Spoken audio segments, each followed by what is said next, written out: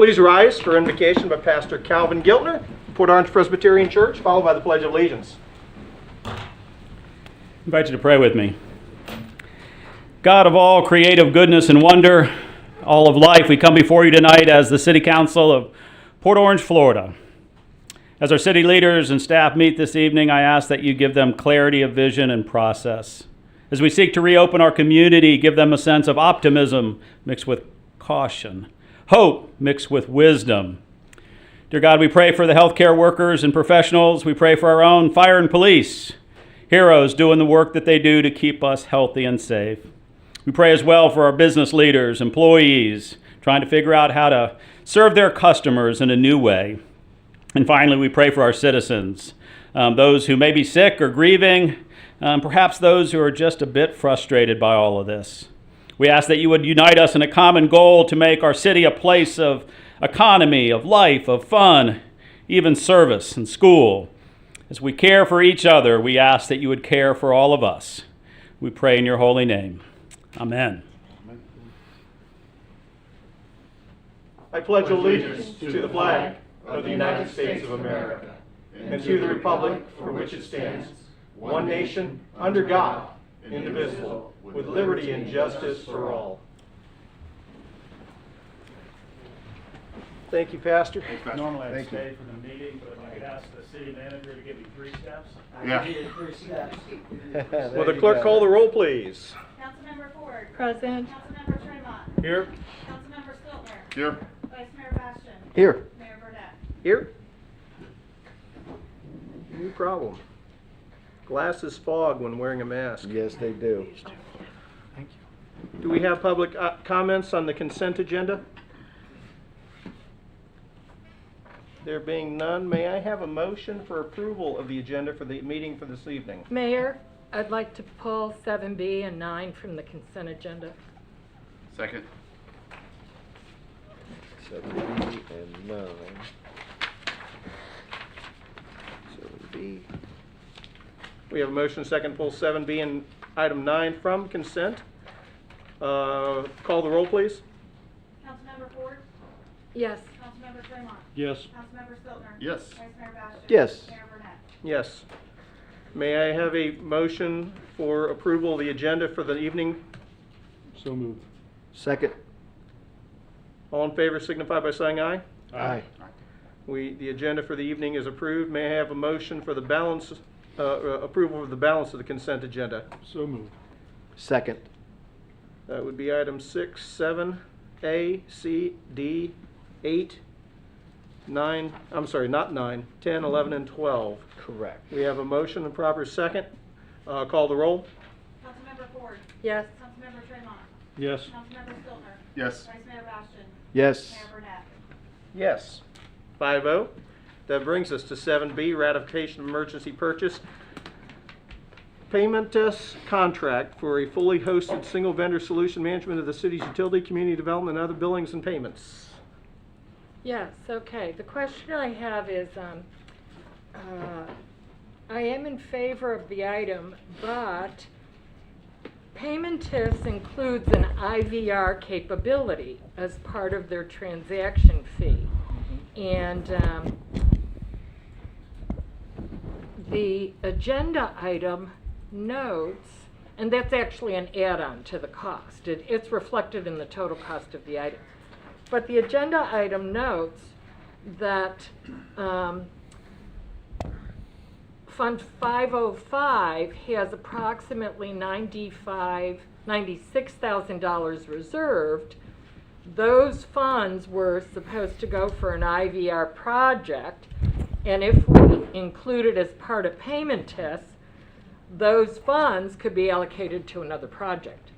And my question is, if there was $95,000, $96,000 allocated for an IVR project, why aren't those funds being applied to this one? Because it strikes me as a little bit like you've given your child money to buy a bike, and then you proceed to do some upgrades and get a bike yourself, and instead of taking the money you gave your child says, well, let me keep it and I'll use it for something else. That's a little duplicitous. So I'm concerned about that, particularly at a time when we've looked at rising expenses, decreasing revenues. I think it pays for us, if we've already earmarked these dollars, they need to go for this project. Can we get a comment on that, Jake? Yeah, I'm going to have Scott. Bottom line, though, it's $96,000 saved, no matter what fund it comes from. But Scott? Mayor and Council, yes, you are correct, Councilwoman Ford. That was set up about 4 years ago, and we've never purchased an IVR system. When we looked at Paymentus, they had that as part of their monthly, their per item fee, transaction fee. It's included. So you were right; those funds would be available for other purposes in that 505 fund. But the IVR was something we've been looking at for quite some time. By going with the Paymentus option, we also saved the annual fee for the IVR system that would be charged to us, in addition to the acquisition cost. You're missing my point, Dr. Niels. I'm questioning, and now that you say you've had that money sitting there for 4 years for an IVR system, why aren't you applying it to this? Because overall, Paymentus is more than Click2Gov. If you look at the dollar figures, it actually comes in a little bit higher. It'll cover about 18 months of the added costs. So what I'm proposing is that the money that has been dedicated to IVR, given that Paymentus has IVR, use it for that purpose so that the account line that you're presenting us would be reduced by the $95,900. I understand you want to reserve it for another cost, but in 4 years, Jiminy Cricket, you haven't found an item to spend it on? You've got it right here. Spend it. That's the nature of my comment. We could set that up as a sinking fund, but Paymentus didn't have any prepaid options in their contract. So whatever the number of transactions we have each month is what they bill us at the end of the month. Right, but I'm saying roll the money, the 96,000, into the line for this, instead of keeping a little fund off to the side I for think- another purpose. That's the intent of my point. I think, ma'am, you are considering that the $96,000 is going to go into some slush fund and be used. That $96,000 will be savings during this COVID situation and will not be used. It'll either roll to fund balance or be used for some other priority if we find ourselves short of funds. As we'll see at the end of the month, we're probably going to be a little bit short of funds at the end of the year and have to come up with a decision. So we've stopped a lot of things from happening. Again, this is a per transaction fee. We could do that, but then you will not feel that $96,000 savings because we will have put that money in some kind of sinking fund that we will take away from on a monthly basis, and then it won't be available for savings because you've obligated it for a sinking per cost fund. So what we're talking about is not a profit loss decision, but a cash flow decision. That's correct. For me, it is, yes, because that 96K, I'm just trying to follow the logic. I can help offset our losses at the end of the year. But if it goes into a sinking fund, it's not just a 1 year. It'll be in a sinking fund for the next 18 months if that's what the approximate cost of that 96 grand. If it's going to get us 18 months of Paymentus, that would be great. But it's going to go into next year's budget, which would kind of tie our hands on what we use that 96K for. This way, it'll just either sit in the project, which it probably won't do, or go to fund balance, or go into contingency for a conversation to have later on.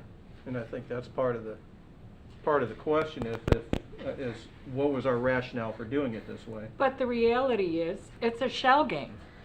And you're claiming victory that you saved a lot of money, when in reality is we're bearing more costs with this new system than our former Click2Gov.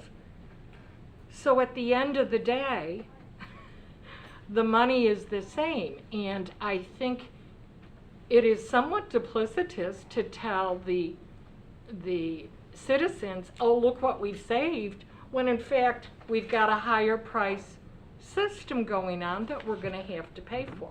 I understand everything you've said, that it looks better and you can claim victory, you saved money.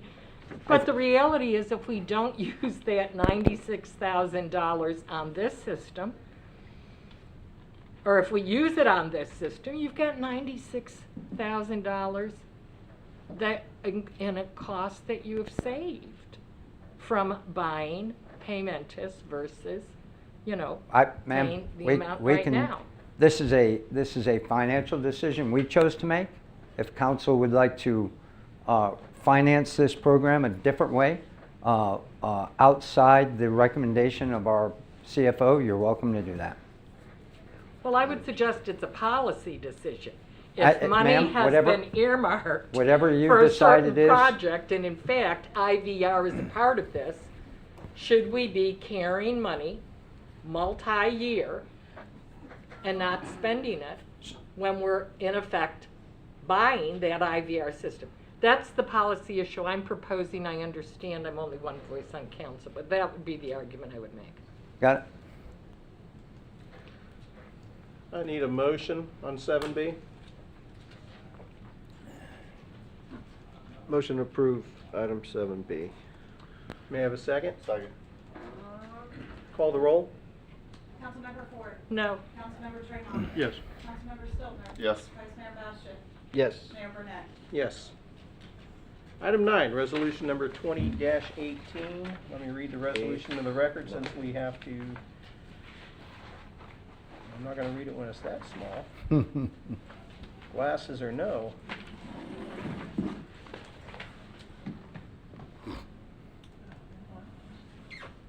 Yeah, I got it. Just had to hit plus, plus, plus, plus, plus until I got to 380%.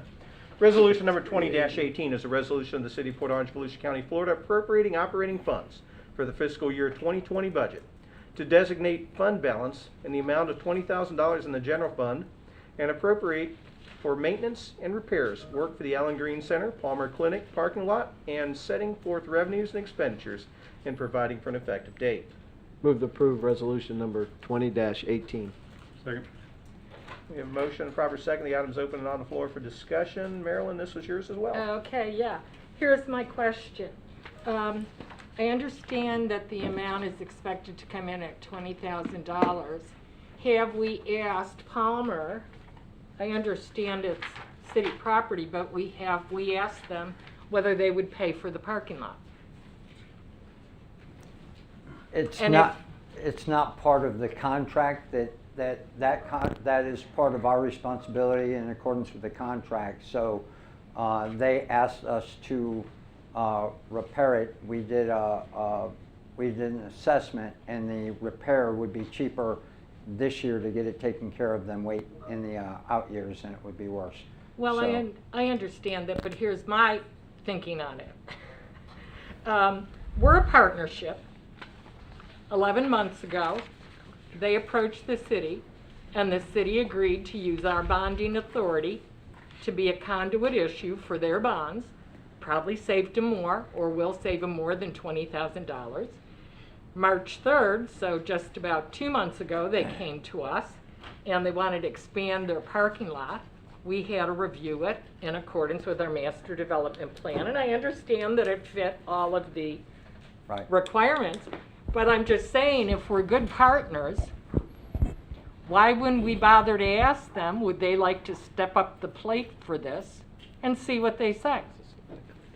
If we've got a partnership going on, I think we should be talking with our private partners instead of just assuming we should bear all the costs. I think we try to stay true to the contract, and that's what the contract said.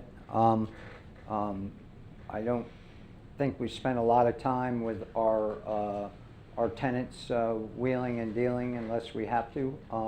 Did we talk to them about that at all, Alan? Alan Rosen, Assistant City Manager. When the request came in, we reviewed the contract to make sure that it was our responsibility.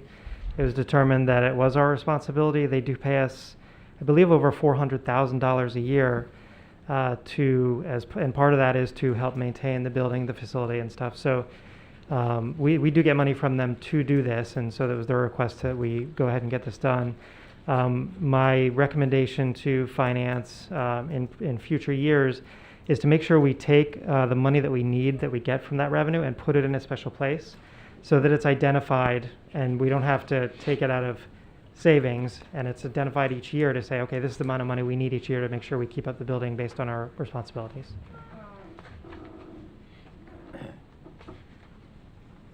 Other questions?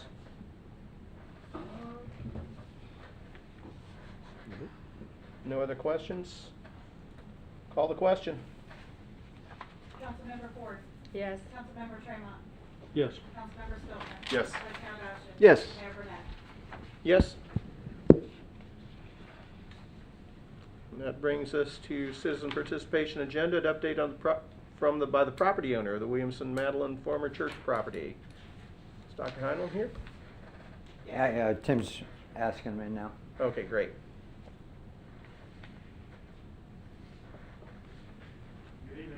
Good evening. How are you? Come on up.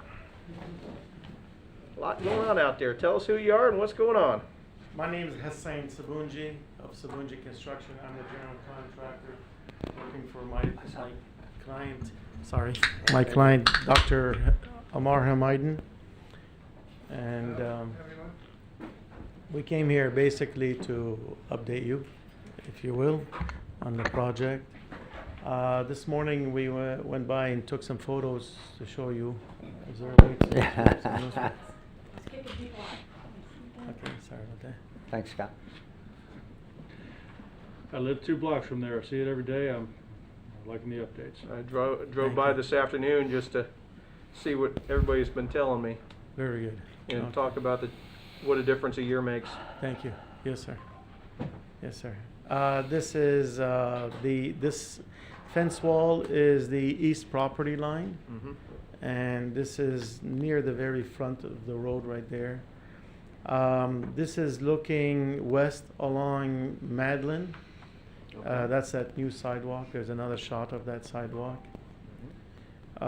This is the first parking lot, the one on the east as you enter. This is the main entrance of the property right now. On the south side there. This is back the sidewalk on Madeline. We're almost all the way to the very end. We're just short of that curve. There's a curve that goes around.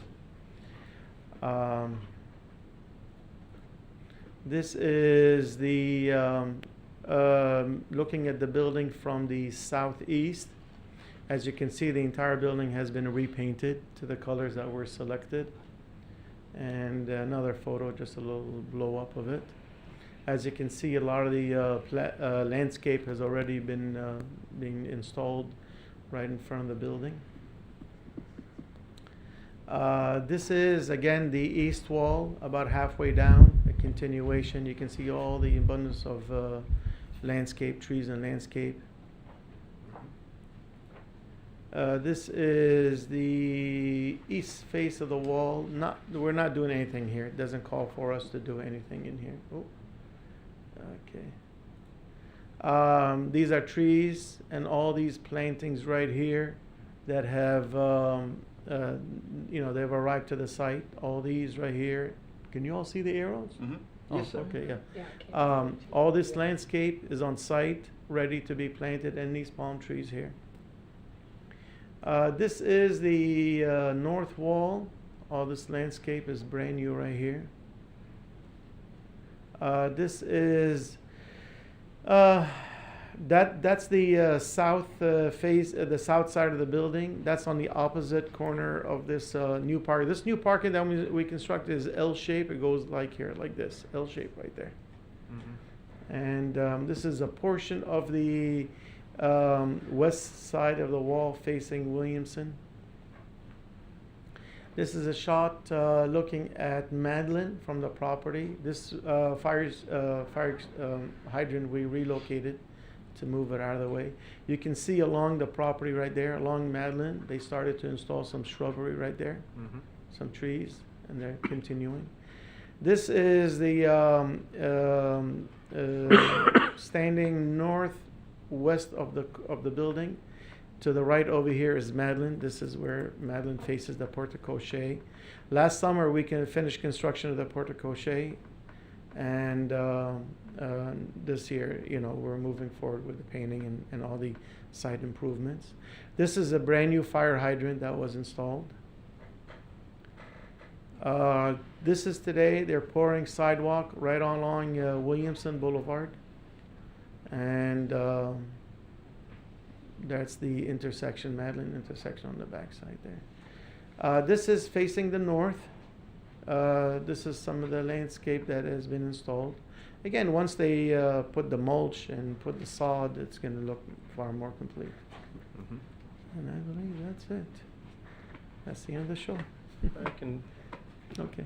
I can take it from the fact that there are only 12 days left till May 31st that you're probably not going to make that deadline. No, sir. The reality is not. So I'm going to assume that you probably have some sort of ask of us? Yes, sir. Based on the good faith of your good work? Yes, sir. Yes, sir. As you can see the manpower. Everybody's working. We have not shown up to work. We've been, moving along as fast as we can, push it under the circumstances. When this closure came about with the virus and everything, the first maybe 3 weeks we felt pressure on getting manpower, believe it or not.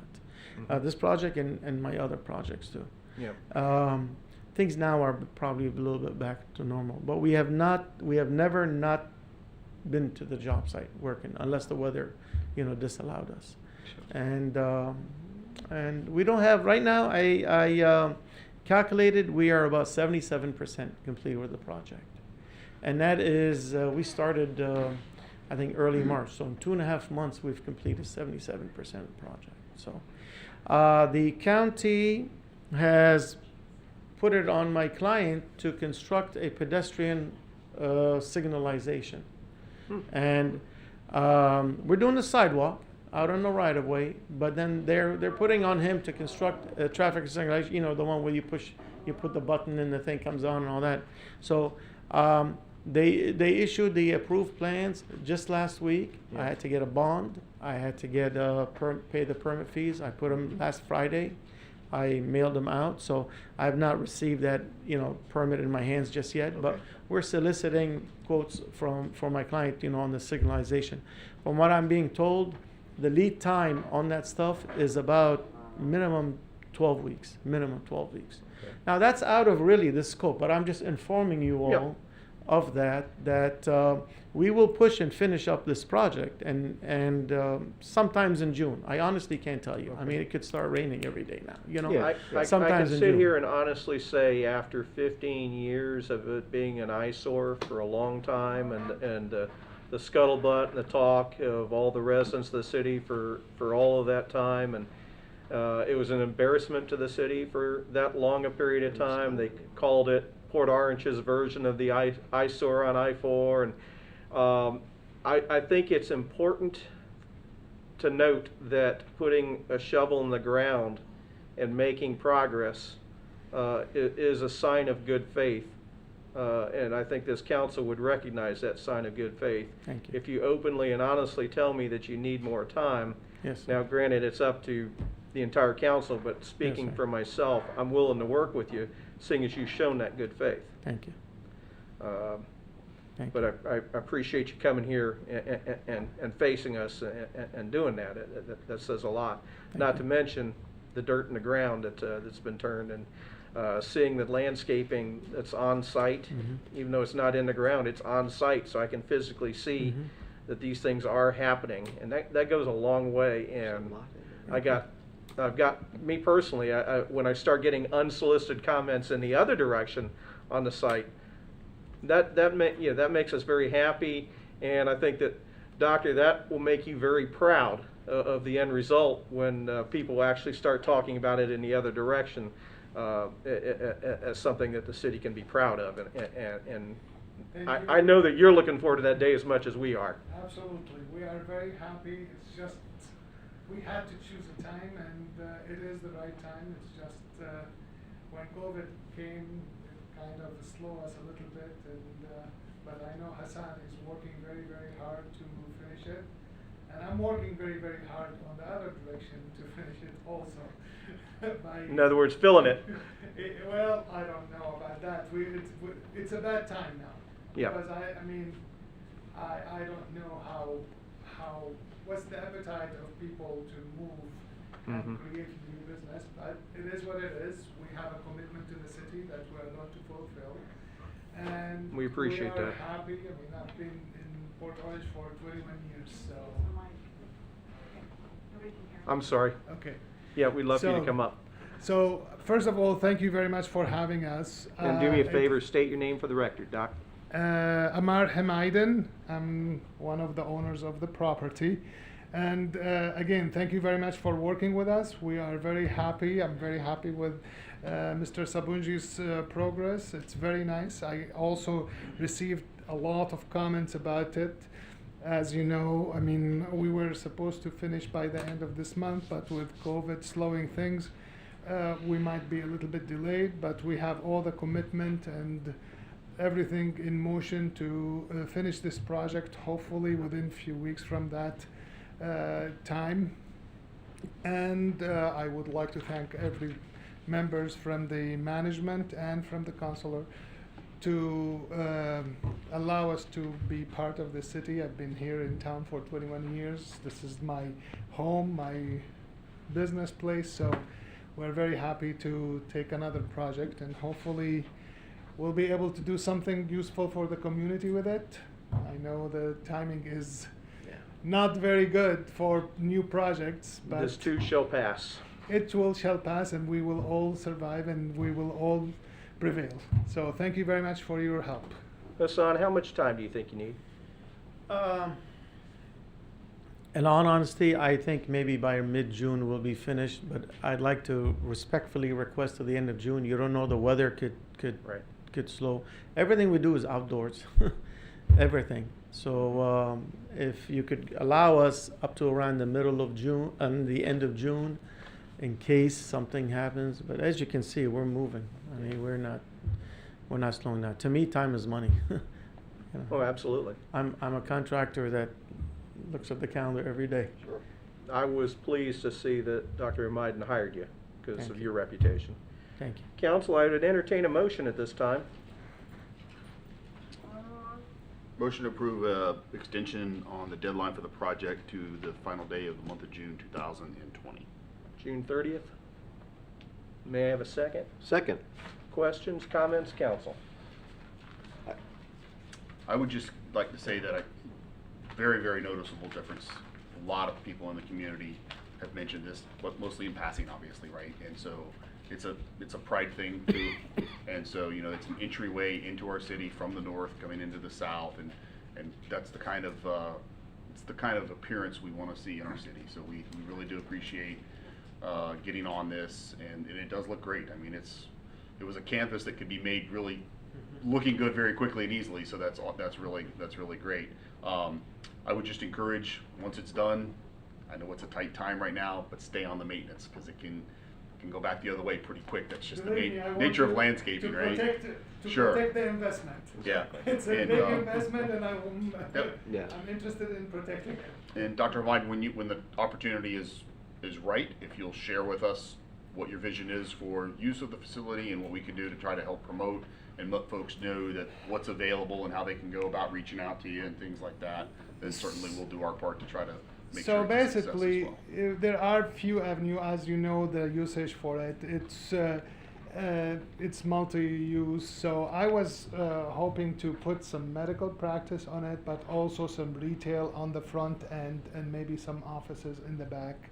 There is an opportunity actually to build a second floor, because in the middle, about 12,000 square foot, it's a very high ceiling, about 30 feet. So we can actually expand it. So if anyone approached the city with any reasonable use that is appealing and goes with what we want as a vision for this area, please let me know. Everybody knows how to get hold of me. I think the management, I'm on the public record, I'm sure. And also, hopefully, we will come back and try to relocate the pond from the corner to the back and utilize that corner, because I think this is also a very valid and very valuable area I agree. that will serve the community, and hopefully the council and the staff will work with it. Will work with us on that project, because I think that could be a very, very attractive for a key business like Walgreen or CVS, or something that can help the community and can help the neighbors. Okay. We'll be happy to discuss that. Drew?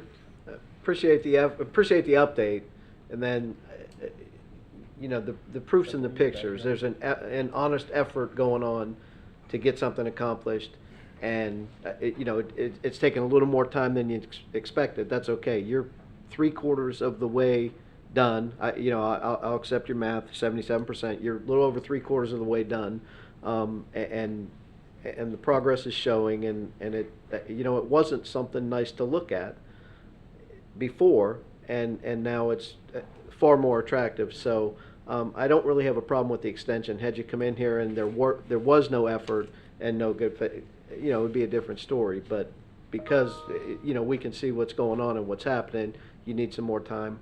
Hey, the end project is obviously going to be very nice. The outside is nice. It's all good. Chase? Yeah, I appreciate the efforts that have been done out there, just like my colleagues here have stated. This is my district, and I've had to hear about it for quite some time.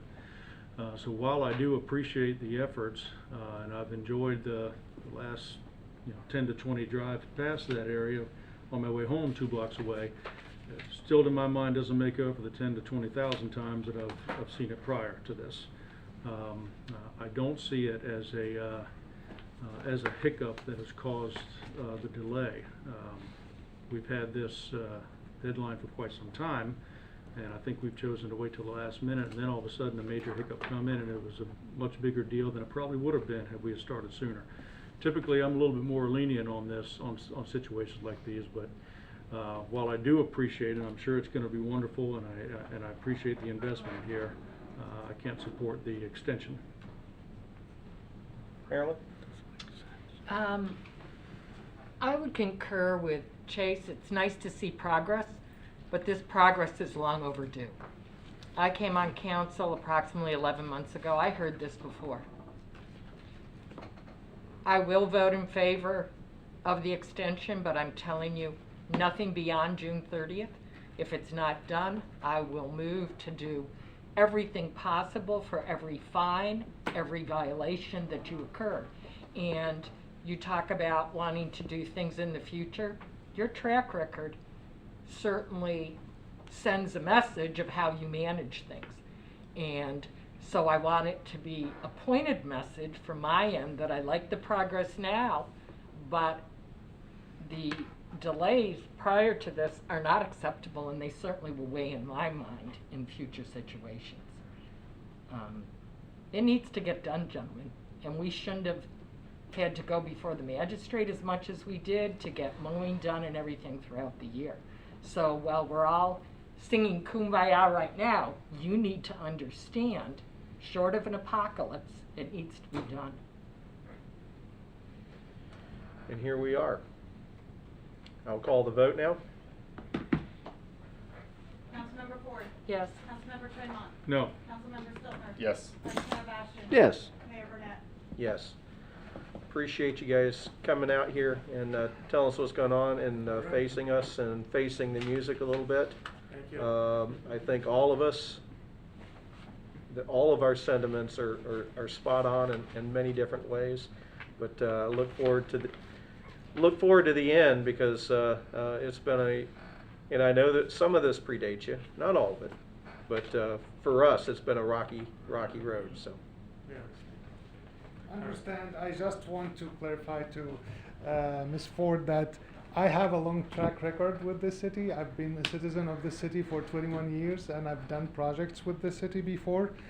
And I service this community. I take your criticism with open heart, and I understand that there was a delay. But again, like Mr. Mayor said, this predate my acquisition of the land, and there was time where we were working on it, but we promise you that we will continue the work and we'll finish the project. We'll be watching. Thank you. We will be watching. Thank you, Doctor. Thank you all very much. Appreciate Have a it. good night, Okay, guys. thank you. Thank you. Thank you, son.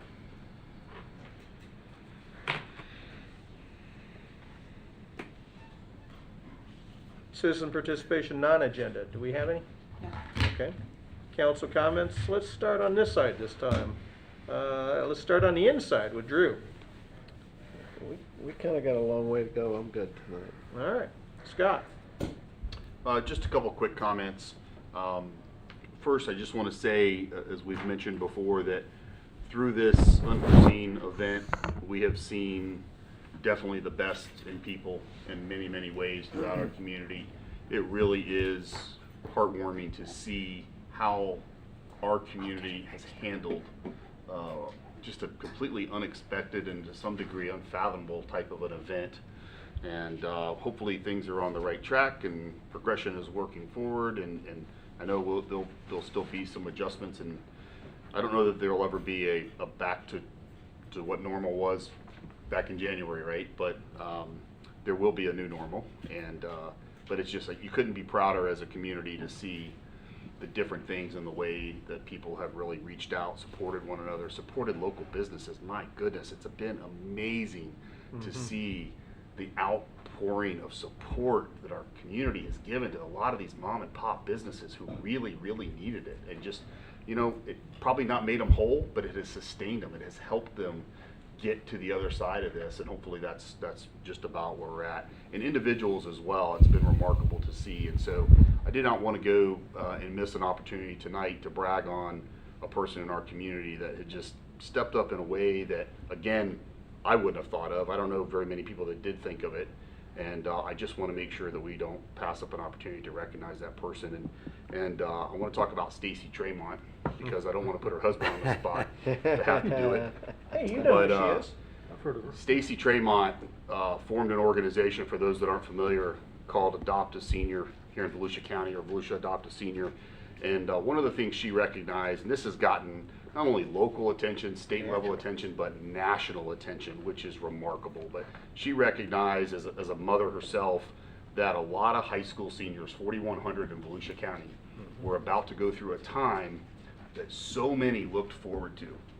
And what kind of made me think about talking about Stacy tonight, Chase, I hope you don't mind, but I don't think it matters whether he minds or not. You're yeah, doing I'm going it. to let him chime in, because if he doesn't say something after this, he's in trouble.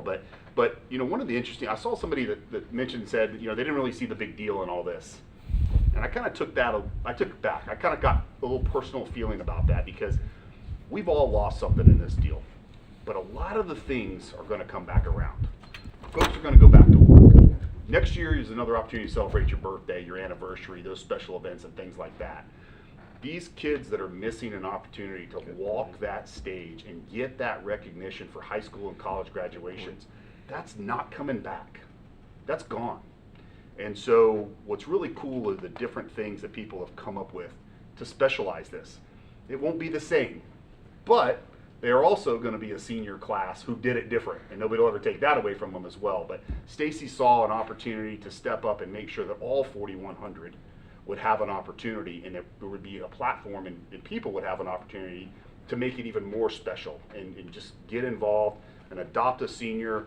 And I love the fact that, you know, she's been quoted as overwhelmingly the majority of the people are complete strangers to these high school seniors, which I just think speaks volumes of the kind of community in the world that we get to live in. And I just think it's absolutely remarkable. So I just want to say, Stacy, thank you very much for everything you did for the community.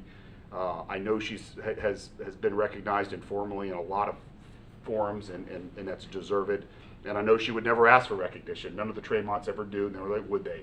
But I didn't want to pass up an opportunity to recognize what she's done. And Chase, you could talk about it in a minute. Lastly, I also wanted to say, wish everybody in the city of Port Orange a very happy Memorial Day weekend and Memorial Day.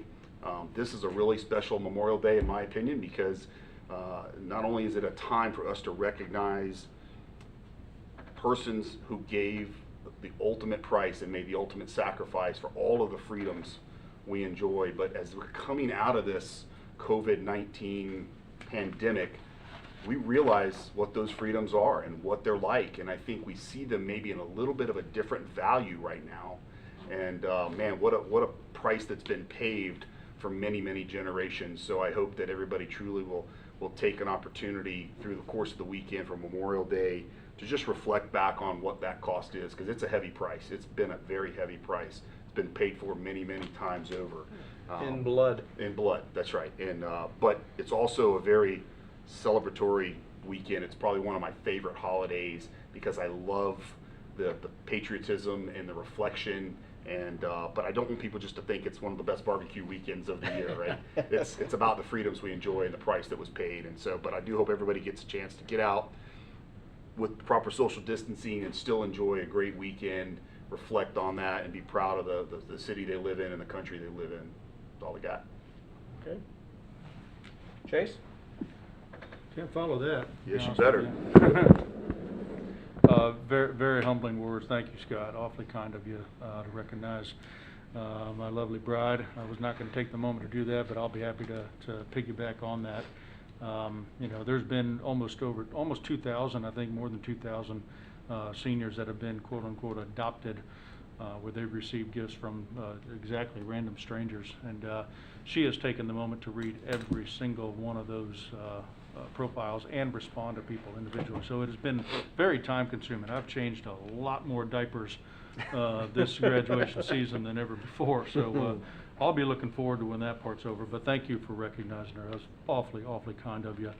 And the only other comment I had after that was, it's good to be back here with all you guys, you know, my colleagues who I also consider friends. So nice to see all you guys today, and also my hats off to the city and how everybody has responded to this particular pandemic here. So with that said, I echo Scott's words again for Memorial Day weekend. I mean, a lot of people laid down their lives so we could stand proud as the greatest country on earth. So a blessed Memorial Day weekend to us all, and welcome home to our other soldiers. Thank you. Marilyn? Well, Scott, I think, did a great job expressing my gratitude and recognition of Stacy, and Chase did also, and then Memorial Day, which I think is just a wonderful opportunity for our nation to think about those that have fought for our freedoms. I will remind everybody, there will be no in-person presentation, but if you go to the city's social media Facebook page, there will be festivities starting at 9:45, and then 10 o'clock they will have the ceremony with the 21 gun salute and laying the wreath. So I would encourage everybody to tune in to Facebook and really watch and honor our veterans as well as those who lost their lives this Memorial Day. That's it. Thank you. And I would ask, we have gone through a tremendous time these last 8-9 weeks. It started with the shutdowns, the safer at home orders, the impact it's had on our families, on our friends, on ourselves. It's been a very difficult time, and it's great to see things start to get going again.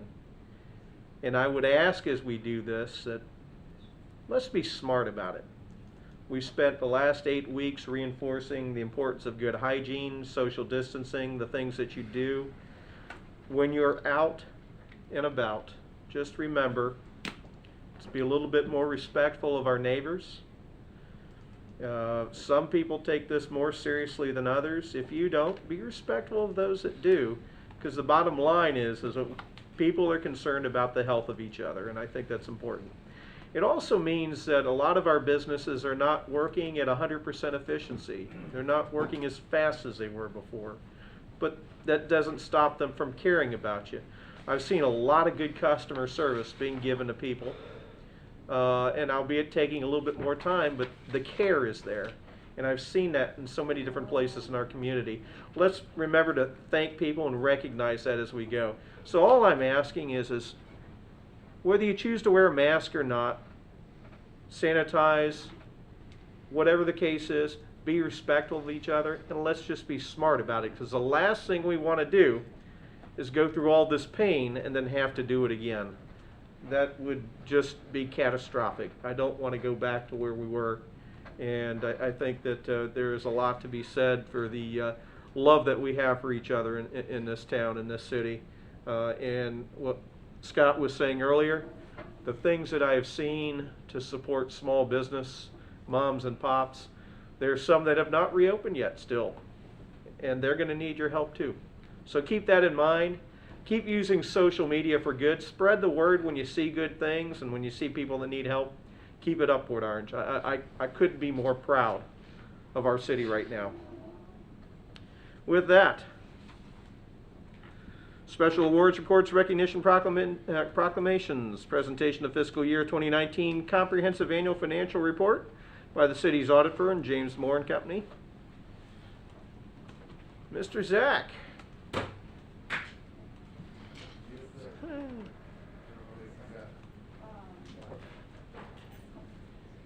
Mayor and Council, Dr. Scott Niels, the Chief Financial Officer. It's my pleasure to introduce Zach Califor, the audit partner in charge of our audit from James Moore, who will give you the update of our CAFR presentation and the results of their audit.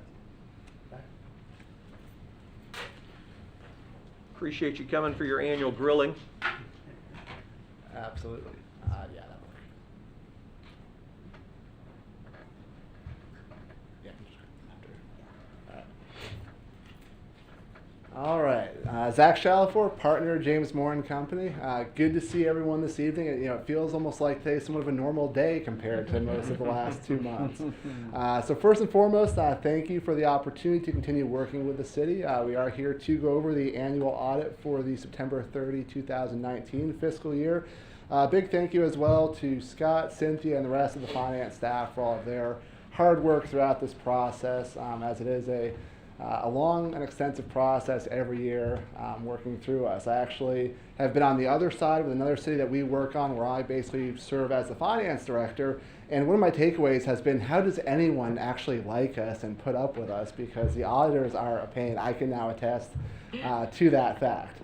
So the financial statements that have been passed out in the agenda packet, those are the city's financial statements, but we issue 4 sets of reports in those financial statements. The first report itself is the audit report on the financial statements. This is the traditional audit report that you would see in any audit environment. We did issue an unmodified opinion that those financial statements are fairly presented in all material respects, and this is the best opinion that we could issue what you would want to see in this report. The second report is on internal control and compliance in accordance with government auditing standards. Here, if we come across any deficiencies in the internal control processes or the actual functioning of controls in place related to financial reporting, we would have to report those here. We had no internal control or compliance matters to report in this letter. The third letter or report that we issue is a management letter required by the Florida Auditor General, where we look at a series of items related to financial condition, and if there's any other comments, observations, recommendations, those would be disclosed here. There were 2 comments that we reported in the prior year. Both of those were noted to be corrected. We do have to follow up on those, so we had no repeat findings. The one other recommendation or comment that we had, primarily related to timeliness of the financial reporting and the final reconciliations to get everything closed out for the year end, was a little bit behind schedule. There was obviously many moving pieces in the finance department this past year. Some personnel changes, the Workday implementation, and at the tail end, of course, you throw in the whole COVID-19 pandemic. But really the big takeaway from that, from our standpoint, is at this point, of the top 4 positions in the city's finance department, 2 of those, the assistant finance director and accounting supervisor, I believe it is, both of those are vacant. So you have 2 of your top 4 positions in that department with current vacancies, and it really, those, in our opinion, those are critical positions. So the real takeaway there is just the focus on working to get those filled. I will say it's not one where there's a laundry list of government finance personnel looking for jobs. It's very hard to find those people, but really our, again, big takeaway was just making sure that was understood what critical positions those are to the ongoing functioning of that department at a high level where it's been in recent years. The final report that we issue is we have to look at the city's compliance with state statutes over investment activity and investment policies. And here we did note that the city was in compliance with those specified statutes.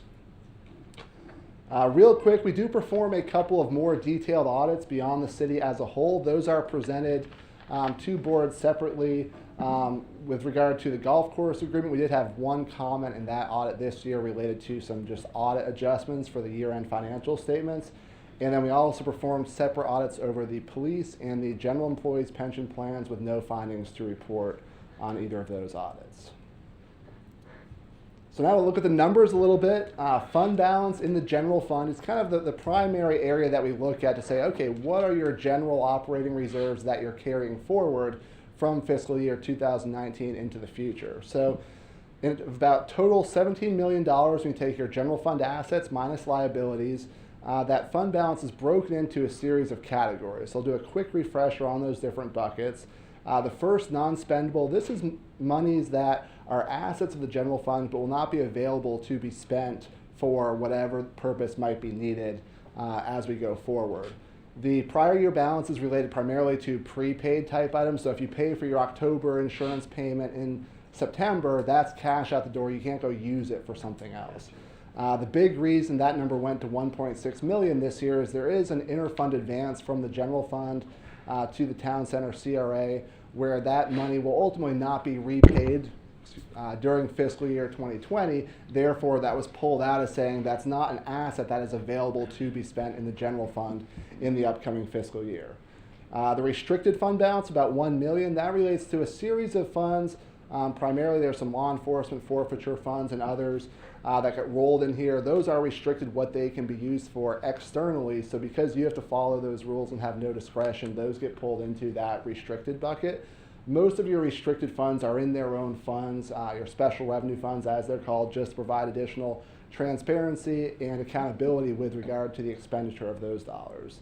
There were no balances that were classified as committed. That would be if there was something done generally by ordinance of the city council to explicitly identify a purpose through that high level of action. And then the assigned and unassigned balance ultimately represents the available unrestricted fund balance or reserves again. And assigned effectively means that it's been earmarked for a specific purpose, but that could be changed. So as we move to the next slide, we're going to look at the assigned and unassigned together because, again, that is what the council ultimately would have discretion over going forward. When we combine those two fund balance numbers, you're almost at about $14.5 million. Relative to the 2019 expenditures of about $38 million, looking at that as a percentage, are about 37.5%, or say about 4.5 months in reserves. It's a little bit over your internal policy of a minimum of 30 to 35%. And then we always benchmark against the GFOA, which is the Government Finance Officers Association, who recommends a minimum of 2 months when you look at this measurement. Every year we're up here, we say hurricanes and so forth. Which is great if you live in Wichita, Kansas. Absolutely. So we Although always they say have tornadoes. Yeah, we always look at it is great to be above that minimum. That's 25% to me as a coastal community is the bare minimum you would probably ever want to be at. Being above that is certainly a prudent financial position. I think you look at hurricanes being the normal threat that we always look at, which of course remains a risk. But again, the reason you have reserves is for the unknown. The big unknown right now, as well as COVID-19. As you look at the rest of fiscal year 2020, revenues are going to come in under budget with regard to sales tax, state revenue sharing, and other items totally out of the city's control. So there may be some hit there that's absorbed. And then looking forward, the fiscal year 2021 budget process will probably be one of the hardest budget cycles that you and staff have gone through, just because trying to identify what some of those revenue figures might look like is really anyone's guess at this point, just what kind of a decrease there could be, and then just what the next year is going to look like with regards to the economy and so forth. So the bottom line here is that the city is in strong financial position to be able to weather that storm and that financial impact, whatever that ultimately might look like. Looking at your business type funds, much like the unassigned and assigned fund balance, the measurement here we look at for those reserves is your unrestricted net position. We have a 3-year trend of all of your business type funds. And what we look at is just kind of a very high level. Are things moving in the right direction? Are you not losing money, or do you have any negative trends? And water and sewer performing strong. The caveat here always is that what's under the ground and all of the appropriate capital planning is really the other half of the story versus purely the financial side. Stormwater also in a strong position with a moderate increase. Solid waste did decrease from the prior year. Obviously, with the recycling changes and increased costs there, that's been a kind of a very fluid situation in terms of saying, okay, what is that going to look like in the long haul? But there are some reserves in that fund to help absorb that temporary as costs went up, and you all are trying to see exactly where that's going to settle based on the recycling markets. Golf course fund had a small loss this year. And then the internal service funds, pretty consistent year over year. That can just change based on timing of when charges are made and how some of your fleet and other expenses work out each year. Pensions, to wrap it up, quick refresher, for all of your pension plans, there is what's called a net pension liability recorded on the city's financial statements that represents the unfunded pension liability for your general fire and police plans. That unfunded liability was about $36 million based on the financial statement measurement. It's a little bit different than the measurement for funding purposes as the actuaries calculate. But what I want to highlight here is in your governmental activities, there's about a $16 million deficit or negative balance in the unrestricted net position based on about a $32 million allocation. And what I'd like to highlight here is that pension liability represents the long-term, just what the theoretical shortfall is based on the actuary calculations, to be made up over 30, 40, 50 years, and so forth. Not any immediate liability to be due and payable tomorrow. So from a comparison standpoint to other local governments, pretty much any government that has any sort of a pension plan, there's a negative that shows up there. So it can look a little bit weird where you see it and say, okay, why is there this big negative? But it's really more of a byproduct of the accounting standard changes than it is anything from a budgetary standpoint or otherwise, because from a budgetary standpoint, the requirement is that the city makes the required contributions. That has consistently happened, and in some cases also the contributions go a little bit above what those required minimums are. From a percentage standpoint, all of those plans pretty consistent from 2018 to 2019.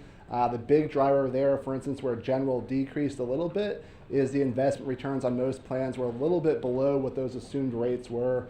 But I think the bottom line here is with the changes the council has made over the years to make those plans more sustainable from what they were, and the continued emphasis of the pension boards to keep those discount rates as reasonable as possible, because there are some plans where they use these very high discount rates or assumed investment return rates to be achieved over the long haul, and that can result in effectively not contributing as much as you should in the near term and potentially push some of that liability out for future generations. We've seen all of the plans pretty diligently looking at what those assumed rates are and ensuring that all of the assumptions going into those valuations that impact the city's funding are as reasonable as possible, again, based on the information available to make those estimates and assumptions. So with that, the best part, any questions, I'd be more than glad to entertain, and thank you again for your time this evening, and great to see you all. You ready? I'm ready. I don't see any tire marks on your back yet. We'll see what happens when you walk away. Marilyn, you got any questions? No questions. Chase? I don't have any questions. Very good. Drew? No, I don't have anything either. We had a good virtual meeting, and so I appreciate the update and that. So I'm good. Scott? Thanks, Zach. Thorough explanation as always, and I appreciate you reviewing everything. And Zach provided a first for me of a driveway CAFR review. Driveway which is pretty interesting. I mean, I don't know if we're onto something or not, but it could work. It worked out quite well. So, but thank you for the flexibility. So he was wearing socks and shoes for yours. I'm not so sure he was for mine. Yeah, he was dressed appropriately for the driveway review, so it was good. But I appreciate your flexibility in working that in and figuring out a way to make that happen. As always, you guys are very accommodating. So great report. Thanks for the review of that and the work that you guys put into this. I know it's quite a bit. And my compliments also to the city staff.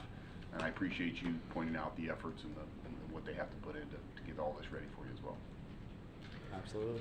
I appreciate when you and I met that almost immediately you led off with the topic of our unfunded actuarial liabilities, because you know I've been asking that question every year, and while we've had some setbacks in the last couple of months, we've come a long way from the numbers that we had back in 2010 in the middle of the last economic crisis and when I came on council. So I'm very pleased with the progress over time, and I appreciate you bringing me up to speed.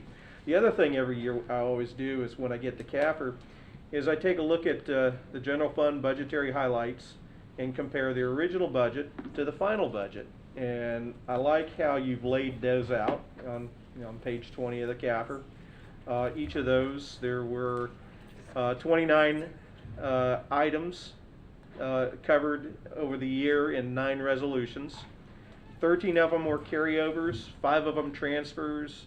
We had additional revenues, reimbursements, grants, and the like, additional sales from a vending machine. I mean, we accounted for everything. So when I see $2.4 million in additional budget dollars because of that, I always question that, and then when I get the breakdown and really I find out that we've only added a couple of items out of budget cycle via resolution. I think we did a pretty good job of sticking to the budget for the most part. Carryovers are things that happen from year to year from prior budgets, so that's floating multi-year projects from prior budgets into this one where the funding was already in place. So I always appreciate the fact that you break that down. I always freak out when I see that number every year, $2.4 million out of the budget, until I see the breakdown of what they were and the like. So that's always a highlight for me as well, because that kind of talks to me about the fiscal management we have in Port Orange. When we create a budget, do we stick to it? And for the most part, I think the answer was yes. I think that's important because the 5 of us know we're going to need an exceedingly large amount of budgetary discipline this year to get through it. But really, that was all I had, and I appreciate the time that you had. Keep doing what you do to keep us honest. That is the watchdog role you've accepted, and it's a vital one. We need that. Thanks, Zach. Absolutely. One quick item I did forget to mention, but is important to highlight. As you referred to the word CAFR, we kind of just assume it now, but the CAFR is a comprehensive annual financial report that the city does prepare to basically go above and beyond the minimum reporting requirements. The 2018 CAFR did receive what's called the Certificate of Achievement for Excellence in Financial Reporting from the GFOA. I just checked; it was the 34th consecutive year that the city did receive that. But it should be noted, ultimately, there's a large number of additional schedules and work that is required by staff to put in those additional above and beyond items in the CAFR. So I did fail to mention that, but that should be acknowledged as well. All right. That's all I have. Thank you very much. All right. Thank Thanks, you. Zach. Good to see you all. Good to see you. Be safe. Board appointments, interviews, and reports. Citizens Advisory Committee for the TPO. That was supposed to be Bobby Ball, and he emailed in for us. Do we need to read that into the record? Okay. Golf Advisory Board update? Mr. Green. Well, no chance of you getting a standing ovation Well, tonight. Golf But Advisory everybody's Committee. happy to see you, Lance. Thank you. How are you? Lance Green, Golf Course Advisory Committee. It's good to see everybody. See you, man. It's a nice piece about Stacy. Like you said, every good woman has a man behind her chasing, right? We haven't met in a while. We haven't met since the COVID thing. But a couple things I do want to say is that Kemper, our management company, has done a great job at adapting to this COVID and to keep the business running. They've gone through great steps to make sure that everybody is safe, and yet the golf course has just been packed. I mean, absolutely packed. So they've been doing their part at trying to keep our golf course business open. We do have a new superintendent. The sale of LPGA's golf course was actually a benefit to us. We lost a superintendent, and we hired this guy right when he came out of LPGA. He's doing a great job. The golf course is looking really, really good since he's been here. And he's got a strong background in growing grass, which we're trying to do. So, but he has had an immediate impact on the course, and it's been very noticeable. He's got some plans for the future, and obviously the future of the golf course is going to be important. We know we're at about a 30-year mark, so the equipment's starting to wear out.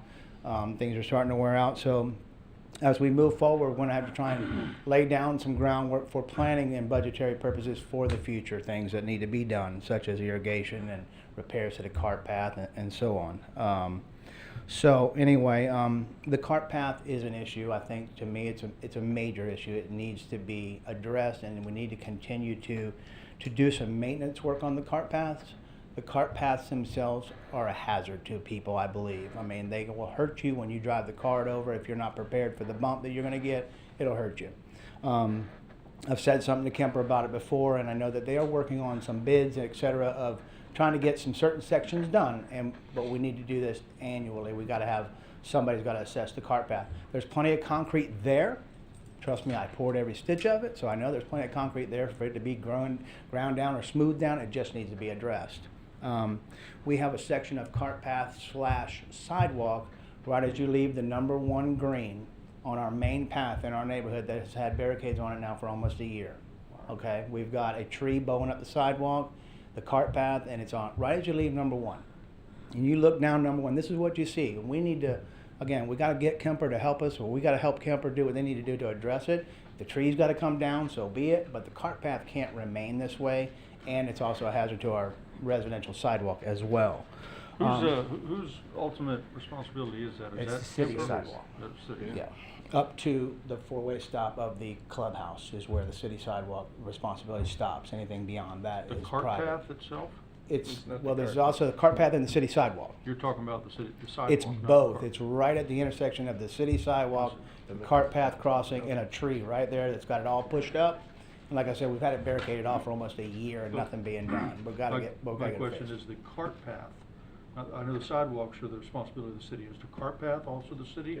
I Or believe is so. that Kemper? I believe it's our so. golf Or course. again, I We own think the it's. golf course. I mean, we I own know the golf that course, I know but- that Kemper has Public Works help them out. I guess when it comes to respect of doing certain things, and I would have to address Susan on that one as to who's responsible for taking care of the cart path. I mean, I okay? know ultimately it's Yeah. us as a city. I Right, just right. didn't know if it was contractually.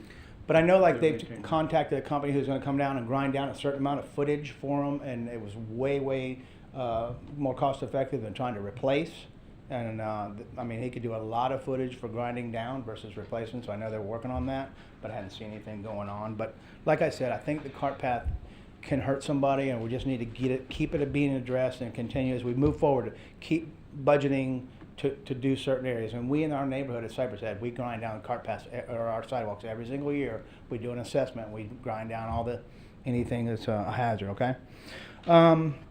But anyway, so the course management by Kemper, as a whole, they still don't ranger the course. They don't monitor the course. They don't put anybody out on the course, or very seldom do they put anybody out on the course to watch who's playing on the course and what's going on the course. With that being said, I think that they need to do better at trying to educate people about the course and about we're in the game or we're in the business of trying to grow grass, and putting carts up near the greens and putting carts on the hills affects the way we grow grass. And if we want to have a better course, Kemper needs to educate somebody at the cash register before they go out, because they're not actually out there on the course watching what's going on.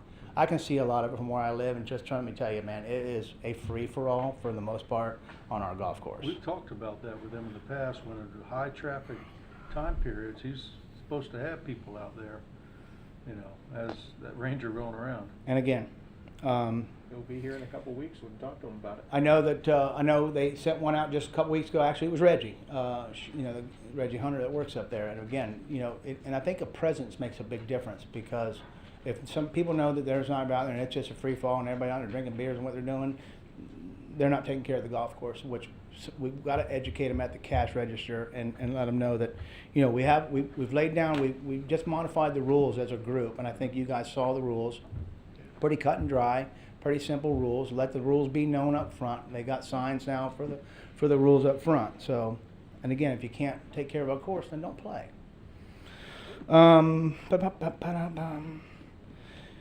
The contract for the Management Association is coming up again. I know we just did a renewal, and I think we just did an extension. Again, I think it was a 2-year extension for Kemper's contract. And I think what's happening in 2 years, the contract is going to be up. As a committee, we had talked about trying to get out front of being prepared for this next round of RFPs or whatever it's going to be as we move forward, and you know, as we take this out for bids. Or some of the other people talked about looking at other models, you know, do, you know, city-run courses or things like that, and you know, other companies that may run city-owned courses. Okay, Kemper Sports, I only think, runs 3 courses in the state of Florida, and I think we're the only city-run course in the state of Florida they run. But again, I don't have any beef with Kemper. I know we just renewed their contract, but I know that 2 years from now we're coming up on a new contract, and we just need to be prepared to, as we learned from the previous contracts, what we need to do to move forward. But I don't think that 2 years is actually very long when you talk about trying to write the language of what you're going to put out for RFP and when you're going to expect the response and when you're going to get contracts and so on. So I don't think 2 years is that big of a time frame, so I just want to be prepared. We as a group want to be prepared. If there's any change in scope, then now's the time to talk about it. Well, Okay. I think we agreed January 2021 will still be maybe 18 months, 20 months, and there's going to be a workshop. Okay. So certainly the Golf Advisory Board would be very critical at that time. Amen. And I think the concern that we all have is what's out there, you know, what's available when it comes to golf course management. And, you know, there was, you know, we lost a member in John Cameron, and, you know, he was very influential in his knowledge. And, you know, he's like, well, you know, a city-run course is, you know, another option, and so on. But again, you know, we need to take a look at all the models when it comes to that, and or what's available when we go out to bid. Okay. Anyway, the only thing I got is that, you know, the golf course is still a huge asset and a huge amenity to this city. The property values in Cypress Head continue to rise and continue to be steady because of this golf course. I think it's a valuable piece to our community.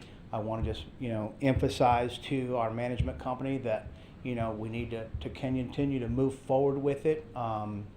Continue to, you know, basically, seems like every time we got a new superintendent, we always had a little setback on trying to get the other one started. I think it's important that they need to maintain people. I know that the guy's got a good team of people out here. We need to keep this superintendent, and Kemper needs to do what they need to do to keep their people. Because like I said, it's a huge asset to the city and the whole area out there that we keep this golf course looking better by the day. Questions? Yep. Anyone? And we invite you not to play the course. I was gonna come play last week. You might but, go to the putt-putt. I had to- He has to bring a lot of sand for divots. Yeah. I'm happy to hear that it's, I'm glad that we stayed open. I know it was a question early on, we're gonna stay open, but we had some guidelines put in place, and That's like the only thing you can do, man. And I'm gonna tell you Exactly. what, people are doing it. No, and I'm Every happy cart to see is that. rented, and they're cleaning every cart when it gets back, and it is packed. I'm amazed at how many people are out there. Yeah. And they're putting in people in individual carts if that's how if you're comfortable with it, or if not, you're in, you know, and it's been packed. Yeah. So I'm pleased with Kemper's role throughout this time and Yeah. taking on that responsibility and that added effort. But I still want to see some of these other things addressed that we keep coming back to. But I'm glad we stayed open. I'm glad it's going on. It is, and the course keeps growing and keeps maturing, so things are going to continue to happen. You know, we built that thing out in the swamp out there. Like I said, the cart paths are 30 years old. They're still there. They're still got concrete. They just need to be fixed. Anybody else?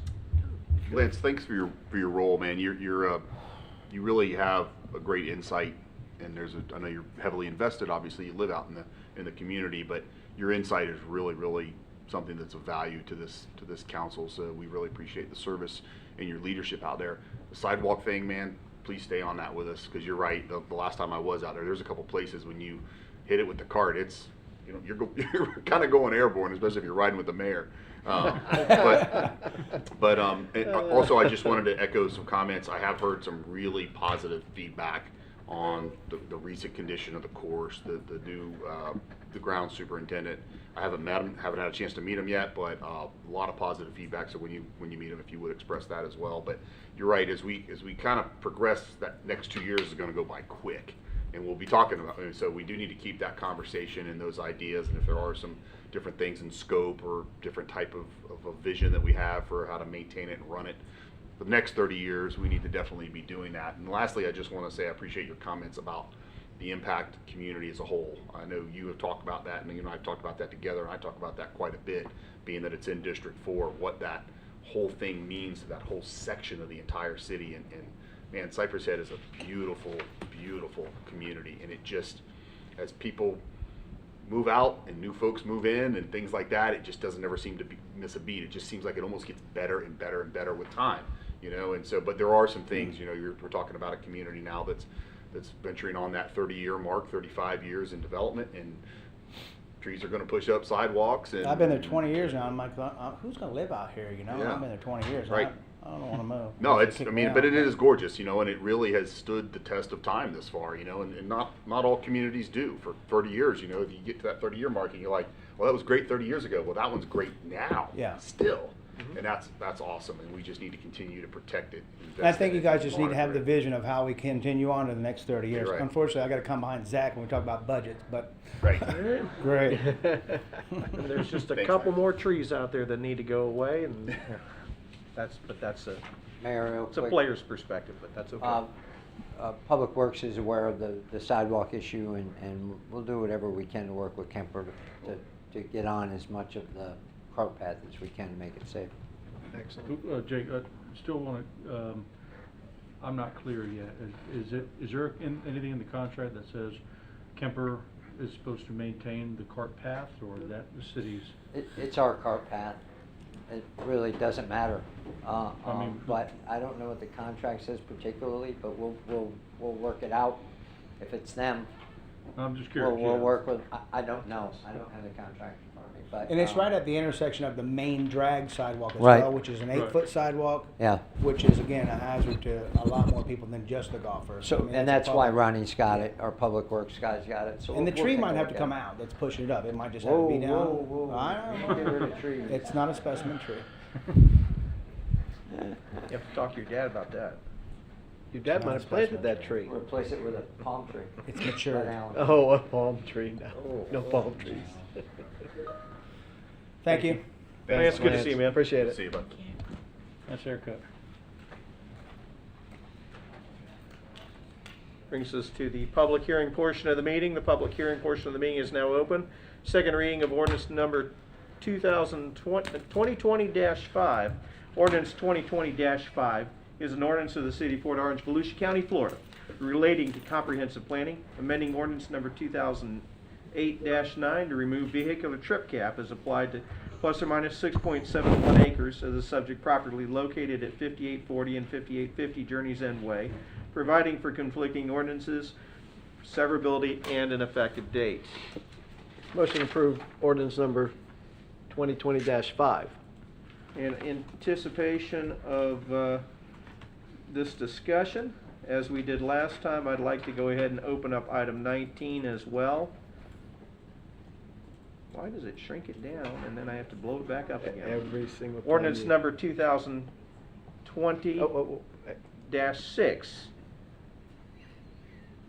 She needs a second. Did you Second, get? second, sorry. I'm sorry. Chase was a little quiet. Okay. We have a motion and a proper second. Ordinance number 2020-6 is an ordinance of the City of Port Orange, Volusia County, Florida, approving the Fourth Amendment and to the Master Two total. Development Agreement for Journey's End, FKA, the Peacock Way Planned Commercial Development, PCD, and the Conceptual Development Plan, CDP, providing for repeal of conflicting ordinances, providing for severability, and providing for an effective date. Move to approve ordinance number 2020-6. Second. Okay, we have a motion and a proper second. Both items are open and on the floor for discussion. Second reading, council, questions or comments? We hashed it out the first time. Yes, we did. There being none, would anyone here care to speak to the item? Yeah, we have. Just the birthday boy? We got a couple. Whoa. Don't talk us out of it, Rob. Happy How about birthday. that? Mayor, council members, I don't have a lot to say. As was mentioned, this is a lot of conversation. 2 months ago now it's been. And there's not a lot more to add from our end. I appreciate your votes, how you went last time and how you'll do tonight. And I would say to you that, in light of things that have changed in the last 2 months, I'm hoping that you guys are looking to welcome new commerce here in Port Orange. And that's what my client, Todd Marshall, intends to bring to you with the new hotel. So hopefully you guys will recognize that things have changed some in a way that we hope that new business, new people here, new tax dollars is meaningful to us, even more so now. So if you have any questions, we're here. I've got a whole team of folks, as you know, as we did last time. They're in the back because they're not allowed in. But anybody, I'm sorry, Rob Merrill for the record. Yep. I thought birthday boy was clear enough. I'm Just 149. 'cause it's your I'm 39th 149 birthday South again. Ridgewood. Yeah, my 39th. It's got me a little, overconfident, I suppose. But thank you for your time. And if you have any questions, I've got, like I said, our whole team is here. We've been at this for more than a year now, so I think we know the answers if you have any questions for us. Any questions for Mr. Merrill? Thanks. Thanks, Rob. Who else? Come on up. With or without mask? Up to your decision. Okay. Your call. I won't spit far. My name is Carl Thomas. I'm the owner of the PUD, and or used to be called a PCD, and it's also used to be called an MDA. This is a piece of property that has a history that goes back over 20 years. It used to be known as Peacock Way Development, and it was a contract between the city of Port Orange and the developer. That developer went into bankruptcy in about 2003, got purchased out of bankruptcy in 2006, went again into bankruptcy in 2009, and I'm the lucky buyer in 2011. Lucky is defined as a dog with 3 legs, no testicles, and 1 eye. That's me. And so when I purchased this property, I relied on a contract. And this contract, specifically on page 4 of the recorded deed, said, any use not specifically permitted under Exhibit C shall be prohibited. And Exhibit C, I can assure you, states that each lot has certain specifications. And that's how I bought the property, and that's how I spent a lot of money to develop it and make it into what it's today, a functioning property. And now comes an associate owner that has never contributed a nickel, not 1 nickel, even though demands have been made, and says, I want to change it and become a hotel. Well, that, first of all, I believe that if you were to change the zoning to a hotel, the only people that could do a worse job of negatively affecting the economy is people that want to build a cruise ship port or possibly a new commercial airport, because those are the other two. Because if you've read anything in the last 2 months, the occupancy of hotels has been under 20%. So you're just, you're killing me. And we have employees, we have a well-recognized hotel and business. We've done a good job for you. We've kept our word. We've paid over $1 million to you in terms of taxes, in contribution to the community, and in the contribution we made to the land. And I think it's just plain wrong to try to take what I've invested here and just give it for free to someone else. So, and I thank you very much. I apologize that last time I was traveling, and I had sent a letter to you saying that due to COVID restrictions, I was not able to appear, and I do thank you kindly for your time. Mr. And, Thomas, thanks for coming up. Does anybody have questions? Scott, Drew? Please, no? I would ask our attorney, Matt, about Well, that will. the issue with the contract that this gentleman has referenced. That's the contract.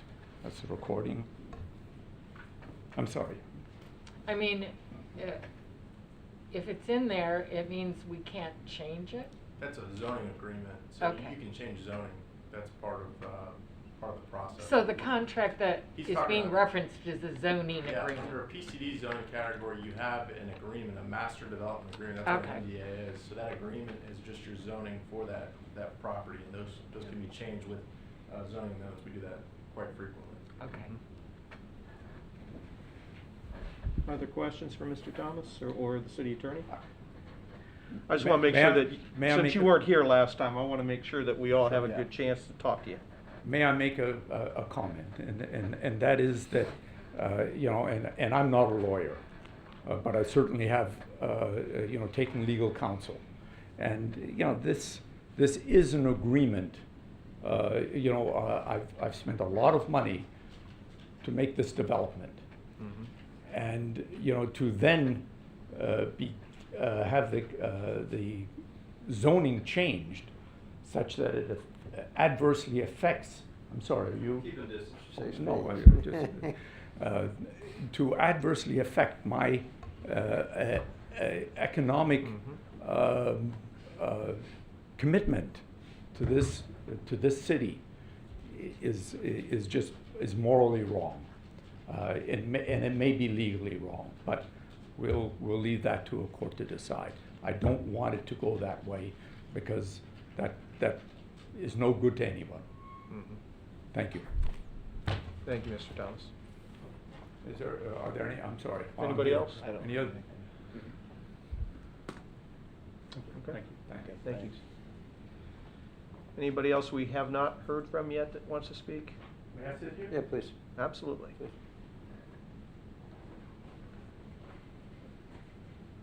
Mr. Merrill? In case there's any rebuttal questions about, especially the legal point, because it's very clear from your attorney. I want to be a second attorney on the same point if you need it. If you don't. Is there anybody else that Well, wants to by the speak way, to this? Come on, yeah. By the way, unless I'm losing my mind, I thought this gentleman was here the last time, and we had plenty to say. I guess No, I he forgot that. wasn't. Okay, so again, if there's any questions about what he said that's new to you, I'd like to discuss them. But to me, this is the same thing that I heard last time. Yeah. Someone Well, the doesn't general want manager of his hotel was here last time. Right. And, Okay, and good. I think did a good job of Yeah. equating Yeah. Mr. Thomas's position. And I at think the you heard time. what I said about that as well, and the Mhm. idea that competition is not bad. So hopefully That- you guys heard my point last time. And I hope we can stop with the protocol is I think the applicant gets the last word. So I'll either come back up again or he can go back, you know, what do you guys want to do? Good. Let's see he's up again.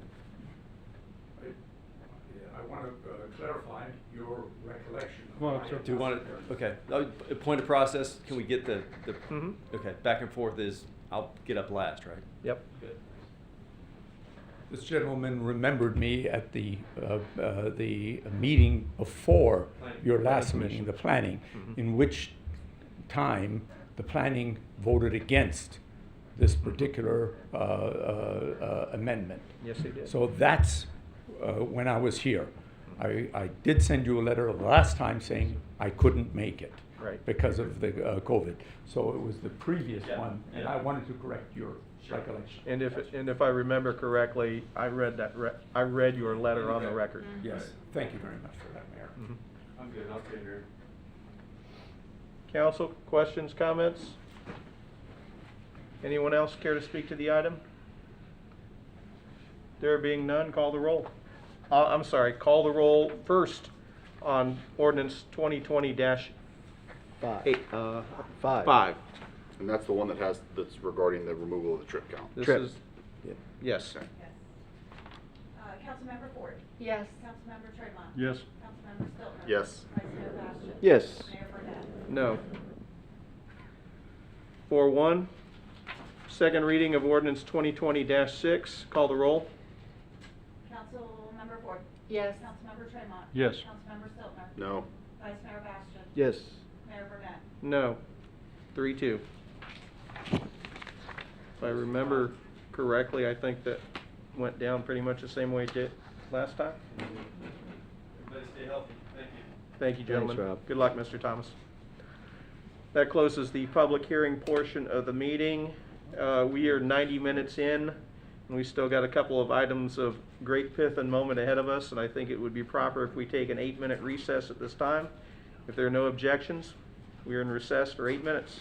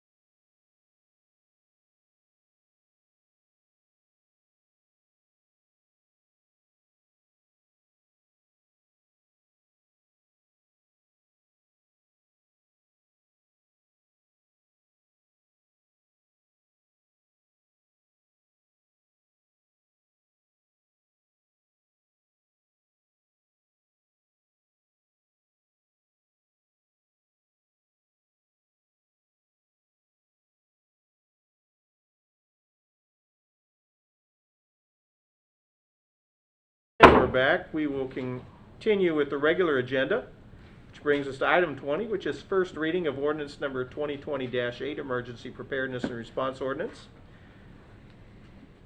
Ordinance number 2020-8 is an ordinance of the City of Port Orange, Volusia County, Florida, amending the Code of Ordinances, Chapter 26, Section 26-2, related to emergency management, to add new definitions. Amending Chapter 26 to establish a new Article 4 related to emergency preparedness and response, providing for debris to be cleared from right-of-way, providing for penalties and enforcement. Amending Chapter 26 to establish a new Article 5 related to disaster debris removal from private rights-of-way, providing for repeal of conflicting ordinances, providing for codification, providing for severability, and providing for an effective date. Motion approved, ordinance number 2020-8. Second. We have a proper motion and second. The item's open and on the floor for discussion. Who's presenting?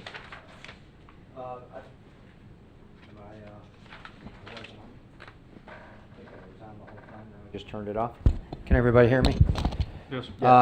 Jake Johansson, City Manager. So, based last year on some issues we had with Hurricane Dorian, we went ahead and threw this ordinance together. If you recall, we had some people that put things out on the curb within hours of Dorian hitting, and we had to go out, redeploy a truck, the city's truck, to go out and get that stuff at the last minute to protect our neighbors. And then it happened again after that one issue, or those, there were a couple issues that we brought to your attention. So, you know, a couple times when we asked the person to not do that, he's like, what are you going to do? I paid my taxes, blah, blah, blah, blah, blah. And what we can't do is have our staff, who's, I call it crew resting, but preparing for the backside pickup, to be going out a mere hours before, or sometimes at the beginning of a hurricane, to pick this stuff up. We think a schedule with fine and penalties to take care of this stuff will curb that behavior. And at a minimum, get our money back from the overtime that we have to pay to call somebody in and go do that at the last minute. This is something that we talked about at the tail end of last year, and had kind of put it on the back burner and concentrated on a few other things. We're approaching June 1st, and we thought we'd bring it back up for consideration prior to the June 1st hurricane season. Jake, this just pertains to them putting things on city property. It does not. Well, no. Right away. If so Right away, city property. 4 hours. Yes, Yeah, yeah. 4 hours.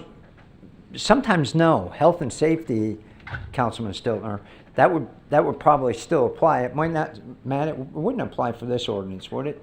Health and safety, it would. So if somebody decides to replace their garage door because they have an old beat up garage door, they want a protected garage door, and take the old one down and put it on their property, that is unsafe to their neighbors. And we would have the ability to come out, pick it up, and charge them or pay a penalty for it. That also means there were a lot of people that said, hey, good opportunity to clean out my garage or my pool deck or my backyard that's a mess, because I don't want all that stuff hitting my house. So they bring it out front for Waste Pro to pick up with the claw truck, except for Waste Pro is gone. So now it's not, when I mean gone, they're prepping to help us with the backside pickup, and they're pre-positioning their trucks and whatnot. So our city claw trucks got to go out and do that. And oh, by the way, our city claw trucks either doing other stuff, doing other clawing, or depending on where we are in the hurricane prep, they're prepping for the backside pickup as well. And I appreciate the purpose of this, because I know that I sent you several messages literally it seemed like right up to the storm. There were people putting out fence posting and this period, metal sheeting the and all Dorian kinds of- was amazing, the amount of people that did it. Or maybe it's that a lot of people reported it this time, but yeah, there was a lot. Yeah, and there was, some of it was just, I don't know what anybody's thinking when they're doing something like that, but I guess my question was then is, so Because in the height of this thing, things have to work efficiently, effectively, and very, very quick. Are we on legal ground to be able to go onto private property and secure debris that quickly? Or just, we're gonna tell you about it, but we're gonna fine you, and you need to go do the right thing type of a deal? I think I have a lawyer that can address that. I mean, I'm good with all the city right-of-way stuff, I got that, we can, Well, in any of these circumstances where we're actually going to follow through, this is in chapter 26, so it's already declared the emergency land, so we do have some additional authority we wouldn't otherwise have. Now, we still have built-in provisions where we try to provide notice, we make attempts if we can, but under these emergency circumstances, there are some abilities for us to act that we wouldn't normally have, so. okay, so we're not having to like delay to go to a magistrate or any of that kind of nonsense. Okay, got it. Like we normally do. Yeah. Other questions of staff? Want to start this in, Marilyn? Section 26-71, page 613-14.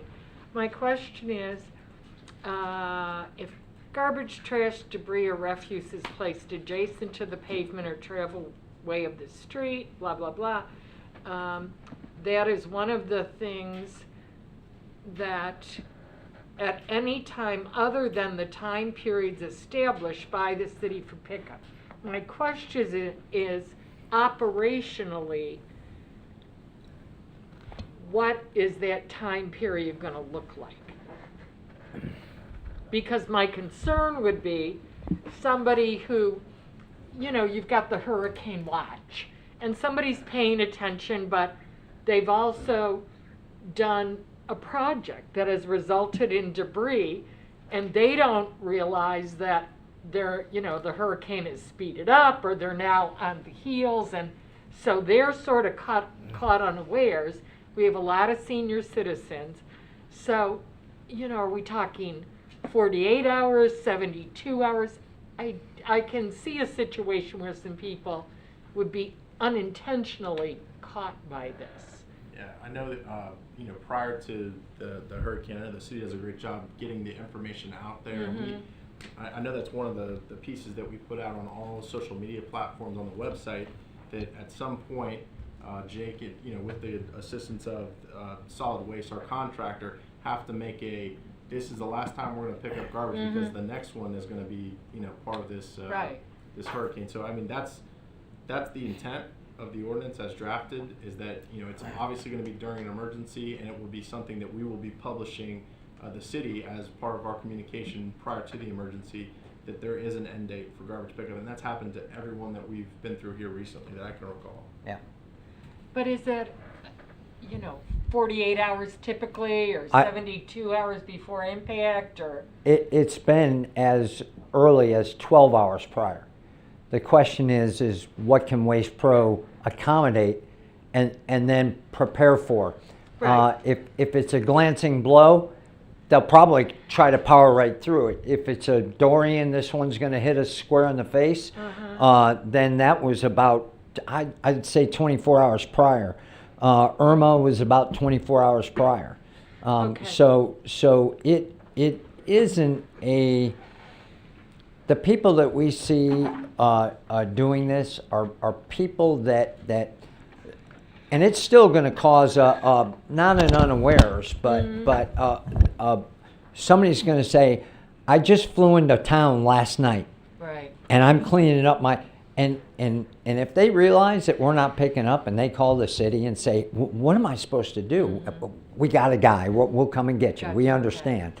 It's the people that kind of laugh at our face and go, and we know who those people are because they communicate with us after we say you can't. You know, we got code enforcement, police officers, and fire, and community development driving around looking at everything. Public Works, we're removing everything. We're telling contractors to move it, and then you got the guy that says, look, I'm going to take advantage, and the neighbors come out of the woodwork and give us a call and say, he's taking everything out of his garage right now. Those are the people we're trying to alter their behavior, to Okay. be smart and good neighbors. Okay, I'm fine with that. But you may want to think about some messaging. You know, think before you put it by the road when you got a, a hurricane and watch going on. Christine will start Yeah. that probably June 1st to get Yeah. those thoughts going, that help your neighbor and not put them in a bad situation after the hurricane's presence is going to be imminent. Okay, thank you. Chief, you got anything? That was actually my exact question, was the implementation of it, and I just, my compliments on the response for that, because that's exactly what I was hoping for, and you addressed the person that is coming home from from out Yeah. of town the night before, and it's demonstrating that we're not out to get you. No. So I appreciate that. So I'm fine with this. some other stuff to think about, right? Jake flies in on a Friday night and the thing's going to hit Saturday night, and my wife tells me to trim the trees. I'm going to trim the trees. Now I got two options. I can put those tree trimmings in my garage, which I prefer not to do, but I could, or I could put them out in the street. I would call the city and say, hey, am I too late? And what's my choice? Your choice is bring it down to, put it in a truck, bring it down to Public Works, put it in your garage, and we'll pick it up afterwards. Or we got a claw truck in the area, we can do it. The answer isn't, well, you know what, I'm going to put it out in the street, you deal with it. Throw it out and hope. Which is the problem we had. Good. Drew? All good. Scott, do you have anything else? Good. Want anyone here care to speak to the item? There being none, back to us. Any other questions, comments? If not, call the roll. Councilmember Ford. Yes. Councilmember Tremont. Yes. Councilmember Stiltner. Yes. Vice Mayor Bowser. Yes. Mayor Burnett. Yes, 5-0. Item 21 is first reading of ordinance number 2020-9, Feral Cats Community Cats Program Outdoor Feeding. Ordinance number 2020-9 is an ordinance of the City of Port Orange, Volusia County, Florida, amending Chapter 10, Section 10-3 of the Code of Ordinances, City of Port Orange, Florida, defining community cat and feral cat. Amending Chapter 10, Section 10-11, relating to regulations related to feral cats.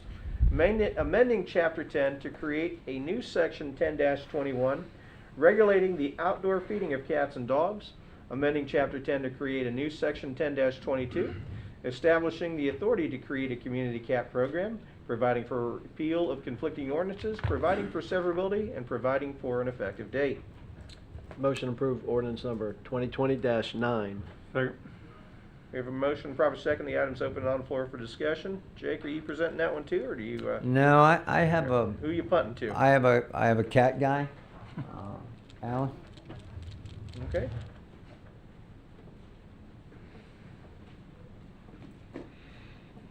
Thank you, Council. Yeah, thank you, Council. Alan Rosen, Assistant City Manager.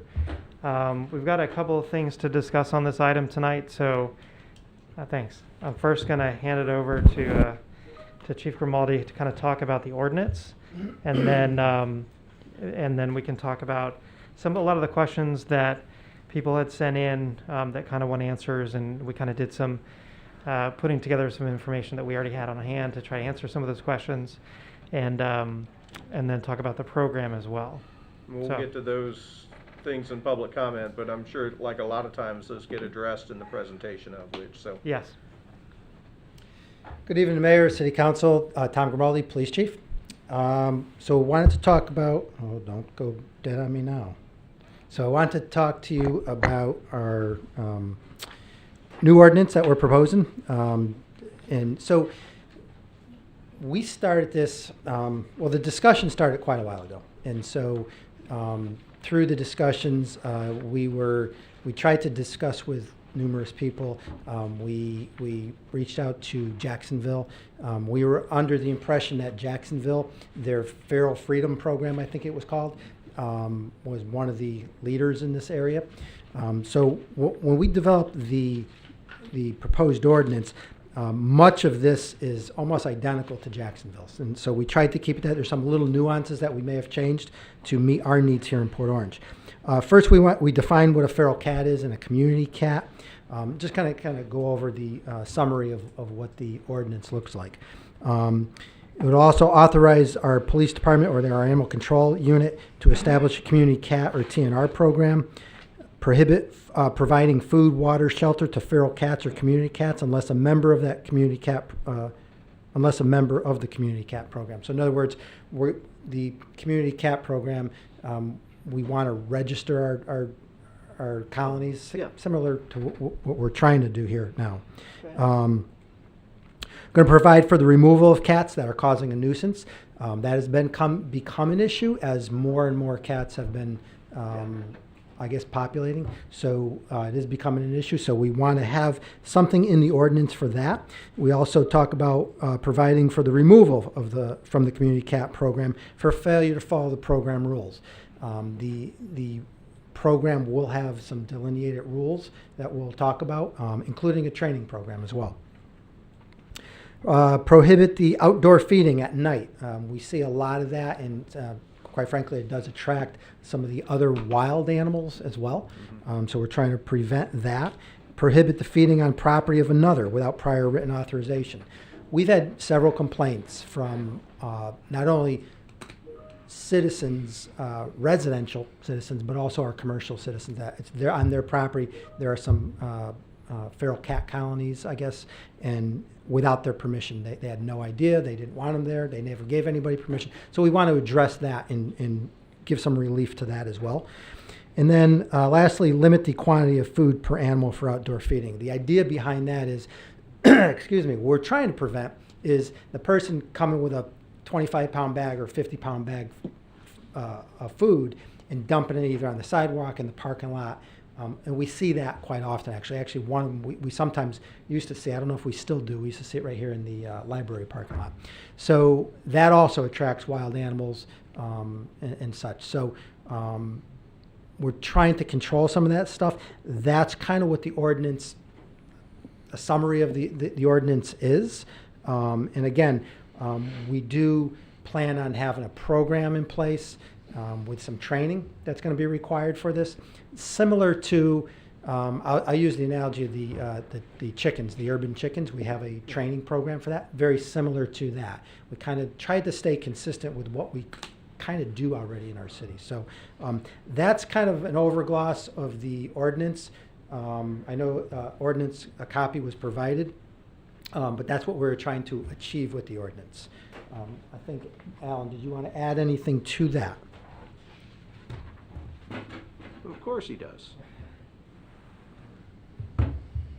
I think Chief did a good job describing the ordinance. As he mentioned, the ordinance does not specifically cover the TNR program. It provides the availability for us to have a program. The program would be then governed by the program documentation that we've been working on to put the program in place. So I don't know if council has any questions about the ordinance itself before we moved into the discussion of the program and some of the questions that may have come up about that. That's what I want to hear about. What are we executing? That's what I want to hear about. So, how are we going to get this done? So what you're executing is what Chief talked about in terms of the ordinance. That's the one thing. The program itself, basically the program itself was created by months and months of painstaking research looking at scholarly articles from across the country, TNR professionals from the University of Florida and TNR organizations from across the country. So we took, and some local that seemed to work and be successful, and took portions of those, combined it with what the science says, and try to make something that would work for us. So basically the program would work is when we turn it on, we kind of re-register everybody. We don't wait 90 days. I know that was kind of one of the questions, why wait 90 days? When we start the program, we don't wait 90 days. We give people 90 days to re-register. And one of the reasons we wanted to re-register everyone is because when we did the research and we literally went out and saw a large portion of these places and talked to people, we called all the 300 people we had contact information for. We talked to every single one that would answer the phone or answer an email. We did not leave anybody out that we had contact information for. And what we found is that the information that we had was not always correct. We either didn't have the right contact information, it wasn't the right number of cats, it wasn't the right location, the people had moved and nobody said anything. The information once set up really wasn't being managed, so we really didn't know what was out there and where these things were and who were the people managing them. So I think CCFAW did a great job creating the colonies, but in the end, it was a lot for them as a small organization to try to manage 300 colonies, which would be hard for anybody to do.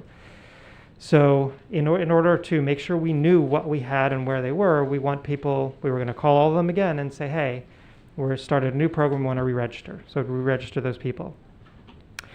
Past that, the program basically talks about how we're going to get cats from the location that they are to getting them spayed and neutered and back to those people's locations. The fact that the owner needs to give permission, so it can't just be on somebody else's property. It has rules and regulations for the program, just like any other program that you'd have. And people need to follow those rules to make sure that the colonies are maintained well, that the cats are being well cared for. One of the things that they do have to do is take a class. This I saw from the City of New York. The City of New York requires people, before they enter the program, to take part in the class. And it teaches them everything about cat care. It teaches them how to trap cats, how to take care of them, how to not feed too much. A lot of information that they might not otherwise know.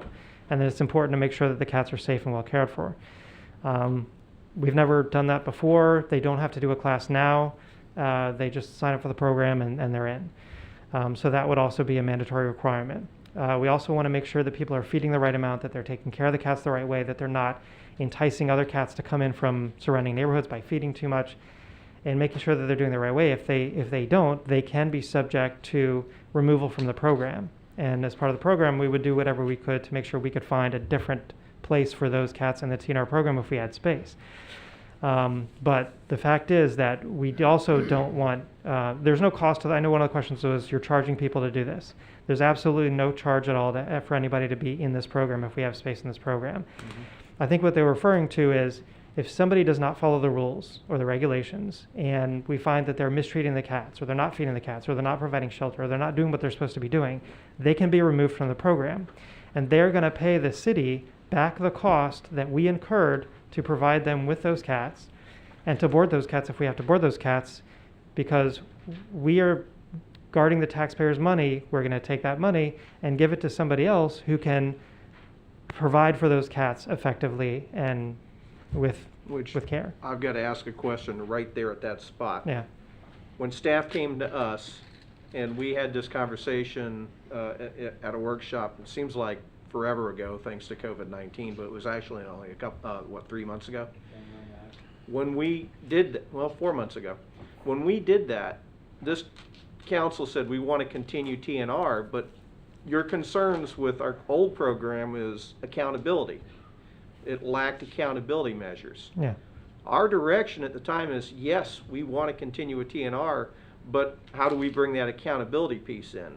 And I'm still not clear on how you've got these rules, but how do we hold people accountable so that we can go out and do the mission of TNR, which we committed to, but have that accountability piece? So there's a couple of ways that's in the program. The first is, when somebody signs up for the program, the ACO will go out and put eyes on the situation. This is something we saw in a program in Ormond Beach. Ormond Beach's program works very well. They do not utilize CCFAW at all, except for information for the people in the program if they need help trying to capture the cat, or how do I feed the cat, that sort of thing. Mm-hmm. It is all governed by the city. CCFAW is not involved. ACO goes out, they put eyes on the situation, they put eyes on the problem, they see how many cats are there. They may not see all of them, but they'll probably see most of them. Mm-hmm. And they make an appointment at Redinger for that person. The person traps the cat, takes it to Redinger, brings it back. The ACO comes back, puts eyes on the problem and says, okay, looks like the same cats that you had before, has a description of the cats, goes back, keeps that information. In addition to that, as what I said, one of the things is we were really good at setting up colonies. We were not really good at managing and keeping up with them and seeing where they were. So part of this other process is, twice a year, colony owners are required to report back to us, well, you started with 8 cats. Do you still have 8 cats? If not, what happened to the cats if you know? And then as time goes on, we see that those numbers are declining. If for some reason we get complaints or we come back or we do an inspection, which we were allowed to do via this program, and we see cat numbers are increasing, we try to figure out, well, what's going on? Why are cat numbers increasing? Well, people are dumping my property, and you look and they're feeding a ton of food. All right, well, you need to follow the rules, accordingly, so that this is supposed to do what it's supposed to do and decrease the number of cats. And if not, if they continue to violate the policies of the program, well, you are not a responsible cat colony owner, and we will take that colony and move it to somebody who can be responsible. So if we're modeling it after the way Ormond Beach does it, what kind of government resources? I mean, how many ACOs do they have committed to doing that, and then versus volunteers? How do they make that work? What I don't want you to come back and say, oh, well, now we need to hire 20 ACOs to get this done. Right.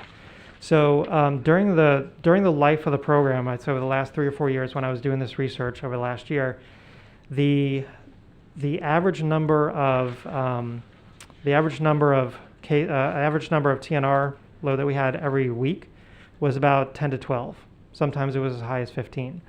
So it's like basically saying, all right, can we handle another 10 to 12 calls a week? And 15 was like our max. Yeah. So it's the only additional workload on the ACO is really almost like a transportation person and kind of setting these things up. Once the biggest thing is setting it all up. Once you're set up, if it works, if TNR truly works, and I've got some quotes that I'll talk to you about when we talk about the questions based on the research. If it truly works, the numbers of cats should go down. That's what the program was meant to do. And the program theoretically will work if you put controls in place to make sure the program works as intended. Even the research says that if you do not have a well-managed program, it will get out of control and it will not work. That's research from people that are invested in TNR look to for their guidance on how science says this works. Which is why the inconsistencies that staff talked about. We look around City Center last fall, and the cat problem that we had years ago, I don't see it. I go out to the 7-Eleven out the interstate or by Target or by Panera, and the cat problem that we had years ago out there is tenfold worse. So that's the inconsistencies that I'd like to see us address. And that's when you talk about accountability, it's got to have real accountability. Otherwise, it's not, why are we doing it? Right. That's my issue with it. I have no problem with TNR. The concept of TNR, I think, is better than a lot of the alternatives, and certainly more humane than a lot of the other alternatives. But we got to be able to have something we can execute. That's the question. Yeah. And that's what the program provides. It provides the rules, the regulations, and also, slap the hand of the wrist if you're not following the guidelines. And it's, I kind of likened it to, we do the same thing with our contractors. We tell them, hey, this is the job we want you to do. If they went Wild West on us and did whatever they wanted and then asked us for money, we're not going to give them the money. We're going to guard the taxpayers' money and say, no, we didn't pay you to do that. We're not paying you to do that. And in addition, we're going to debar you. And we may even sue you for trying to, take the taxpayers' money and do things that we didn't ask you to do.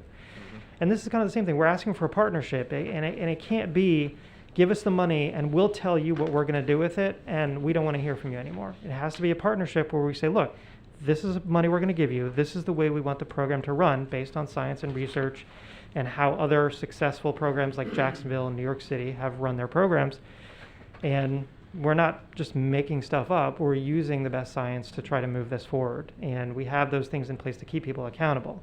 And if they can't be held accountable, if they can't, when we have an auditor scare me to death by saying you have a program that is ripe for double dipping or ripe for people swapping out, taking advantage of you for other areas and things like that, I understand the need for accountability. I just want to make sure that what we have is something that is better than what we had before. Otherwise, it's not worth doing at all. Yeah, excuse me, Mayor. So I think it's important to note that we tentatively have an agreement with HHS for a TNR. Okay. So we are working towards that. We tentatively have an agreement. We're putting some finishing touches on the city attorney's office, but we're just about there. So A lot of work has gone into this. We hear you loud and clear on the accountability. I think everybody spoke to that back in January, even before that, quite frankly. The program, we feel, will provide that accountability, we believe. Again, I think what's important to state here is having that program and having things in line so we can do it the way we at least envision it to happen. So. Okay. Is there anything else you want to? I kind of jumped to the Q&A before you're done presenting, but Yeah. I want all these people over here to have their bites at you too. What Sure. else you got to put on the table for us? One thing I'd say is I don't want people to think that I'm painting the people that volunteer and spend their entire life doing nothing else but TNR in our community. I don't want you to think that I'm painting them all in a bad light. A lot of them are very well-meaning and know the rules about what they do and know how to do it right. And they're very upset with those people that go out on rogue feed because that makes them feel like they look bad. And so I don't want to make sure I'm grouping all those people in the same group because there are a lot of people who want to do it right. The other thing I'd say in the program documents, what we do, one of the things that was found in the research was that the biggest thing that decreased feral cats was the adoption of feral cats out, if they could be adopted out. And that is the best outcome for the cats and for the ecology at large, right? They're not roaming around, they're in the house to be taken care of. So one of the things that we encourage in the program documentation is if somebody finds a cat, they're encouraged first to call a cat rescue. Call a cat rescue, have them come over, put eyes on the situation. Is this cat young enough to be nursed and acculturated to humans and be adopted out? If so, that's the first thing you should do. The first thing should not be, should this cat be a TNR cat? Because that is not the best outcome. After that, if you want to be included in the program, here's the program information. If you'd like to do that, we can do that for you if there's space. If not, we do have a contract with HHS for nuisance animals. And that has always been there and probably will always remain there. And that is the third and last and final step. But we try to go the best route first. Okay. What's that? That's right. That is not part of the TNR program. Scott, what do you got for us? Drew? On the, in reading through this, it's 1022B, the application. It says something about the fee for making application. Is that something? It says a fee should be established by resolution of City Council, but there is no fee associated. Yeah, I think you're correct, Okay. Councilman. It doesn't have to be. Okay. You 'Cause zero it if I you mean, choose that kind to. of would, I don't know, I mean, it might be counterproductive to charge somebody to Yeah, volunteer that's and the pay to board's feed decision cats. if Okay. you, Yeah, if you they're want to, already out but of it still pocket. rests Yeah. with you. Okay, Yeah. I just wasn't, I didn't see a numeric fee and I was like, what, okay, I got you. You good? Yes. That'll be in the yearly fee resolution. Oh, okay, Right, so. for all the fees, that'll Yeah. That'll be So we could say yay or nay or Right. just- And okay, I the got fee you. resolution that's coming next does not have a fee in it to participate in the program. Perfect. No, it does not. Chase? Good. Marilyn? I would piggyback on Drew's comment. If we don't intend to do a fee, I think we should strike that language from the ordinance because then I think it makes it crystal clear that those people that are going to assist us with community cat programs don't even have to look at the specter that someday they might be charged. I think that's just a unnecessary red flag. I think we're adding bureaucracy there as well, and when we get to the end, if we want to amend our motion to do that on second reading, we can. I think we should.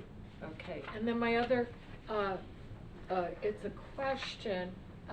Chief, you indicated that you're close to a contract with HHS. When is that going to be signed? When is it going to be final? I may have to defer to our city attorney. Yeah, we just got the indication from, actually, Alan just got the indication from HHS that Today. Was it today? Yeah, that they've agreed to the terms. They're reviewing the one section that they are reviewing right now is the insurance piece.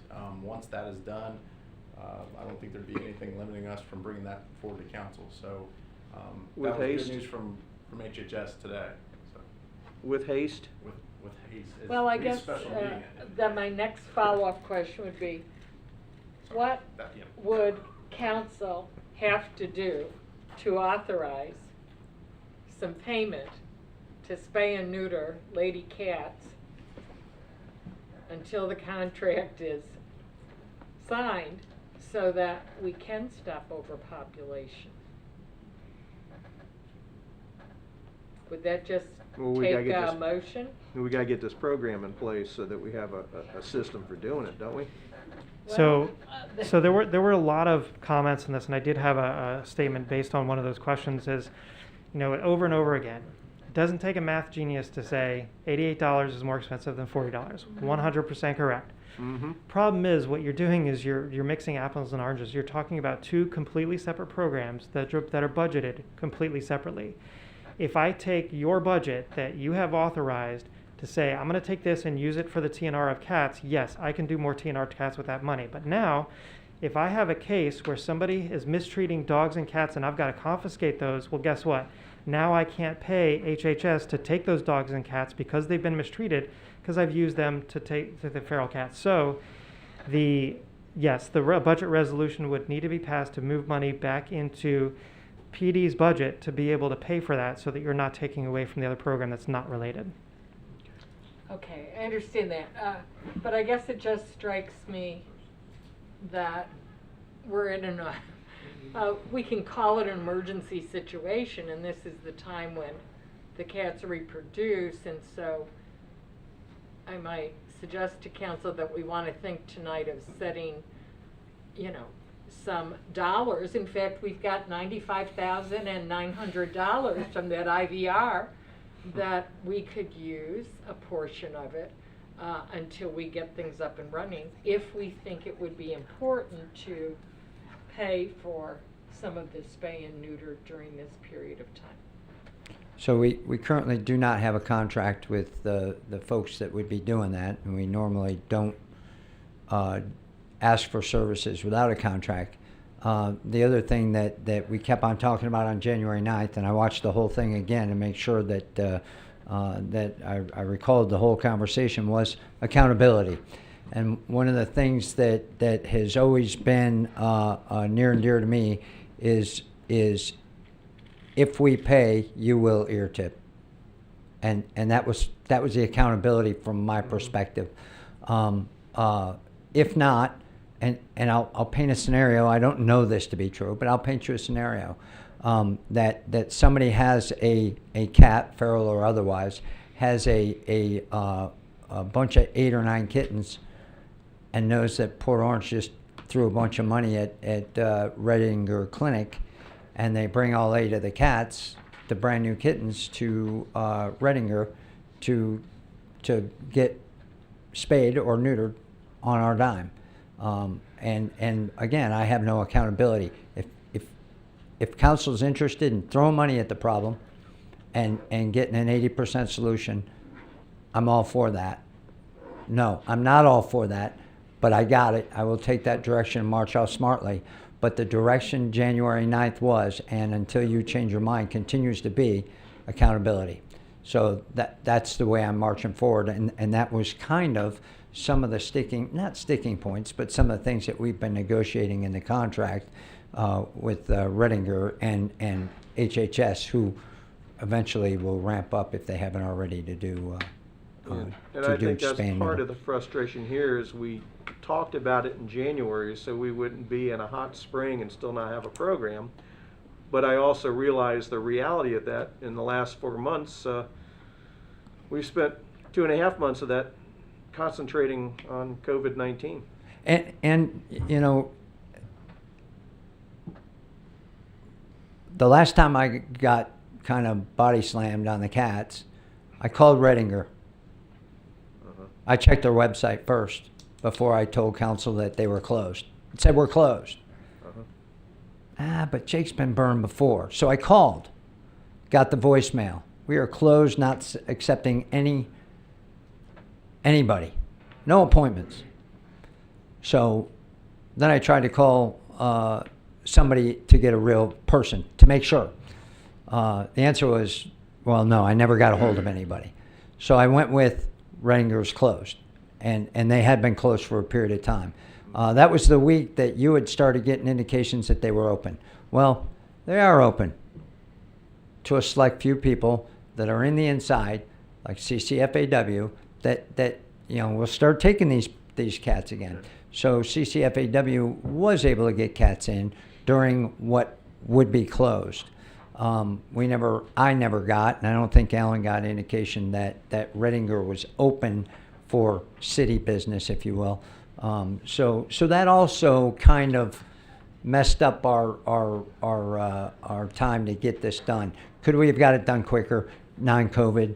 I think so. I think Redinger would have been open. I think Miguel would have been not running around trying to do all his things that I'm doing, COVID as well, right? We have responsibilities to our staff and safety of our staff and citizens. So I think it could have probably been done quicker, not in a COVID scenario. But with Redinger closed, I didn't think it was going to happen any quicker than it did. Before we hear public comment, do we have any other questions of staff? There being none, why don't we start with our Zoom comments? You just said nothing. Before we hear public comment, do we have any other questions? So this should be Shara Wild. Why don't we start with our Zoom comments? You said nothing. Before we hear public comment. Shira, are you with us?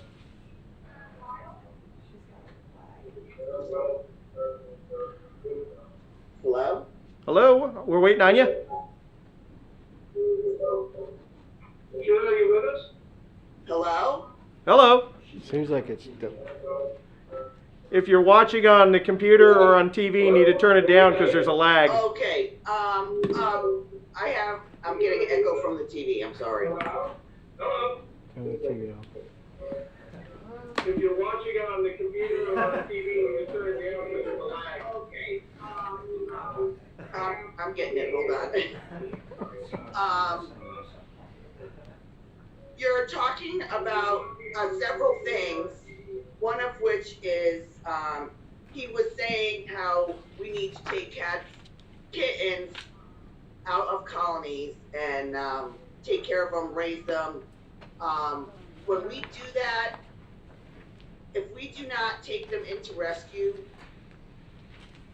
they will go out there and they will be feral and they will make more babies. If we take them into rescue, I personally expect the city to pay for the spay and neuter. We put in over $200 per kitten to raise them and make sure that they're not a nuisance.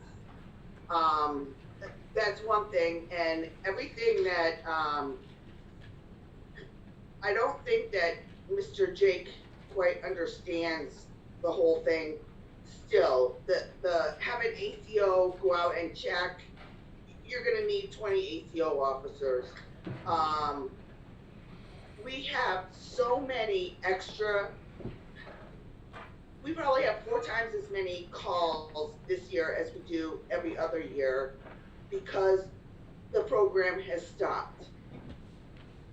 There are no cats being fixed for Port Orange. Yes, Redinger was open for feral pregnant cats, but we could not take them from Port Orange because they were not being paid for.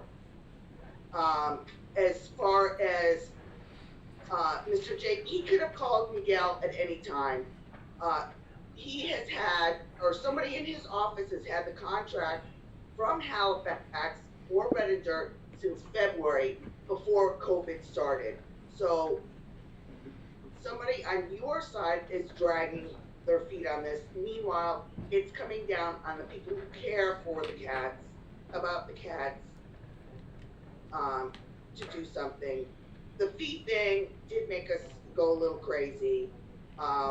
You are not paying for anything besides spay and neuter and shots at a hugely discounted price. ACO does not have the time or money to do what we do. So for them to be involved is overkill, just so someone can have accountability. I assure you, people are not randomly taking their cats and getting them TNR'd just because Port Orange pays for it. Every other city in the county has programs in place that work. Port Orange keeps playing carrot on a stick and then taking it away. Carrot on a stick, taking it away. And then there's nobody to call. There's no way to get any assistance when you guys stop us going to Redinger. You are trying to control, when you have a colony, let's say you start with 5 cats. Shara, you're out of time, so I need you to wrap up your if, thought. Someone, and this happens Shara, you're out of time, so I need you to wrap up your in thought. the whole city of Port Orange. Somebody's cat has kittens, they dump the kittens in a colony. You see kittens tied up in bags and dumped in the garbage. You think they're not dumping older kittens? I don't think she can. I muted her if you want to talk to her. Shara, you're out of time. I just want to make sure you wrapped up your thought. Can you hear me?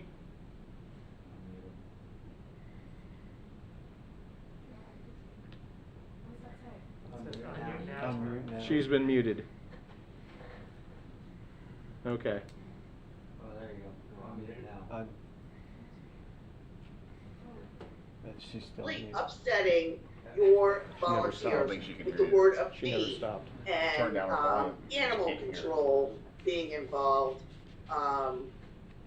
I understand you wanting accountability, but it seems like you're listening to the wrong people. You have taken none of the advice that was given to you from anybody that I know. Thank you, Shara. Do we have anybody else? Not in attendance, no. Not in Just attendance? ones that emailed out. So we have the public comments that we have been submitted electronically by email. Correct. Okay.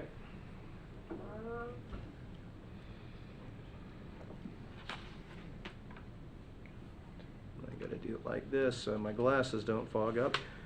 Pat Mihalik wrote, "Good evening, council members. CCFAW is disappointed that you decided not to include us in discussions about the new TNR ordinance, and we had no notice about tonight's meeting. CCFAW and a room full of residents that attended the workshop in January were extremely upset that they were lied to at the workshop. We all went away, including the News Journal and Hometown News, thinking that the TNR program had continued and the city had funding in the budget to do so. Supposedly, it was budgetary issues stopped the program in November 2019, but we just couldn't wrap our heads around how it was budgetary. You could afford to pay $88 a head to impound and kill cats, but you couldn't afford $40 to fix them. We all left the workshop satisfied that you would be contacted to discuss new procedures that would make the program better and more accountable, but that never happened. At the end of the workshop, the mayor announced that the program would continue, so we scheduled cats for TNR in January. The January invoices were sent to you, and you denied payment again. CCFAW once again paid the city bill that we had been paying since November. In your email denying payment, you said that you hadn't set up the funding yet, but nothing was said about discontinuing of the program. CCFAW scheduled cats for February and March, and once again, the payment for Redinger's services was denied. The excuse this time was no contact with Halifax Humane Society. Your email to CCFAW said we had been informed about this, and we are not to schedule any cats until further notice. Another lie, and CCFAW had to deplete our Angel Fund that we use to help people whose pets have life-threatening diseases or injuries and who cannot afford veterinary care to pay your bills. From the January 9th workshop until March 30th, when Redinger Clinic and HHS had to cease operations because of COVID-19 restrictions, Port Orange ACOs continued to take at least 6 cats per week to the shelter. Impoundment at HHS is part of the same contract as intake at Redinger Clinic, so you were reneging on that payment too? In your world, obviously, it's as much more economical to pay $88 to kill a cat than pay $40 to fix it, with or without a contract. The losers are your dedicated colony caregivers who do all the work, and now once again, you're delaying the TNR program for another 90 days while you compile a list of interested volunteers when you already have registered colonies with all their information. You receive detailed billing with all this same information on it every month, which allows you to know which are the active colonies and which are dormant. Your volunteers have been working for free for years to help the city, and now they are thrown away like trash. CCFAW took care of all aspects of the TNR program for free. The breakdown was not on our end. It was because the city wasn't doing their job. Instead of promoting the TNR program, 450 cats were impounded and euthanized annually, all courtesy of your animal control department. Each cat cost the city $88, so the tab was a minimum $40,000. The impound numbers never went down and just kept increasing, and our concerns were never addressed.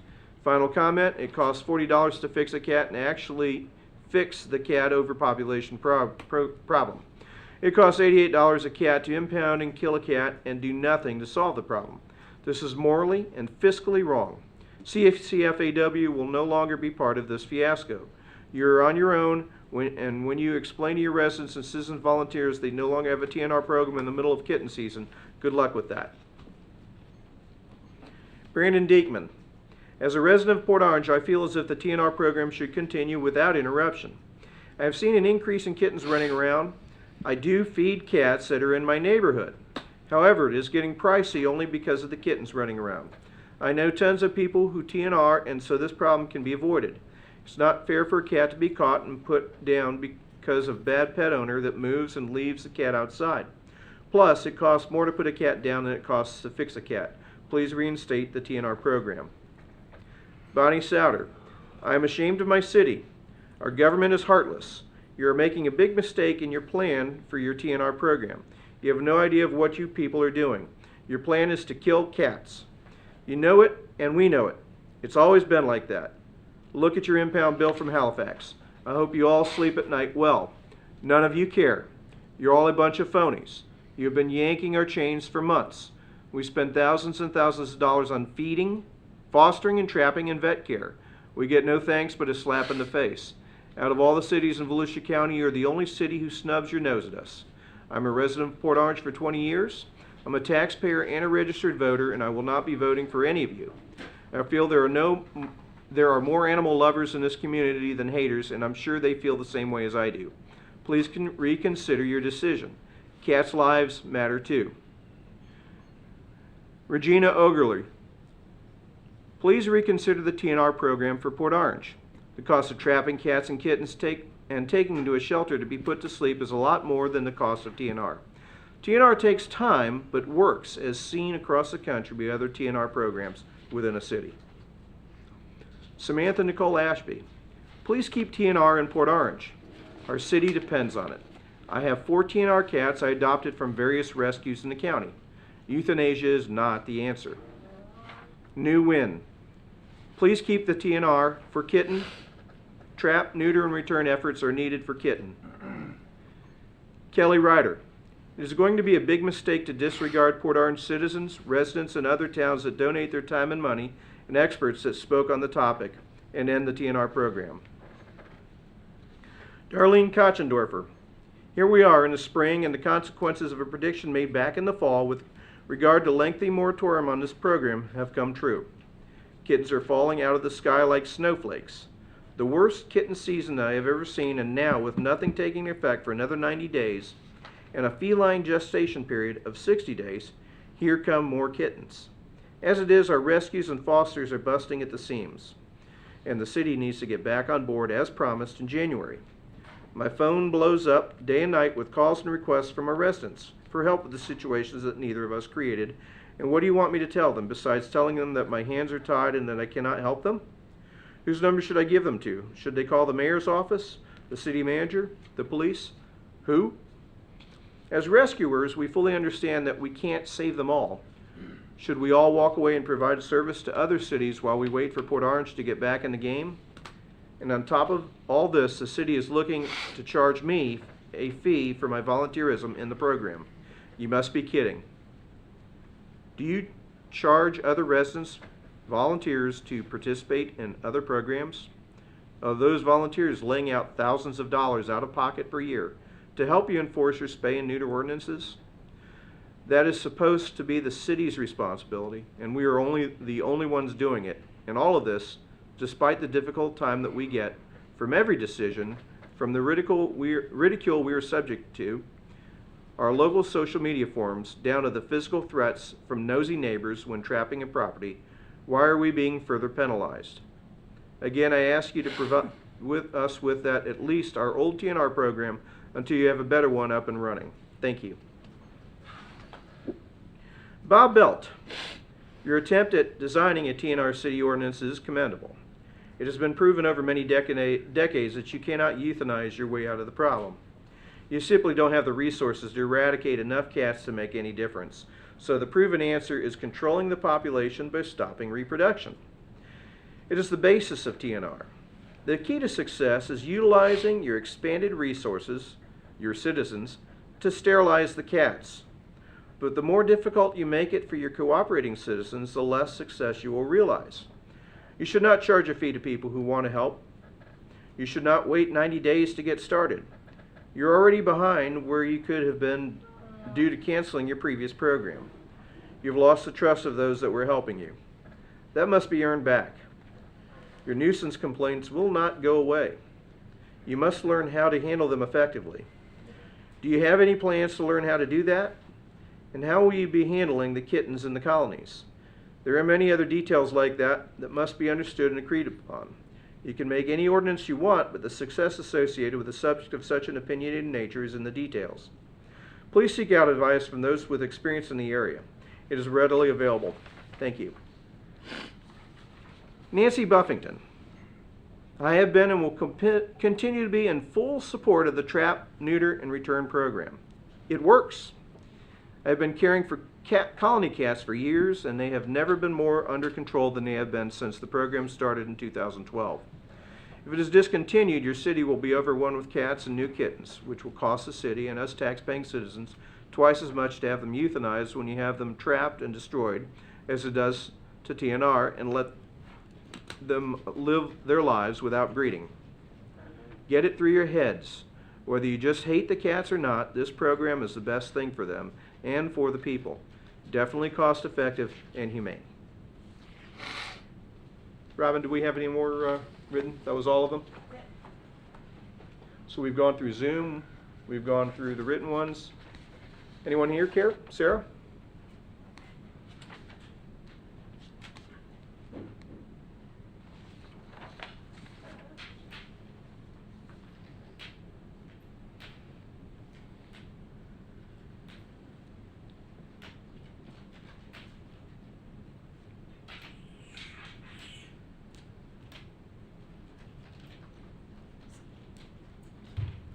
Sarah Jones, 44 Whitfield Drive, Port Orange. I sat here and I listened to all these various citizen comments, and every single one was negative. There wasn't one positive comment. And no program, and those are your old volunteers. Those are your core people. No program is going to succeed with that many people mad at you. And so whatever your problem is with the CCFAW, okay, whatever it is, swallow it and start to work with them. Whatever your problem is with these people who might be a little bit different than you are, they might go to the tune of a different drummer, swallow it and work with them, because it ain't gonna work if you don't do it. That's it. Thank you. Anyone else? Don, you Comes may back have missed, I printed out the comments that Robin sent, and I think I have a Shira Weil. She spoke. Oh, okay, so you weren't going to, okay. Yeah.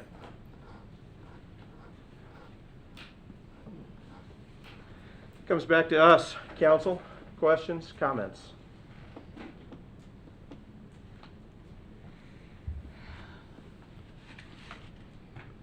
I think my problem is I've heard a lot of conflicting information.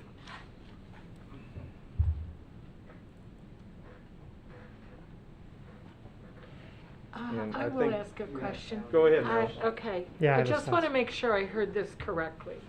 So, Mr. Rosen, Yes, ma'am. the program that you're proposing, I know it, you know, we talked about Jacksonville and some of the others, but it sounds like, and I'm not talking ordinance, I'm talking program that you're going to administer if we pass this ordinance, is modeled after what other local communities in Volusia County are doing, like Ormond Beach. Yeah, it's modeled. Is that correct? Some of it is modeled after things that Ormond Beach are doing. Some of it modeled after what New York City is doing. Some of it's modeled after what some communities in the Pacific Northwest are doing. Okay. Well, I'm interested in the divergence between what Ormond is doing, because from what I heard from CCFAW and also a prior conversation, I thought they regarded Ormond as working very well.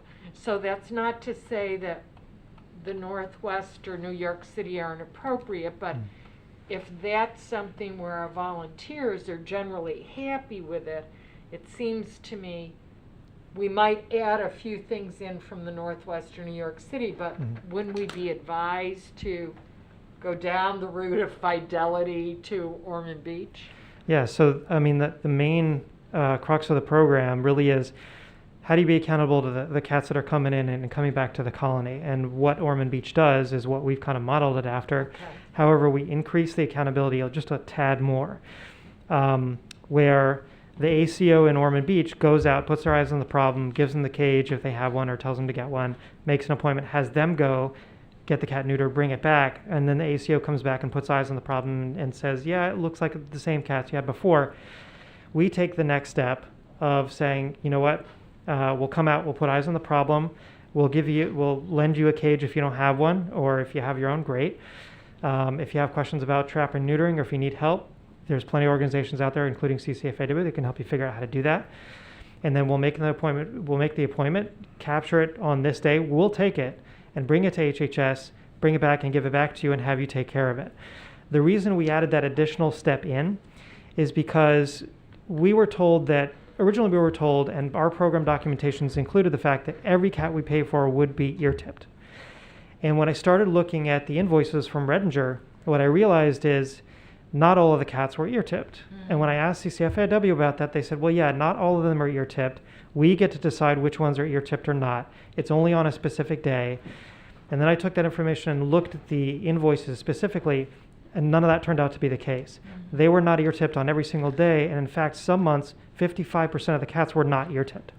Meaning to me that these cats were not returning to colonies, we were paying for them, and they were being given to someone else to adopt out. So we wanted to add that extra step of making sure, because if the ACO, and in the contract with HHS, my thing's coming off, sorry. With the contract with HHS, it specifically states that the ACO will bring it and we'll see if whether or not the ear is tipped. If the ear is not tipped, they will give it back to HHS under their cost to put it back under anesthesia, to clip the ear, and then give it back when it's ready, to make sure that that is part of the program and that cat needs to be ear tipped so we can identify it and we don't waste time and money in the future. Because if somebody says, hey, I see a cat, and we can identify whether or not it's been tipped, even if we capture it, we still don't know. We take it and spend another 2 or 3 hours and another $25. Right, we got to pay $25 for them to put it under, clip the ear, and give it another vaccination. Great that it has another vaccination, but if we knew ahead of time, we wouldn't have spent that extra time and money. Okay, so what I heard you describe is actually a couple different things. By the ACO picking up the cat and then taking it to Redinger, in one sense, they're actually saving the time of the volunteer or the citizen. Right. A second sense, they're providing some accountability, which then leads to my question to the chief, or somebody had asked this earlier. Do we have enough ACOs for them to start getting involved in that? Or, based on what you said, the workload might be heavy to start with, but because we really are getting some accountability over time, they'll be able to handle. Is that what I'm hearing? I think so, and that's kind of, I don't know what I don't know, and we do agree with you. I do think that in the beginning, it will be a more heavy workload. Okay. We will try to augment our ACOs with our CSOs, who right now they're cross-trained anyways. Mhm. So again, now is actually a perfect time because there's no schools, and we get tied up with the schools with our CSOs. But in between their other duties, they will try to augment them. And we do think at the beginning there will be more. We do think it'll level off, but I do think it will ultimately provide that accountability that we all talk about, and I think the mayor asked about. So we do think it's going to be worth it. Okay, thank you. In addition to the chief's comments, it does seem like if we have 300 colonies that were registered, that there'd be a huge number of cats at TNR right off the bat. But keep in mind, most of the cats are already TNR'd. So we're really just putting eyes on the situation, re-registering, and make sure everything's hunky-dory, and we've got the correct information to contact these people if we need to contact them. And going forward, as I said in the past, looking at all of the appointments we've had over the last couple of years, the highest number of appointments we've ever had was, I believe, 15 or 19 appointments. So 15 or 19 calls in addition in a week for what we're doing now. It's a lot to begin with if there is that, but the average was like 10 to 12. And if this program works, if the TNR program actually does work under rigorous circumstances, then the number of TNRs should be going down over time as well. Okay. But if you want to give them another ACO, you can. Alan, how long do we think that cats have been getting TNR'd but not ear-tipped and then released back out in population? I don't want to speculate, but I can tell you that I looked at the last 3 years worth of information, and it's been happening for at least 3 years.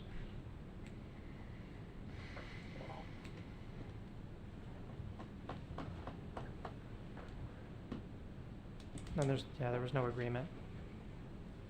One other question. It was page 625 under F3. It talks about removing of cats. Cats creating a nuisance as defined in section 10-3. But 10-3 wasn't in our packet because we just pick up with this new section. How does 10-3 define a cat as a nuisance? I'll defer to the professionals if you don't mind. So this is strange. The police chief has the attorney looking up stuff. We're just pulling up that ordinance. I'm pretty positive, if my memory serves me correct, 10-3 describes, it's really the definition of what the nuisance animal is and what constitutes a nuisance. Okay. And that's already been on the books, that's already been approved. I think Matt's almost got it. But that's what 10-3 is, if my memory serves me correctly, just describes it. Thank you. Council, other questions or comments? And Mayor, I do have some answers to the questions that were provided by the public. Have been requested by one of your peers if you want me to go over some of that stuff. As it has been requested by one of my peers, then go right ahead. Okay. So, I apologize. As you know, I'm more of a visual person. I know, it looks ridiculous, right? I'm more of a visual person, and I did not have time no to... PowerPoint after 9 p.m. Yeah, I didn't have time to put pictures or anything to make it nice and just talk to that, so I'll just try to talk to what's up here. One of the questions was, or a statement says, city did not include CCFAW in the new ordinance creation. So as we came and talked to council in January, the ordinance, as stated, was modeled after the Jacksonville ordinance, which, as you remember, the TNR proponents that were here were saying this is a model ordinance, and you need to look at that. And so that's exactly what we did. We used that as a model to come up with our own ordinance. So that's supported by cat rescue groups or researchers like Julie Levy. And again, the ordinance merely provides a framework for establishing the TNR program. It doesn't manage the TNR program. And then, of course, CCFAW did provide input at the workshop, and also for a lot of these things over literally the last 5 or 6 months. As you know, I've been spending the better part of my time since probably September, October, November, really digging into this and doing research, going out and literally visiting these people face to face, talking with them, talking with Julie Levy, talking with professionals from across the United States about what they do and how they do it, and that's how we came up with these things. City didn't notify about tonight's meeting. I know the information for meetings is posted above and beyond what's required by law, and I did speak with somebody connected with CCFW last week about the meeting. City indicated... Now, back up on Yeah, that sure. one, because that's not just a this issue. This is about any issue. The fact that we post meeting information, while it meets the minimum legal requirement, if you spoke to somebody at CCFAW last week, I appreciate that, but when we have stakeholders, we should be picking up the phone. Well, it's, you know, I would hope that... It's just the right thing to do. Right, I mean... Especially after 4 months. Yeah. I would hope that, you know, there are 300 or plus volunteers. I would hope that if I call somebody that's higher up that manages or works with that program, that hopefully that would be enough to get the information out to let people know that I don't have to call 300 people. City indicated it had money in the budget in January, it could immediately restart the program. Staff indicated that money would need to be transferred from another location to PD for the approval. Of course, we've been kind of focused on other items, unfortunately, since then.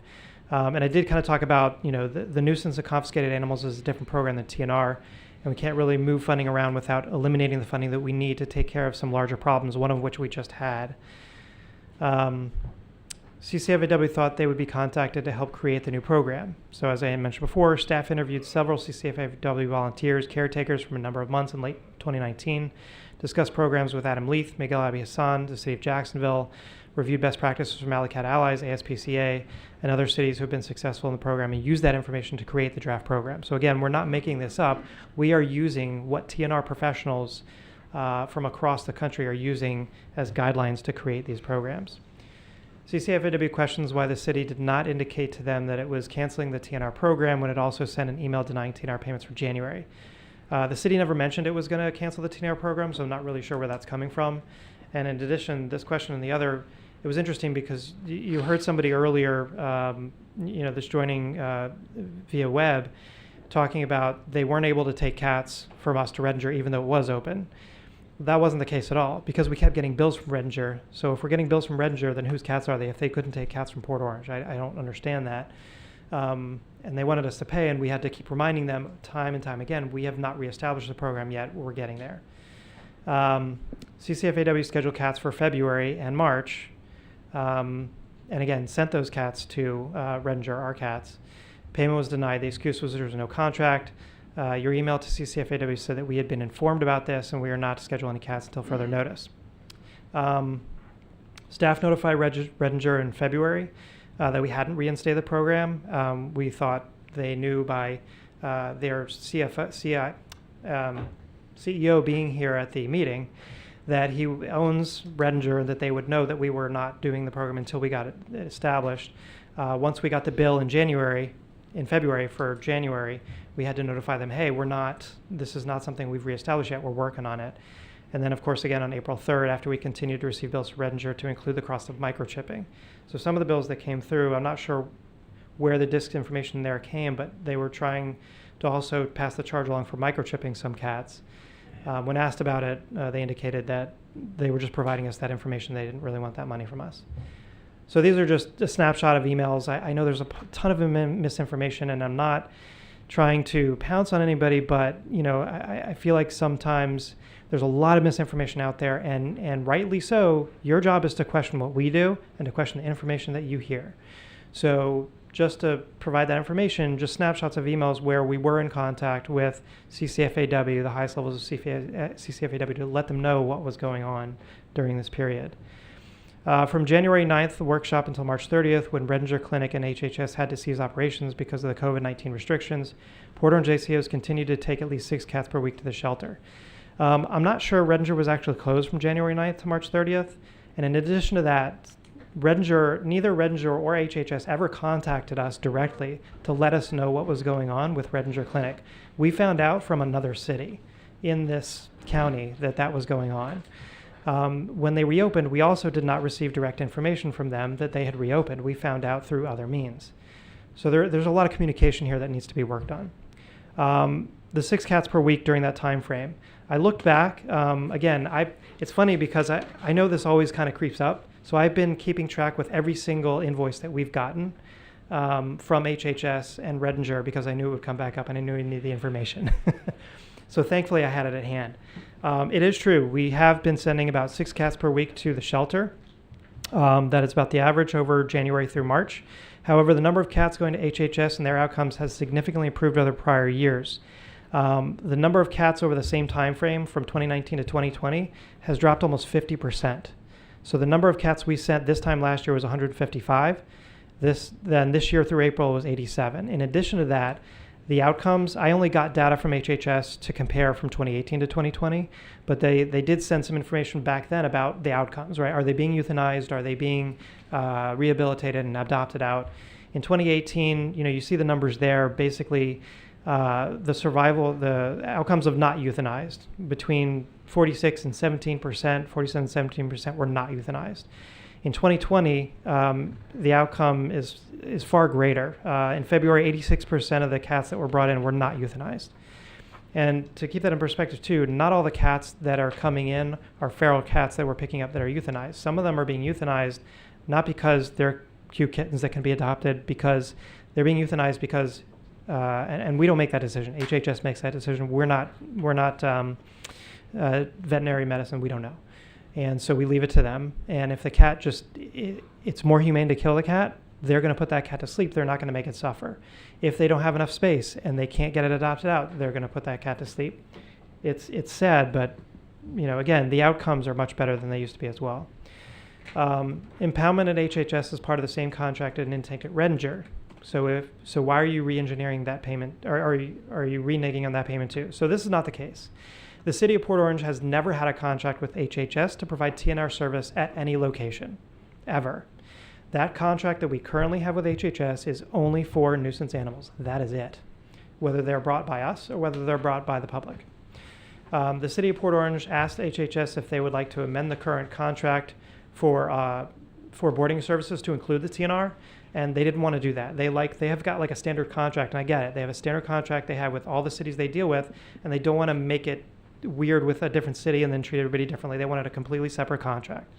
So we said, that's no problem. They gave us an MOU. I think what some people are referring to is they gave you a contract back in February. Why didn't you just sign it? What they gave us, or what I received, was the MOU that HHS has with the City of Daytona Beach to do TNR at the LPGA location, not at Redinger. So they sent me that as a courtesy to see what they were currently doing so we could take that and kind of create our own contract, and I appreciate that. But that was not a contract they sent us to sign. So we've been working since then on a contract and contract provisions to make sure that we could get a contract that everybody was okay with. So we said, yeah. And basically we got today from the CEO of Halifax Humane, they said, we like the contract that you have. We just want to take a look at the insurance provisions and then we should be good to go. And I said, hey, as soon as you can get that to us, we'll try to get on the agenda to get it signed. You're delaying the TNR program for another 90 days while you compile a list of interested volunteers. So that's not the case at all. Once the ordinance goes into place, it allows us to create the program. As soon as that gets passed, we can create the program. There's no wait period to register. What we've done is created, we didn't want to penalize people for us starting the program and not being in the new program yet, right? So we're kind of giving 90 days so we can call out, so we can get the information out. Hey, if you've been in the program or you want to be in the program, you want to be registered, you've got 90 days to do so. So there's not a wait period. It's just we're trying to give people 90 days to sign up. The program will be operational, but according to city policy, we need a contract in place for Redinger to ensure compliance. I heard today from HHS, they're good yet. I already said that. You already have registered colonies with all their information. You receive detailed billing with all of the same information on it every month, which allows you to know which are active colonies and which are dormant. So that's not quite the case. Like I said, after months of painstaking researchers contacting every one of the 300 registered colonies for which we had information, staff identified significant issues with the current information, and so we really need to re-register those colonies and make sure we have good information for who's maintaining those colonies and what they're doing. The billing information that we get, that they mentioned here, that we get from Redinger, does not include information on every single colony we have. It only includes information on the people that are taking their cats right now to get TNR'd. In addition to that, it includes the address of the person that's bringing the cats there. So there may be a volunteer that's bringing the cats there. It does not include the location of where the cats are going. So I can't tell from that information who's taking care of those cats or where they're going. So it does not include that information. Instead of promoting TNR program, 450 plus cats were impounded and euthanized annually, all courtesy of your animal control department. The impoundment numbers never went down and just kept increasing, and our concerns were never addressed. So these are the numbers for the last couple of years. This is data directly from HHS invoices. So you see here that the number was 418 in 2017, went up to 467, went down significantly in 2019. And right now, we're about 44% of where we were last year from the same period. So we're almost 50% below where we were last year, and I'm assuming we'll probably be somewhere around that at the end of the year. And of course, the number of euthanized cats is actually a lot less. It's not the same number as impoundment as indicated in this stat. They don't kill all the cats that they get. And I think Miguel would be upset that would be something that would be out there. So this is the same statement. This kind of talks about the number of cats, the number of percent of cats euthanized. So again, I only have that data from 2018 and current year to date. In 2018, only 68% of the cats were euthanized. And right now, it's only about 29%. And note, as I said before, cats are euthanized by HHS for a number of reasons. Capacity issues, health of the cat upon arrival. Not all cats that are euthanized are healthy cats or are adoptable. Some of them are from rescues. Some of them are for houses that we take cats because they've been abused. And they have to be euthanized because the owner of that cat did not treat the cat well. This is the number of cats brought to HHS by citizens or ACO. So another component of the statement is ACO brings us all the cats. That is not the case at all. So here you see kind of the breakdown between the cats that were actually brought by citizens and by ACO. It's around 33% on average of the cats are actually brought by HHS, are brought by citizens, brought to HHS or brought by citizens. And note again, we're kind of discussing feral cats here. Keep in mind that these cats that are going to HHS are not all feral cats. Again, these are rescues. These are bad situations. These are owner, people that owner surrender. They actually come through us. They don't come through the owner. So those numbers are in that orange number. It's not all feral cats that we're bringing. Charging to people in the BREEAM program, I think we kind of went through that. We're not charging people to be in the program, but we will hold people accountable. If they're not treating the cats right, if they're not doing the program right and are attracting other wildlife, then they will be held accountable. And we will take that money back from them and put it towards somebody who's going to be accountable and responsible in this program. So one of the questions is, why have a well-designed, managed, monitored program? A lot of it is, How much further? I think this is the last slide. Please tell me this is the last slide. Because if it isn't, it is. It's the last slide. Okay. So, of course, one of the questions is, why not just let us do killing me. Yeah, why not just let us do what we want to do? Let us just do what we want to do. You don't know what you're talking about. You haven't done any research. You haven't talked to anybody. I could stand here and go toe-to-toe with the best scientists in the United States, I can guarantee you. Just telling the way it is. A little bit of research, have you? Yeah, so actually I have some quotes for Dr. Julie Levy, who is the eminent scientist that a lot of the TNR people in the United States refer to when they refer to how to do TNR. And these are quotes from her studies about how to do TNR, right? Feral cat control programs are notoriously difficult. I completely agree. TNR programs should be focused and well-defined. I completely agree. Focused TNR programs have had some success. Focused TNR, that's kind of focused TNR programs. For these programs, managers were able to evaluate success because every cat could be counted. Some of the quotes were, you can't count cats, you shouldn't count cats. A lot of the research says you have to count cats or you will not know how you're doing. Immigration or abandonment of new cats may be a frequent event. These new arrivals could substantially limit the success of TNR. If I typed that in wrong. If an ongoing surveillance and maintenance program is not effective. So basically what they're saying, what she's saying is it's not going to be successful unless you have an ongoing surveillance and maintenance program. It's not going to be effective. A cat population size tends to increase until carrying capacity is reached, meaning Mother Nature can tell you how many cats there's going to be.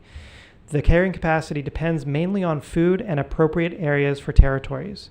So basically, if we're just throwing out food and providing food, we're increasing the carrying capacity, and you will have more cats upon more cats upon more cats. If you don't adopt an ordinance that cuts down on those rogue feeders, we'll not have a vehicle to be able to stop those people, and the TNR people don't like them either. And you will have more cats no matter what we do, because our citizens are increasing that carrying capacity and increasing the amount Mother Nature can provide. I will let your ears have a rest. After I was done reading all those statements, I needed a drink of water. Now do you need a stronger? I'm good now. Thanks. Comments? Questions? Well, and I appreciate you taking the time to go through those. That was a request of mine that on one of the we have you to blame. Right. I guess the de facto leader of our local CCFAW had sent an email, and I wanted to make sure that not only was that on the record, but that our staff had a chance to respond. Because for sure, while all the intentions on all sides of this entire issue, I believe, are good and headed in the right direction, there has been a lot of very badly portrayed information in different avenues and misinformation. Well, the intention is still good. I get that. It's important, I think, to be able to answer to some of these things and keep moving forward. We're going to get there, but we've got to keep moving forward. Despite the communication issues, despite the misconceptions, despite they are a incredibly dedicated workforce, and I very much would like you to find a way to work with them if that's at all possible. And if you got to eat a little crow, you got to eat a little crow.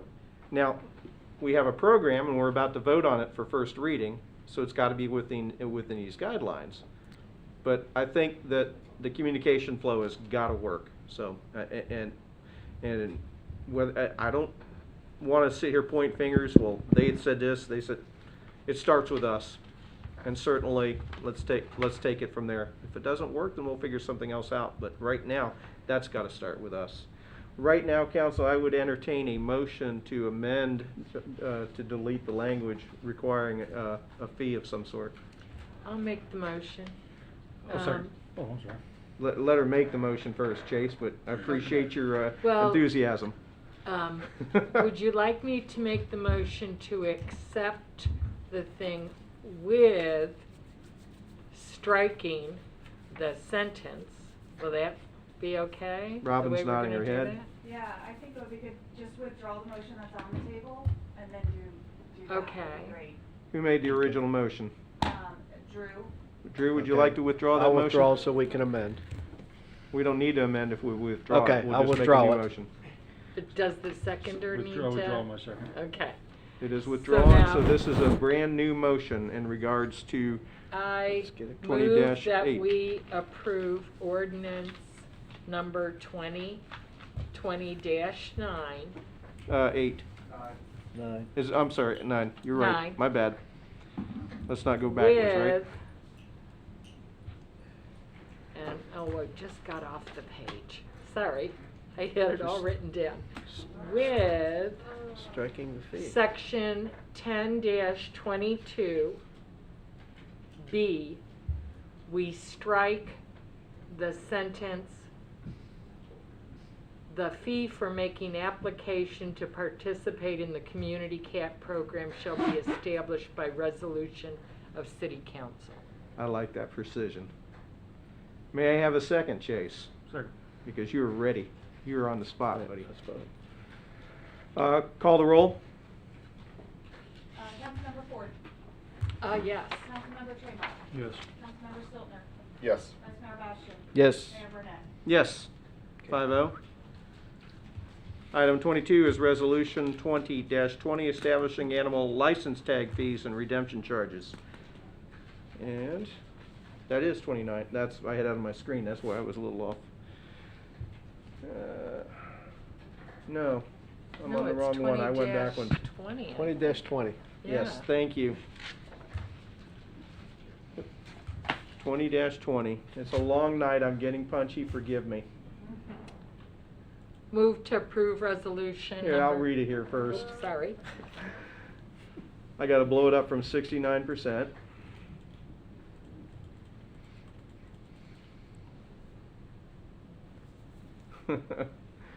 Oh, at least it's an easy one. Resolution number 20-20 is a resolution of the City Council of the City of Port Orange, Volusia County, Florida, establishing animal license tag fees and redemption charges, superseding prior resolution and providing for an effective date.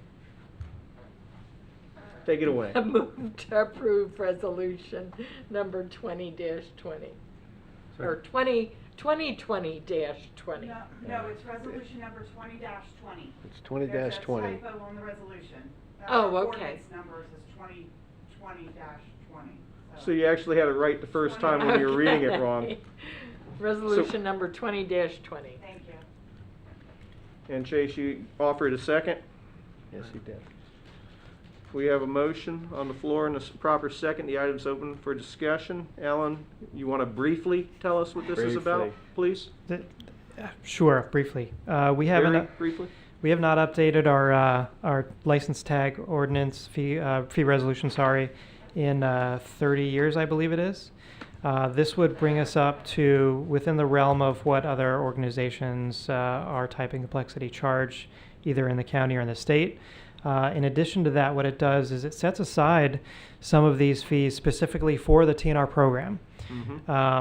And this was something that I learned from, again, my research and talking to actually Jacksonville that they did and said it was incredibly successful. And funny enough, I gathered some information when I was talking to other people out in the field. How would you feel if we did this? And then without incriminating anybody, they said, man, if you did that, I'd go license my cats right now. So it was not anybody in this room. No, it was not you. So there seemed to be some support for it, especially since some of that money is going towards the TNR program. It also increases some of the fees for those people who are not responsible with their pets and keep on letting them out. It does take up a lot of time and effort from our ACOs. And basically what I did is I looked at the cost per hour and how many hours it takes and tried to charge what it actually takes us to take care of non-responsible pet owners' problems. Okay. Questions, comments, council? Well, the question is, how will you ensure compliance or increase compliance? That's a great question. Oh, you opened a Pandora's box on that one. I'm so sorry. So this will not increase compliance other than if people are willing to do it. It will only probably increase. I think I put the revenue in here. We make like $1,900 a year. Maybe it'll give us a couple extra thousand. That's it. We only get 200 or 300 or 100 and something people to do this every year, and the numbers indicate that we're missing out on about $200,000 of revenue based on the number of pets that most Americans have. So there is actually a program that, funny enough, Jacksonville had put into place to significantly increase compliance. And they did so, and they got significantly more money to run their program. If that's something that you guys are interested in learning about on a different night, I will be more than happy to come and talk about that, and I would love for us to consider that. Okay. Thank you. Any other comments, questions from us? No. There being none, anyone here care to speak to this? There being none, back to us. Final comments? I see nobody. Call the roll. Councilmember Ford. Yes. Councilmember Tremont. Yes. Councilmember Stiltner. Yes. Vice Mayor Bastian. Yes. Mayor Burnett. Yes. 5-0. Item 23, discussion regarding panhandling concerns and ordinance. I got to admit that the statistics that were included in the packet on the amount of time that law enforcement is handling and spending on panhandling was striking, and yet as many as those were, we could probably do 10 times more. I am very concerned about, and the reason why I requested some months ago that we add this to council discussion is, and the reason why I wanted to talk about maybe we join the Daytona St. Augustine model in crafting some kind of ordinances. waiting to solve the problem itself, waiting to see if there's a court challenge, waiting and using the current tools that are in the toolbox ain't working. And I'm seeing a public safety issue myself that I'd like to talk about what it's going to take, maybe put another tool in the toolbox that appears to be working in a city to the north. I don't know what you all think, but council, thoughts? Chase, why don't we start with you? Yeah, I understand this is, I understand the challenges going forward, but what I don't, and I accept it, what I don't accept is the consistent response I have to give to residents that says, oh, there's nothing I can do about it. I don't accept that, that we can't address this. I think our job is to, one of our jobs is to preserve and protect the quality of life for our residents and create and maintain an environment conducive to economic growth and protecting our local businesses, allowing them to thrive, serve their customers without any fear of external harassments that a lot of them are experiencing. So we're presented with an opportunity to do something to address the needs of the city, and currently as it is unchallenged, it is law. I'd like to err on the side of protecting our residents and our local establishments. So it's, I think doing nothing is not the answer.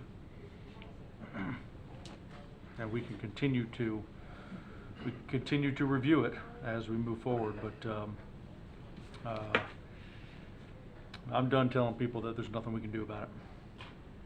Marilyn, thoughts?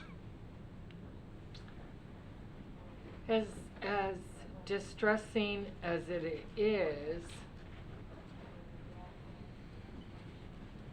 the First Amendment is a core principle of our country. And I don't think we have the same arguments that the cities to the north of us have, that we have that much of an influx of tourism. Certainly we know they eat in our restaurants, but we're not a St. Augustine, we're not a Daytona Beach, so I don't think that is available to us, and that's one of their rationales. They can talk about the harm. When you look at the constitutional principles, we're not going to win that, I don't think. So my comment to council would be, we shouldn't go there. As much as we're concerned about our quality of life, panhandling is protected speech. Drew, thoughts? Clearly, I mean, there is an issue here. I'm seeing more and more, and I see the same people every day, sometime at 2 shifts, morning shift and afternoon shift. Mm-hmm. I see them coming into traffic. I see people throwing money. I see people giving them food and the food being thrown away or left on the ground. And I mean, there is an issue, and I'm not sure what the answer is, but we definitely have to get more serious and crack down on it, and see what can be accomplished. Just letting it go isn't working. That's my thought. Scott? I think I share we all have the same concerns with the actual act of what's going on. It seems like this is an ongoing and evolving issue all over the country. Mm-hmm. All kinds of legal studies, legal challenges, different implementations, cities trying different ordinances. It's just evolving. It's going to continue. It's not going to stop until somewhere along the lines a solution that's reasonable is established and upheld. And so, I do think cities like Port Orange need to continue to find ways to do this and address these issues, because the issues are just going to get worse. They're not going to get better. My thought would be that our city attorney covers a very broad spectrum of things for us and has a lot on his plate and his staff. If the council's intent is to look at other alternatives and options and see where do we fit in and where are we comfortable, then I think what we should do is we should consider contracting an attorney that has put in a lot of time and has developed ordinances that he believes will stand those legal challenges. And that's really who I think we should be leaning towards to give us the guidance to say, hey, this is what I think Port Orange can do. You're right. You're not going to have all the same fit and things that maybe Daytona and St. Augustine has, but here's what I think you do have. We may not be Daytona and St. Augustine, but geographically speaking, all of East Volusia County, at least from New Smyrna to Ormond, is all in that regional tourism area. We have the artery ways to the tourism areas. We have the shops and the shopping and the restaurants and all that stuff. So, even if it's not tourism, it's certainly commerce. Right. But in any regard, that would just be my thoughts. Is I think that our city attorney is very knowledgeable and has a great staff. Mr. Jones, could you make yourself visible at the podium? And all that stuff. I just think that if we're going to move forward with something like this, we probably need to look at contracting out an attorney that's been focused on this from a different perspective and see what kind of, but obviously working in conjunction with our city attorney to see what they can bring forward for us. Matt, if council were to give you instruction tonight to try to craft an ordinance, you and I had a discussion the other day, would be something along the lines of what Scott's suggesting. What course of action would you want to take to do that? If that's the direction, I'd probably go with the attorney that's out there. Reach out to Michael Kahn, who's actually the attorney who's drafted both the Daytona Beach and the St. Augustine ordinances, to have that discussion with him and see what we might be able to accomplish here in Port Orange. Are you familiar with the methodology that he used? It's going to be important that we build a legislative record that's strong, that's supporting the compelling government interest that we are aiming at with this ordinance. So I think that's what he offers. It's going to take some time. It's not going to be ready for the June meeting. So that'll take some time to build, and I think that's going to put us in the best possible defensive posture. Okay. Chief, can I borrow you for a second? Walk me through, when you get a call, complaint about a panhandler, what's the general mode of operation for handling a call like that? What are we doing and how are we reacting to those? So the general way we handle those calls is we look for what's already on the books as far as laws and if there's any violations of those laws. We're very cognizant of the First Amendment, as Councilmember Ford brings up. We all stood at one point or another at the very beginning of our careers and raised our right hand and uphold the laws of the land, including the Constitution, and so we're very aware of that, and it is it's concerning. Mm-hmm. So what we try to do is we look and see what else is out there. One of the things we look at is going into the roadway. I think Councilman Bastian might have brought that up, that he's seen people on the roadway. Yep. That is clearly a violation of the law. We will, and we have made arrests and issued citations for those violations. Trespassing, if we can get the cooperation of the property owner, we have worked with a lot of the property owners, a lot of the commercial property owners in our city to get those trespassing warnings issued. So those are the things we look for. In the middle of the median, I know one young lady recently was encountered by a member of our staff, and our officers went out there as well for that, and that's not proper either. What I don't want to hear, and what bothers me is when I do hear it, and I hear Councilman Tremont saying we can't do anything. I don't want to hear our officers telling our citizens or our counselors nothing we can do. There are things we can do, and I'm a big believer that people, they don't call the police because they want us to tell them what they don't what we can't help them with. Yeah. They're calling us because they don't know who else to call. Mhm. We need to provide some kind of relief. But I will admit, we are limited in what we can do. That being said, we use every available, I mean, honestly, in this city, if they have a milk crate, they're getting arrested for possession of that milk crate because it's not their milk crate. We will arrest them for larceny. I mean, we do everything possible. One of the big problems is people that give. God bless their hearts, but give to the right organizations that can help, because a lot of these are scammers, these panhandlers. And so we did put some signs up a while ago. It was one of our campaigns that we did. We go out there with the 211 cards, United Way. We offer the services to people, try to get them off the street. And so, you know, we understand it is a challenge for you. It's a challenge for us. It's a challenge for all of our citizens. Seems like it's easier for them to panhandle than get actual help that's being offered.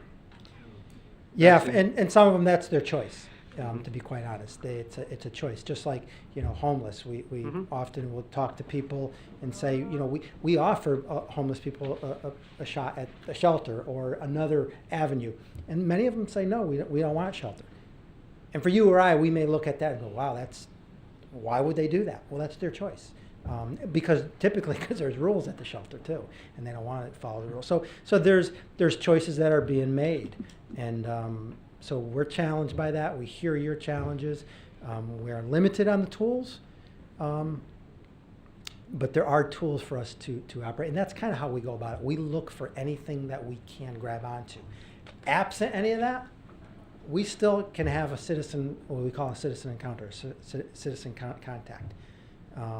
And we, you know, again, we ask them who they are, what are they doing here, you know, is there any services we can provide, and just sometimes they just don't like, you know, it's going to be hard for Councilman Stiltner to understand, but sometimes they just don't like the presence of the police. I don't know why. So, you know, we got that going for us. So we try everything under the sun, but we are limited. That being said, you know, I have mixed feelings about this, to be honest, because of the Constitution. It is a First Amendment right. And so how we get there, maybe a legal scholar can tell us, this is how you can do it, and you can defend it. I'm all ears at this point because I'm starting to run out of options. But we do handle it that way. Chase? Yeah, I think this might be a question for Mr. Jones. Thank you for that, Chief. You know, while I am in a situation where, you know, I want to do something, and I want to have the tools to enforce what we need to be able to enforce, but I can't help but not share, and I spoke with you today, I can't help but share my reluctancy of going forward because of the Constitution here. I mean, that is what our number one oath is to the Constitution, and that's what we were elected to uphold. So I guess what I want to do, I want to explore this. I want to go down. I love the idea of bringing in Michael Kahn, I guess.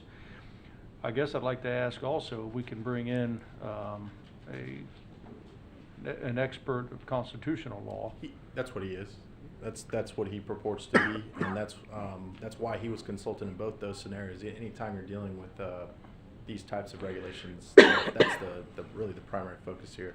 I think I'd like a second opinion also, because I already know what his position is going to be. I know what he's going to say, but I want to be able to hear a counter. I think I can provide that for you. I can give you all sides of the every angle that you could possibly need, without, you know, engaging another two And special if you counsel. can't, say so, please. I think I can do that for you. Because what I don't want to do is get in a situation where we put an incredible tool in the box only to have it taken away later on and be back to square one. I'm not looking to get an applause from the city that says, hey, all right, you did something, but we put ourselves in a mess later on. You know, so I want to look at the long term here as well. So at the same time, if we don't have any other better options that are going to stick, then I'm willing to continue to explore this route. Let's get public comments on the record, and then we'll come back to our discussion. I have two that were sent to me electronically. Good evening, my name is Maria de Sosa. I'm not present in the meeting today because I'm a healthcare worker and I've been social distancing myself to protect the public. I still wanted to share my testimony and concerns. Port Orange has been a special place in my heart ever since I moved to Volusia County area 6 years ago. Not only did Port Orange capture my heart because the city is so beautiful, but also because it was named one of the safest cities according to SafeWise. Additionally, the school ratings in our area are much superior to the other areas. 3 years ago, my husband and I decided we wanted to make Port Orange home. We decided to settle in Countryside, and I'm so happy that we did. However, I'm extremely concerned about the sudden increase of panhandlers in the Port Orange area since the city of Daytona Beach passed their no panhandling ordinance. There seems to be a panhandler in all busy intersections in my area. They bother residents and leave trash all over the city. Please see the picture sent directly to the mayor via email, and I'll provide that to you all. This picture does not capture the severity of the problem. About a month ago, an individual decided to make one of the gazebos in Countryside their home. I witnessed trash and a large comforter in the immediate area. Not only is the trash all over the city extremely upsetting to see, but I can also see that I no longer feel comfortable walking to my local stores like I used to with my toddler. Unfortunately, the homeless have a higher rate of mental illness and chemical dependency. My family's safety comes first. I am not willing to take any risks. We also have a wooded area behind my house and could be used by a panhandler to camp. This is extremely scary to think about. If you'd like an example that our city look like in the future if we do not take care of this, I invite you to drive by Second Harvest Food Bank on Ridgewood Avenue and North Street. There are rehabilitation services available to these individuals through Halifax Urban Ministries, the Salvation Army, Coalition for the Homeless, First Step Shelter, Palmetto House, Daytona Rescue Mission, etc. I'm well versed on these services as I work as a licensed clinical social worker. Our homeless population should be encouraged and empowered to seek service through the agencies instead of panhandling. Panhandling has not proven to get individuals out of poverty, but these organizations have. Please note my intent is not to criminalize homelessness, but to discuss the impacts of homelessness has on our communities. I also want to ensure that these individuals are receiving the services they need instead of panhandling in our city. No citizen should be supporting panhandling because there is no way to ensure the funds are being used to rehabilitate the individual. Once again, the only way to ensure these individuals are receiving proper service is to refer them to these agencies. So if you wish to do something good for our city, you should donate to those agencies. Please do everything within legal means to ensure that panhandling stops. This is not the Port Orange that won my heart. And that was Maria de Sosa. This one is from Donna Blanchard. Dear Honorable Mayor Burnett and City Commission members, I am deeply interested in seeing the Commission move forward with a panhandling ordinance exactly like the one that was adopted in St. Augustine and recently in the city of Daytona Beach. I implore the Commission to press forward on the growing issue in our city. I've been coming to Port Orange for over a decade to frequent its shops and restaurants, and now proudly I'm a resident of 2 years. Sadly, I've noticed a sharp increase in the number of panhandlers now flocking to our city over the past year. Daytona Beach City Police Chief Capri is quoted as saying just a couple of weeks after city ordinance was passed that his panhandlers had simply hit the road. It appears they did hit the road and wound up here in Port Orange. The increase seems to be growing weekly like a cancer. Our city should not have to see its residents, visitors, and future residents discouraged by this posse of nomadic drunks and gypsies imported from Daytona Beach. The target here is public safety. Something must be done now to make our city safer for all residents. Doctors have testified regarding the communicable diseases which could be spread by panhandlers. Of course, there is our current pandemic, virus COVID-19, but if they urinate or defecate in public, they will transmit cytomegalovirus or CMV which can impact people with weakened immune systems and the unborn. Then there's the potential for most likely actual criminal aspect of panhandling. Not all are drunks and drug addicts, but many are transients and gypsies who scam the good-hearted. On May 6th, coming out of the public shopping center at Nova and Village Trail stood a woman with a sign asking for money. She had on decent clothes, had her nails done, and was holding an iPhone. Aren't iPhones rather expensive? Then almost daily there is a man in a wheelchair at the McDonald's on Dunlawton. Word is he is dropped off there every day, and he is not a veteran of as his hat implies. I could go on.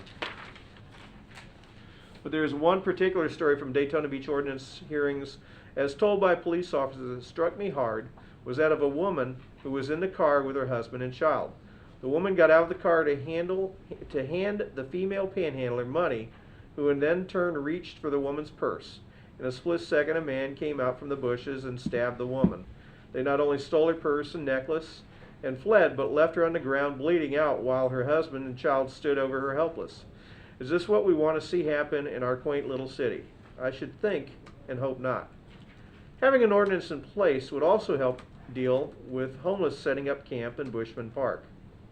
Littered with used toilet paper, empty liquor bottles, it's just not safe for adults, no less children. An ordinance would address the constant sight of the homeless sleeping behind the gazebo at the corner of Dunlawton and Swallowtail. I didn't know you had the timer on. I would have read faster. If we don't stop this now, it will continue. This is undesirable, disgusting, and unwelcome activity. Simply cannot be allowed to continue.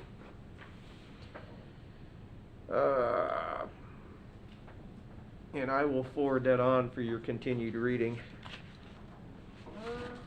But basically it was asking us to employ Michael Kahn the same way our city Agreed. attorney did. Are there any comments of anyone here present that would like to speak?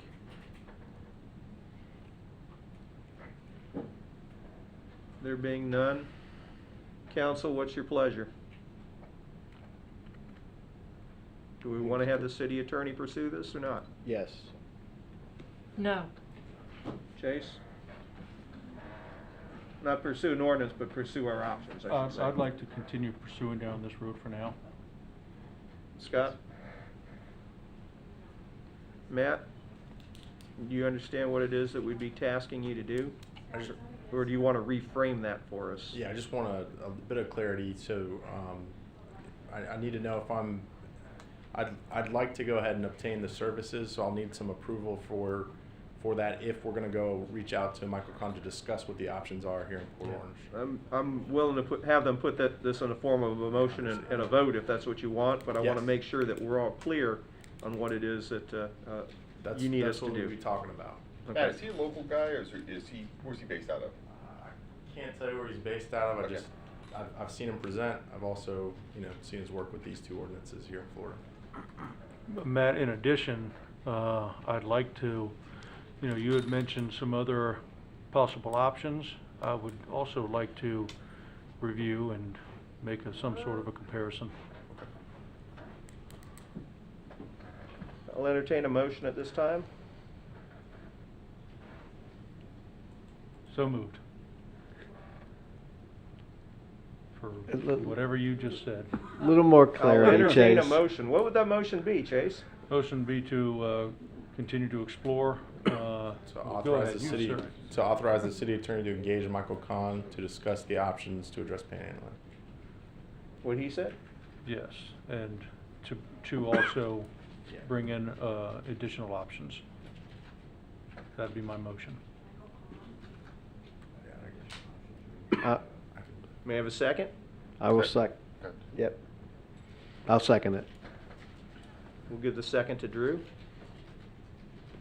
Mayor, just a quick word. So, Matt, when you speak with Mr. Kahn, what I would expect is some open, forthright conversation describing the layout of our city, comparatively different, obviously, than Daytona and St. Augustine. And I think within pretty good conversation, I think he should be able to give you at least his opinion and perspective. Yep.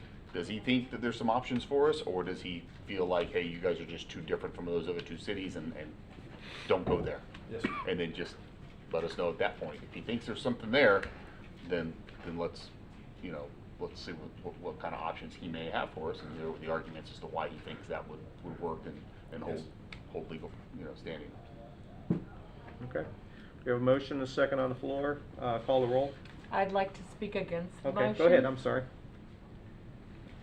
I'm going to speak against the motion. I've had considerable discussion with the city attorney over the course of several months. We aren't going to win it.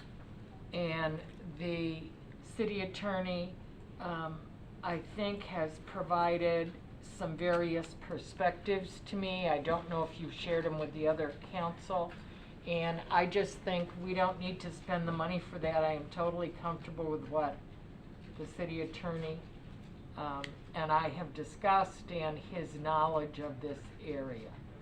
So I'm just not prepared to spend that money. Fair enough. Can I ask, I would be curious as to what would be the cost of this, of obtaining the service, or at least having that dialogue to, even before engaging? Yeah, I think.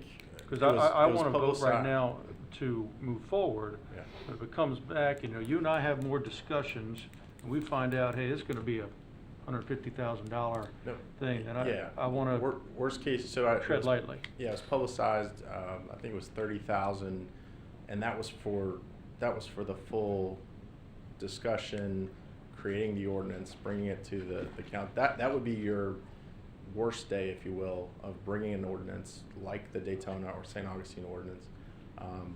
This initial discussion that we can have, I think we can do that for significantly less than that. That's what I'd be hoping to get, if that's the council's direction.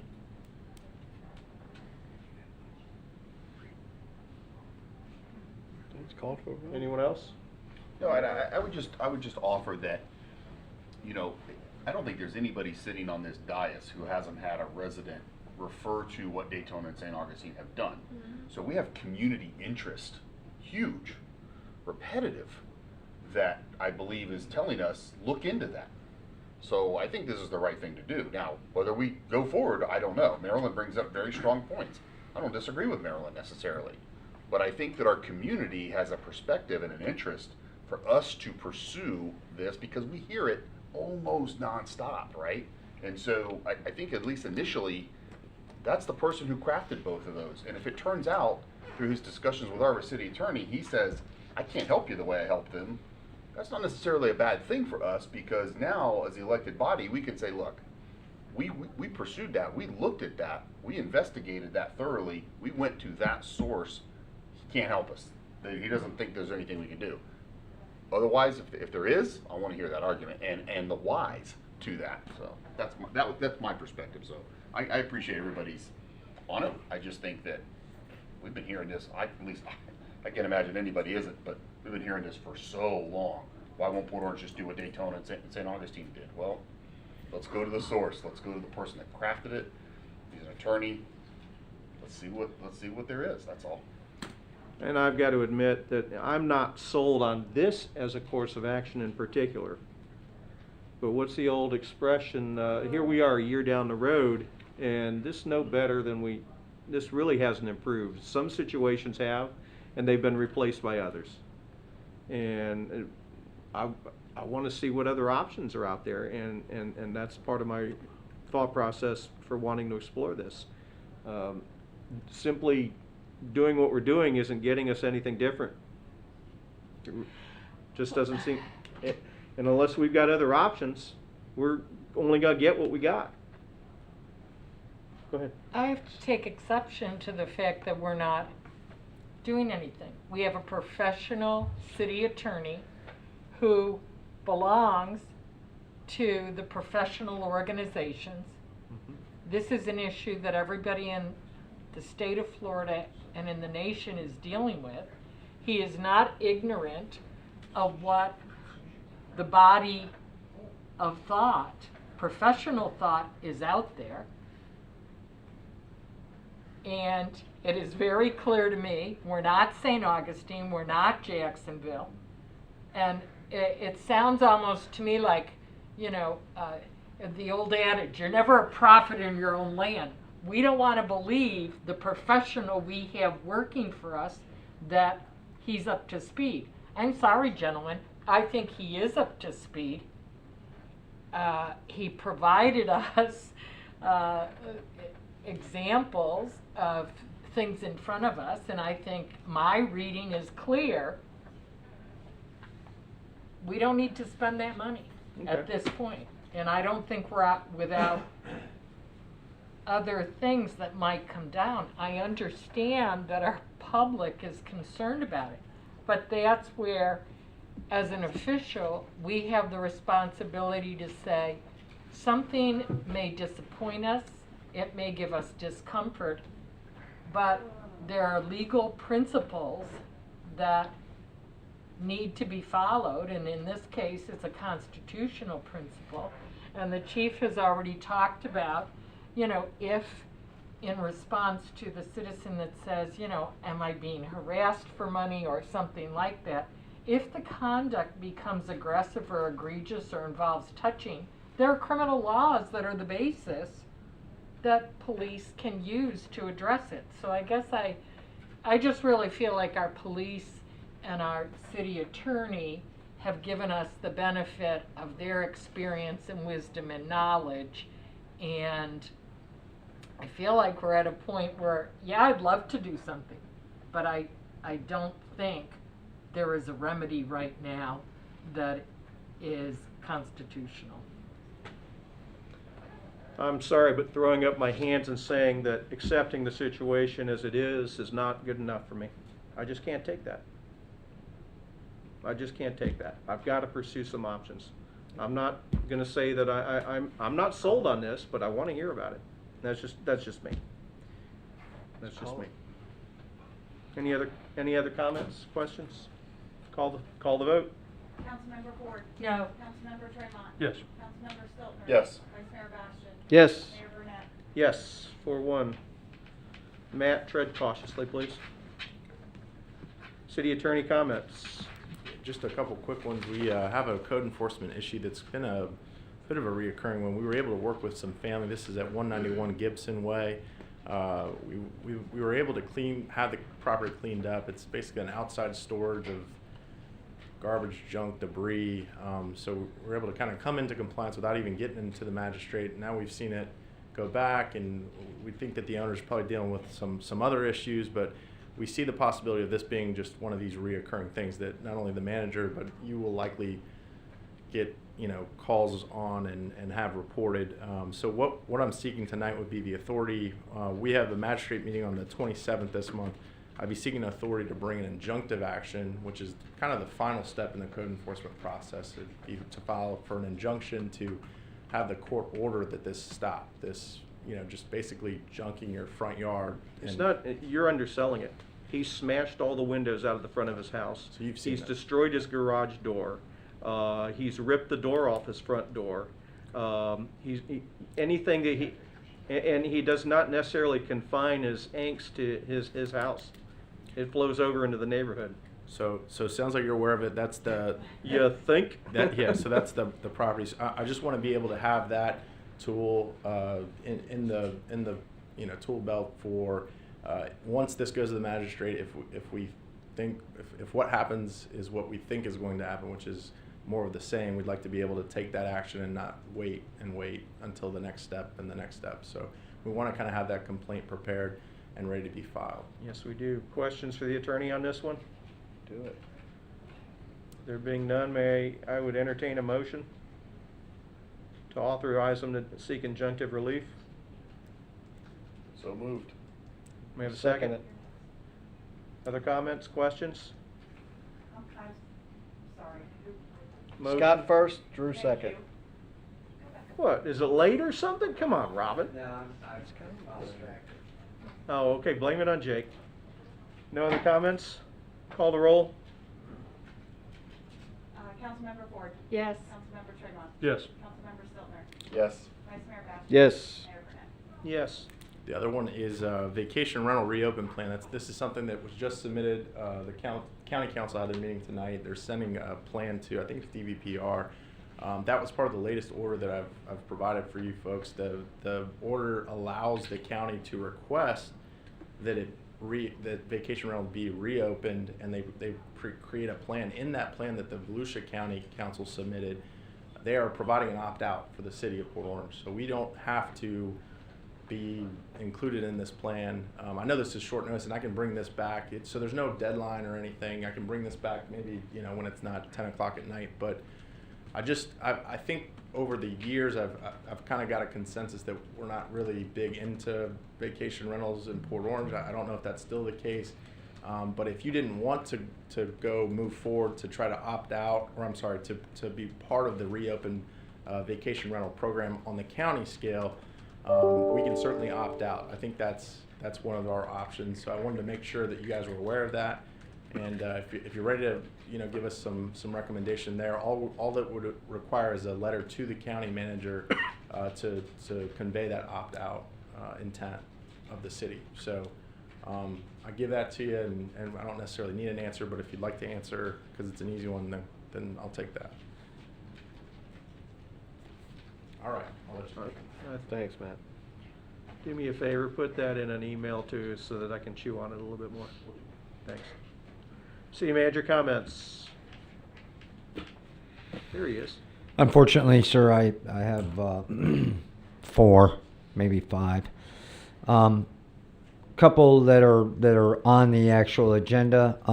Yeah, Jennifer Morano wants to come in. I know this is of interest to her, but we have 2 issues that Parks and Rec wants a little direction on. I'm willing to give that direction, but I want to make sure council's in on the conversation. And one of them I think has an impact on the Port Orange Community Trust from a if we don't do it, they're not going to do it kind of perspective, possibly. But the first one I'd like to talk about is July 4th, so we can get Jen and Terry out of here. But July 4th is coming upon us. The governor has extended the declaration of emergency through July 7th. Now, he can come back on that, but right now it's July 7th, I believe. July 4th falls within that. There are a bunch of cities that have canceled July 4th already, or postponed July 4th already, the celebration, if you will, with fireworks. There are a few cities that haven't. There are a few cities that are still doing it. The cities that still are doing it have a drive-in, drive-out policy. Yeah, I've been to a couple of those in the military where you drive on base. It's open to the public. We used to drive on base, park on the runway, watch the fireworks. You used to be able to get out of your car, but watch the fireworks, get in your car, and go out the backside of the runway. It was easy. Susan and Peter and met with police and everybody else, and that's not so easy here in Port Orange. We could have vehicles here inside city center to do it, but we wouldn't be able to have that many. Others would be able to see the fireworks, but a lot would not. And we could not successfully do it with letting people out of their vehicles and safely maintain social distancing. Another thing to keep in mind is our VIPs are part of the high-risk group. If we don't have to, we're not going to invite them back till it's very safe for them to come back. So we wouldn't have VIPs working, and we usually have quite a few working during that period. So I think that would be hard to do.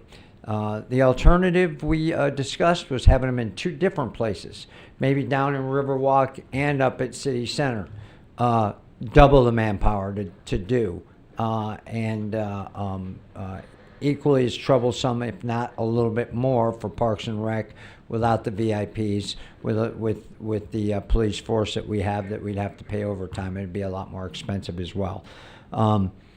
We have to make a decision soon. There's some contracting wickets that we need to meet. I think June 1st we have to tell our fireworks person. If not, we start paying fees for bailing out late and things of that nature. So we'd like to get ahead of this and consider either doing a very limited drive-through, which personally we don't recommend, or postpone it to later on in the year. I think staff's recommendation right now is to postpone it till later on in the year. Also, there's the impact on our crowd when others aren't doing it? Are they gonna come here and add to our normal crowd? That's absolutely correct. I think That's a Ormond's concern. bailed, Holly Hill's bailed. Holly Hill doesn't have them. I think New Smyrna has bailed as well. So we'd have that impact, yes. Okay.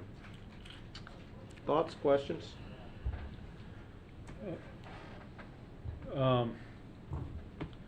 Frankly, I'm for us having it.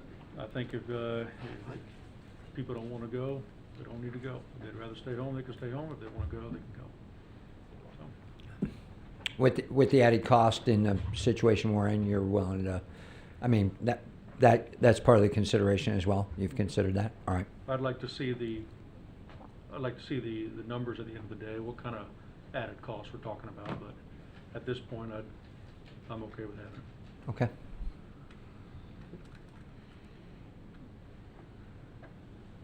Go ahead, Scott. Gentlemen, ladies, go ahead, Scott. Thoughts?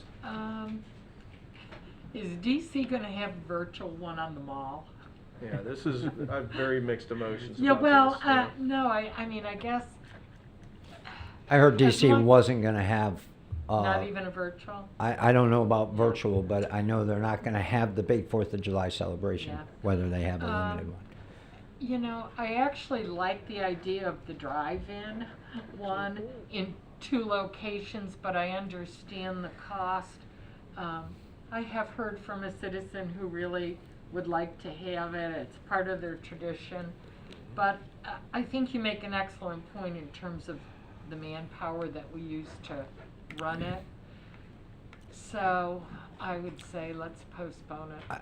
You know, the other thing about the drive-through is without our VIPs and with, you know, even if we called in, I'd imagine half our police force, people are still going to walk in, aren't they? I know. And so that's going to be a problem. And then Chase brings up a good point. Well, if you're ready to assume that much risk, do what you got to do. But So whether they're willing to assume that risk or not, aren't we telling them it's okay if we're doing the show? Aren't we Well, kind of that's- implying that it's okay whether it is or not? And so one of the things that we've held fast with so far is if the governor has said something, we've kind of followed suit with that and said, yeah, we're gonna do what the state says. Right now, in our council chambers, we have under 10 people because in a room we can't have more than 10 people. I don't think we're gonna have an opening by July 4th that says you can have 500 or 1,000 people in an area. I think social distancing will still be a thing, but we wouldn't be able to enforce that. There's just no way we could enforce that unless we postpone. I believe that Daytona International Speedway, who moved their July race to August, is moving it back to July, but without fans. Yeah. And if they're not going to have fans, They're not going to have fireworks either. well. I But mean, isn't that- there a that- concert or something there in If they late July, mid-July? If they can't have fans, Yeah. for something like that on the 4th of July, which has been as American as apple pie to Daytona Beach, I think that kind of sends us a message too.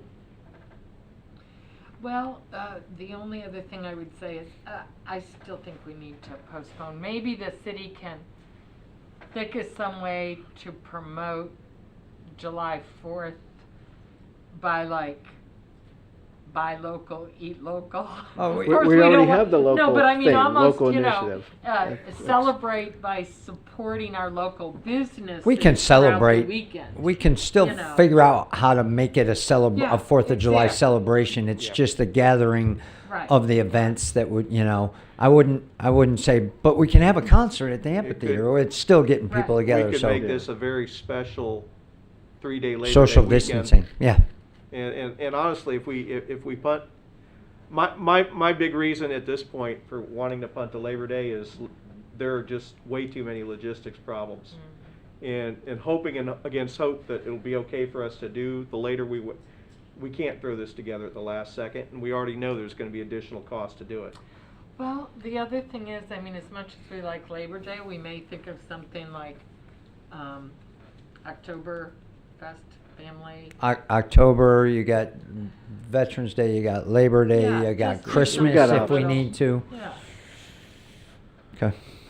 We haven't emptied the options box. Okay. I think we have to use it within 180 days, so that would give us through next January, February to use it. Okay. I'm good with that. We'll have it on Veterans Day. It would. Mhm. I think we're all in consensus to postpone. Absolutely, postpone. Yep. What else you got? It's supposed to rain that night anyway. Or be extremely dry, right?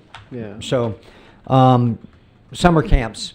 Right now, given the CDC guidelines and what we have and the schools not being open, we could have a summer camp that would involve about 48 kids. And Susan and her team are ready and willing to do that.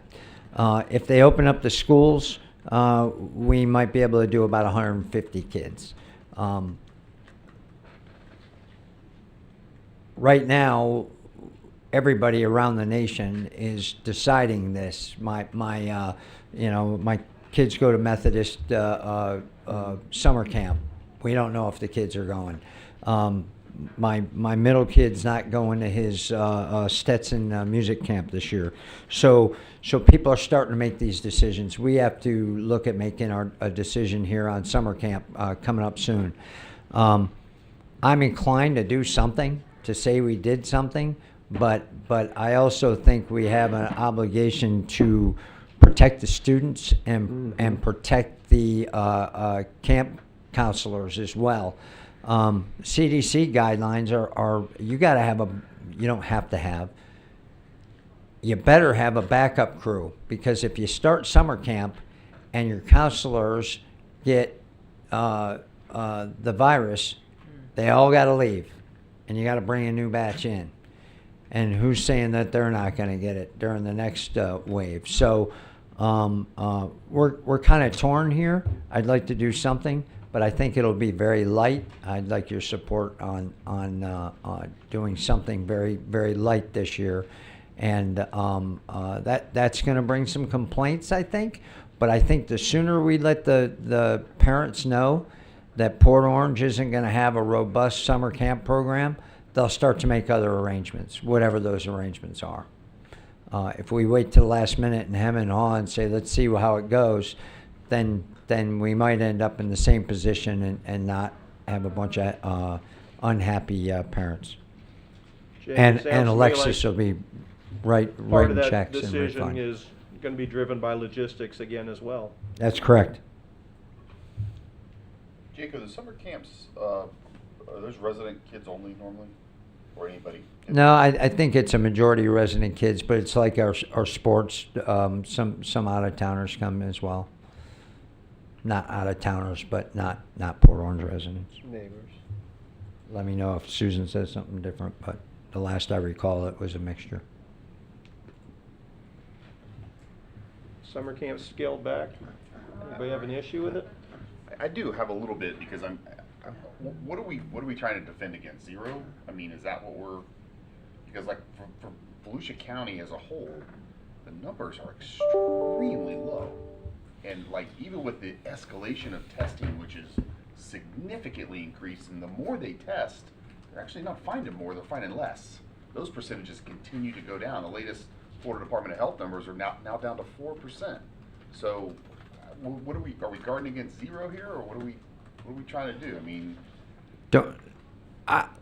My only concern is that eventually, if we make a let's go full up, we might be acting against what the governor's policy is at the time, and I don't know that.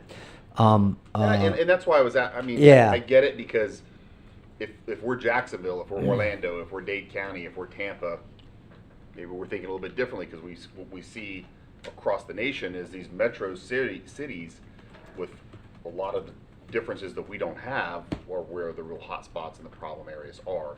Cities structured like us, and in areas like Volusia County, what we see is super, super low. You know, and so it's just a thought. I'm just throwing it out there. Yeah, I don't have the answer. I've heard a lot of but- people say, "Don't you dare cancel it," and I've heard a lot of people say, "How dare you have it?" You know, I mean, if we're I talking think summer camps that are outdoor, you know, How many areas. times have we heard that in not, the last 2 not months? necessarily. So here's the consideration for a full up round. If the schools don't open, I don't have a place to do it. Number one, and the buses aren't available and won't be available. So we're not going on field trips like we normally do. So it's going to be jammed all into one spot. When I say one spot, if it's nice out, we're going to be outside. But we're not always outside. It's not all day outside, and we have to consider that stuff. And Susan's considered that stuff as well. So you know, we just we're at the whim of too many outside variables that we have no control over, and the Volusia County Schools hasn't really said. Do we know when the school's going to make that decision? No. Have we asked? Yeah. I'm seeing if Susan's going to chime in. She's listening, but remember we're delayed too. But I got you. but yeah, I want your thoughts on this. We don't need to make this summer camp, but I'm looking for how you guys sit with this, and maybe if I need to get more information, I'm willing to do that. July 4th was a decision I needed to be made, but summer camp's another. Well, looking at it, if we don't have the venues and the schools aren't available, it's just, you know, we can't wait on the other side. back to This- logistics The again. school option is out of it. I mean, you can't have them, they can't be outside all day, it's too hot. You can't be inside all day, because, I mean, is it even, to do a scaled down version, is it even worth the risk? Okay, you say 46, 48 48. kids. What about the other thousands? You know, the parents are gonna be angry. Well, We hope we I've can already help. I've already written the check that it's a no-win scenario. Yeah. You say the school's open, we have it full up round. We're putting people at risk, whether we are or not. Yeah. We're putting people at risk. If you have 48, how come my kid didn't get in? You know, Yeah, it's only the X people or the Y people that got in, or yeah. So, but you all know Susan and Peter and the crew will do Yeah. everything they can We'll to make it get something to get special. the right people in there. So, I and the right counselors and the right time period. Yeah, I'm okay with moving forward. I mean, we can't cut off everything that we do. I know it's one of those situations where you're darned if you do, you're darned if you don't. But at some point, life goes on. You got to pick up, start doing things that we did before. And frankly, if you don't want to participate, don't participate. If you want to, let's do it. But if the logistics allow for it, of course. Moving forward, scaled back based on logistics. Yeah. Marilyn? Same? Drew? Yeah. Scott? Yeah. Okay. Got that, Jake? Scaled back 5-0. Yeah. Got it. What else you got for us? So this one's not a. Here I am again. The SAFER grant. Last week we said let's go ahead and pay for 3 more, or apply for the grant for 3 more. The grant will pay for 75% of these 3 firefighters. We'll pay for 25% for 3 years. And then we will borne the full cost of those firefighters. Okay. We all said yes to that. Well, not all of us. but- That's true. Yeah. 4 days later, they remove all requirement for the 25% buy-in, and now SAFER is going for 100% grant for your program, whatever the program is. Ours is 3 new guys for 3 years. Okay. All right. So now they're paying for 100%. Okay. So 100% of 3 guys. At the end of 3 years, the entire cost is borne on us, right? So put those 3 firefighters aside that we were going to use to do ambulance 24/7, 365. They're paid for 3 years if we get the grant. We have 4 people now. I said 3, but it's 4 now that are in drop. they retire in 3 years. So there's an opportunity here to increase the grant request to 7 total.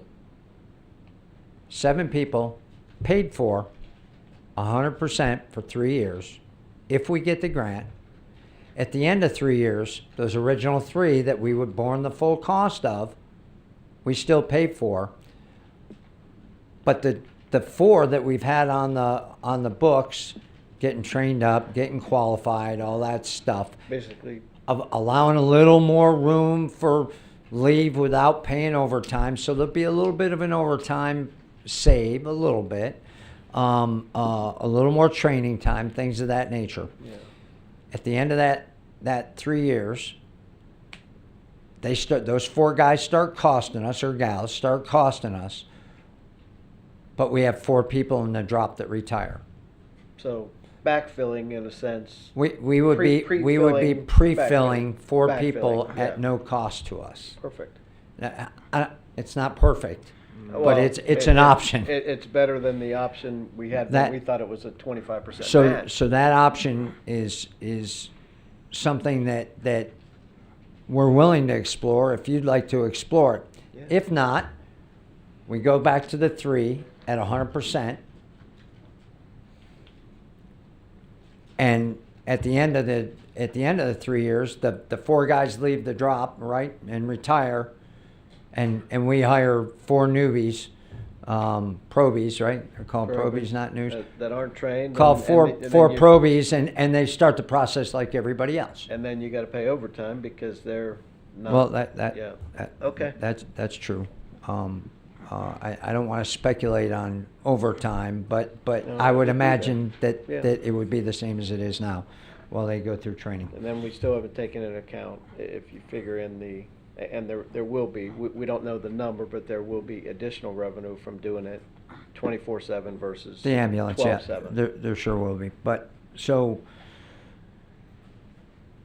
that's the option out there that I would like your thoughts on to move forward. Now, one of the things that Chief and I talked about is number one, the ask gets bigger, right? The check Yeah. that the SAFER grant people have to write gets a lot bigger. Yeah. So we might have gone from, oh, that's an easy one to, oh, hey. Ooh. So we're exploring, and we don't know yet whether we can ask for 7, but if you can only give us 3, we'll take 3. I don't know if the SAFER grant does that. We just kind of got this request and started thinking about the options. So we also have the option, though, of not expanding our transport service, but having 3 firefighters being hired now, paid for 3 years, and then when 3 others retire, it's a complete wash. Or you can keep it 24/7, 365 in 3 years. It's a wash, like you said, and you stop doing it for, yeah, absolutely. And there's yet another option. At the end of 3 years, we can say we're overmanned and lay some people off, which Well, we is know that's not gonna not happen. good, but, Uh, well, I'm willing to do it. Well, I'm not supportive of the expansion of the service, so I would not be supportive of this either. But I get it if that's a route that council wants to go, then financially, fiscally, it makes more sense to do it that way. But I would not be in favor of that. Every year we come around to negotiations, I keep saying, I want to give more raises, I want to increase pay. Every time you increase the force, that makes it that much more difficult. Yeah. So yeah, that's just my position. I would also speak against it. It reminds me of a sale on shoes, 2 for 1. Yeah. And because I get 2 for 1, I go, gosh, let me buy 2 pair, which means I got 4. 4. I can only wear 1 at a time. And the truth is, those 4, yeah, I'm going to need them someday, but those extra pairs sitting in my closet. Yeah. And it sounds to me like we got a great sale and that's why we think we should do more. I understand you've come up with a rationale with how it can fit, but I am uncomfortable saying, well, at worst that happens is we won't expand service and we'll just lay off people. I think Councilman Draymond is correct. We're Well, not going to do that. That's an option. So I didn't, I'm I didn't not say in it's a favor good of one. it. It is an option. I think And attrition would take care of that, Yeah. usually does, but attrition to take care of it. Attrition But- would, but not in this case, it won't. But I don't know, have we really thought through? I mean, yes, we've talked about that in terms of the fire department and they might have a need, but in terms of the big picture of the city, is that where our true need is? Getting 7 of something when 3 would do, and you might have a need some other place. Gentlemen? I think it makes perfect sense to make the ask, apply. There's no guarantee you're gonna get it. But if you don't apply, you're not getting it. So I'm with the matching, the 25% match or whatever, being removed, I'd say make the ask, make the application, for sure. I support it. Scott? Jake, I just want to clarify, make Please. sure I'm understanding. So, Yeah. with this particular grant, and as the grant is laid down with its provisions, we could seat up to 7 positions, fully funded 100%, at no cost to the city for 3 years. Is it And then 7 or at the- 6? And then at the 7. And then at the end of the 3 years, we have 0 obligation to maintain any of that? No. If we press the button that says we won't lay anybody off, Mhm. is that a valid assumption on your part for now Okay. in this discussion? So at the end of 3 years, you'll be writing a check above and beyond what you write now for 3 new firefighters that we said yes to last council meeting. Right. You will be writing a check for the 4 additional firefighters I'm talking to you about today at the same time that 4 firefighters in the drop leave. So those higher paying firefighters Replace with lower. are leaving, and the guys that are relieving them, the guys that are replacing them that we'd hire Could be have already been hired. Right. They're not going to be at the way bottom because they're going to be Yeah. 3 years senior, but they're going to be in place, and from an operational standpoint, they're going to be qualified. They're going to be sharp. They're going to know how to do some stuff instead of Chief Fuston having to do the test and hire them and all that stuff. Yeah. Now, that's what would have happened anyhow, right?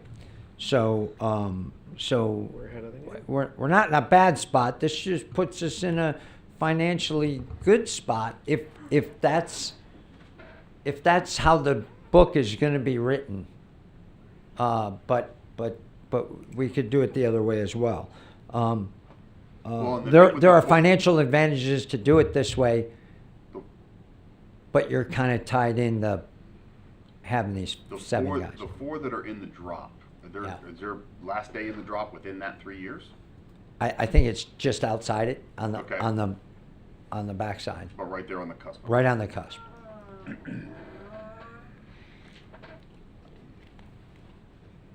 I just don't see that. I mean, first of all, we definitely have attrition. We always have. There's always some degree of attrition. I think it's very, very reasonable to us to assume, I mean, some of what we do is about assumptions. We're gonna have some attrition. Some folks are not gonna work out. The other thing that we've seen over time is it's very difficult to fill absences without overtime because they have been at such a low level for so long. So with knowing that 4 are in the drop that will have to be replaced, even if we don't do any additional new programs, Right.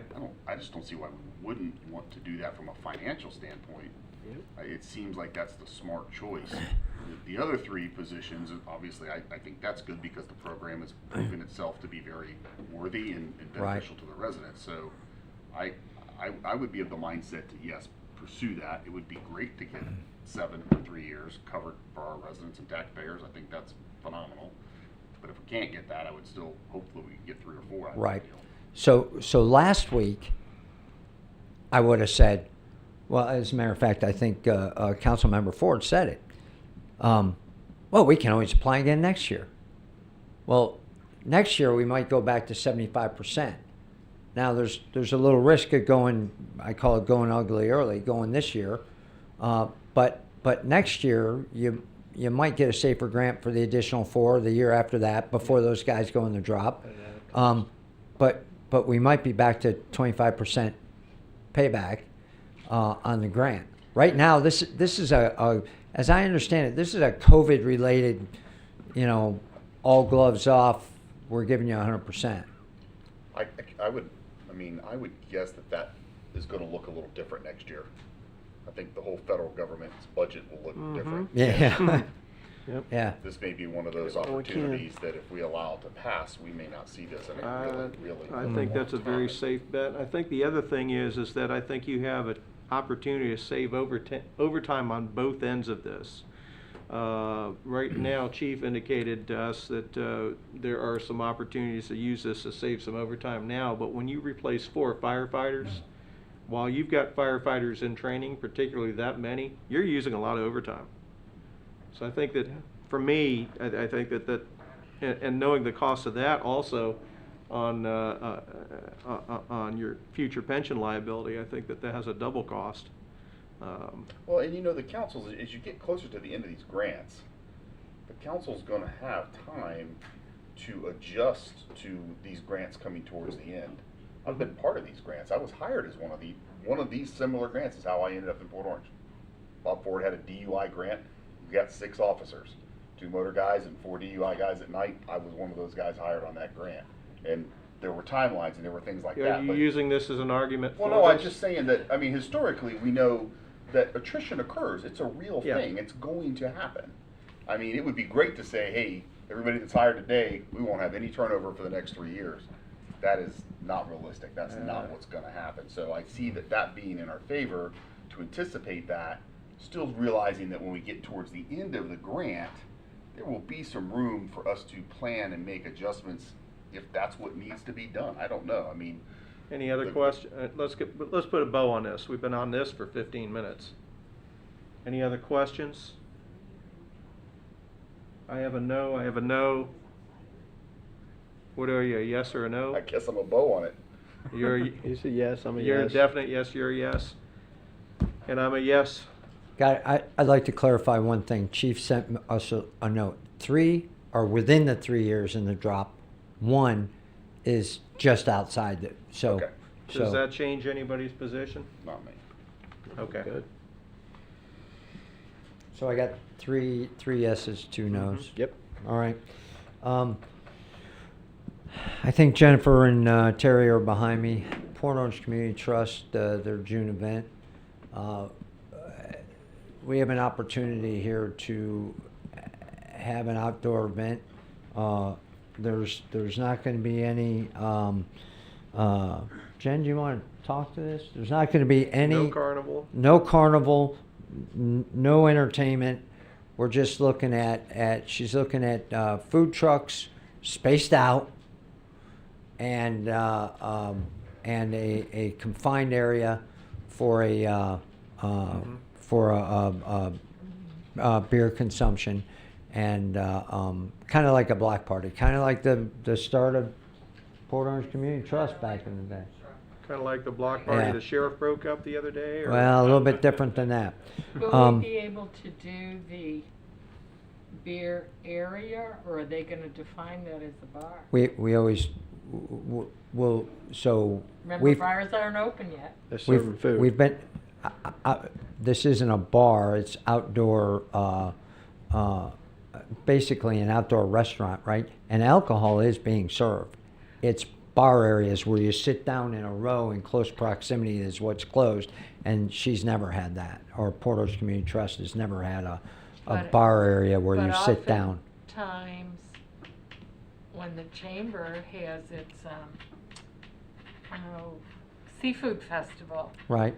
the alcohol area was in one location so that they could make sure they had ID'd everybody. Port Orange Community Trust hasn't had that. Okay. We've been expanding that little garden for about, 5 years now, 4 years? So it's no longer a sequestered area, if you will. It's a pretty big swath of place where you can drink. As a matter of fact, you can drink from road to road, right from the boulevard out to the back. The back. So all along where the food trucks are. Now keep in mind this is in June.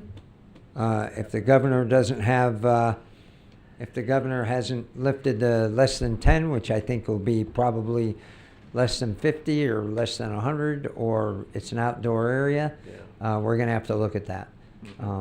But by the way, since there's no carnival and there's no additional type of entertainment, it would be a tad easier for our police department to help take care of that. That's good. Thoughts? Questions? Well, how does this differ then from fireworks? I mean, I know, I understand there's a Crowd difference. size.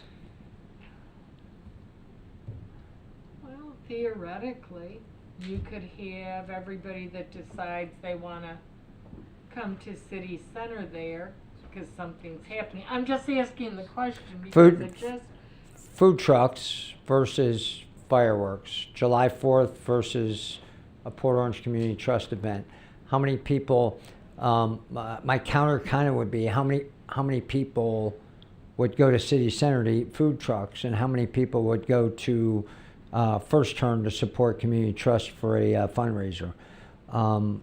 I don't know how many people were there. Tell our restaurants to serve people outdoors too. But that's what First Turn did. They were serving alcohol and they were serving food outdoors in an enclosed area, just a tad smaller than what this will be.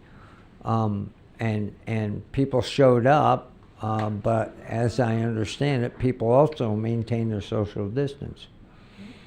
I mean, I can see some people readily saying you're going to draw a crowd, and yes, you tell them to social distance, but why can't you apply those same restrictions and still carry out a July 4th?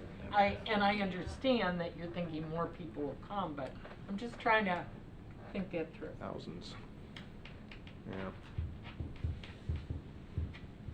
The other thing too will be with an event like that, you're going to have a time period that's more spread out where the fireworks, everybody's waiting for that 9 o'clock moment, so they all have to be there at that exact 15 minutes of the fireworks thing. Where a food truck event, you're going to get some coming and going kind of thing, which I think is pretty safe bet.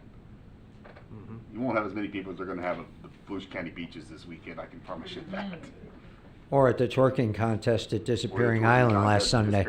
The fact that this is outdoors and we are encouraging our restaurants to do similar things, as long as we've got the social distancing safeguards in place, I'm fine with that.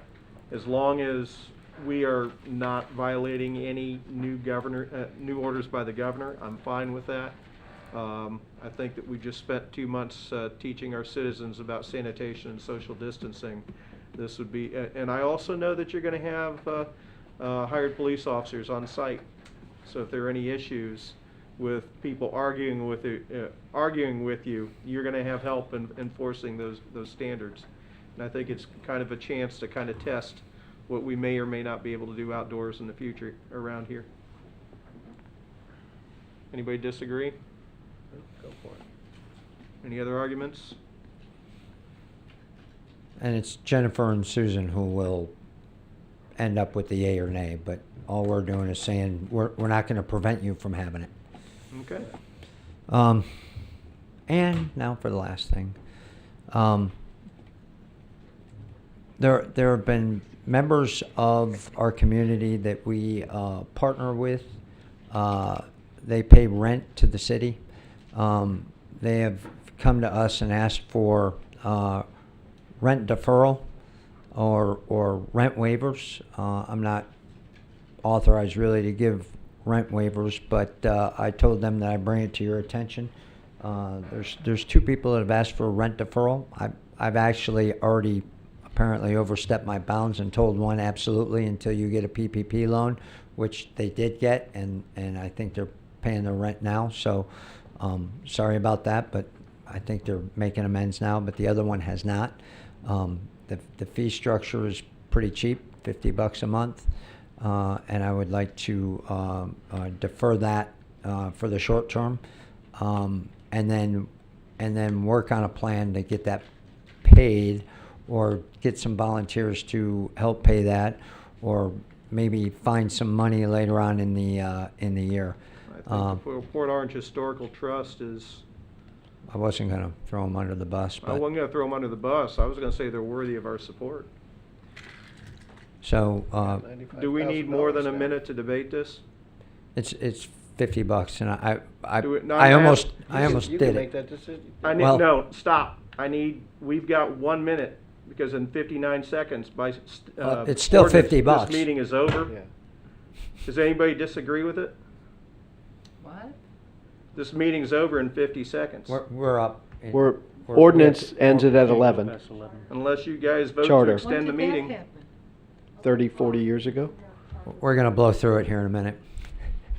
I'll vote to extend the meeting so that we can do. I need a council motion. commit- Is that a motion? I move to extend the meeting so that we can Second. finish this. By how much time? 5 minutes. Hurry. 10 minutes. Do I have a second? Second. All in favor signify by saying aye. Aye. Aye. Thank you. We did that with 18 seconds to spare. Well, good thing that drama's over. So, Well, I told you to let me speak. So the- You almost got out of here. so the Historical Trust pays $50 a month. For the trailer on. I may have a plan where I'll have a person donate it if they can't afford to make it up. Perfect. That works. That'd be good. All right. That We're all in person may agreement? not be happy Yes. with me, but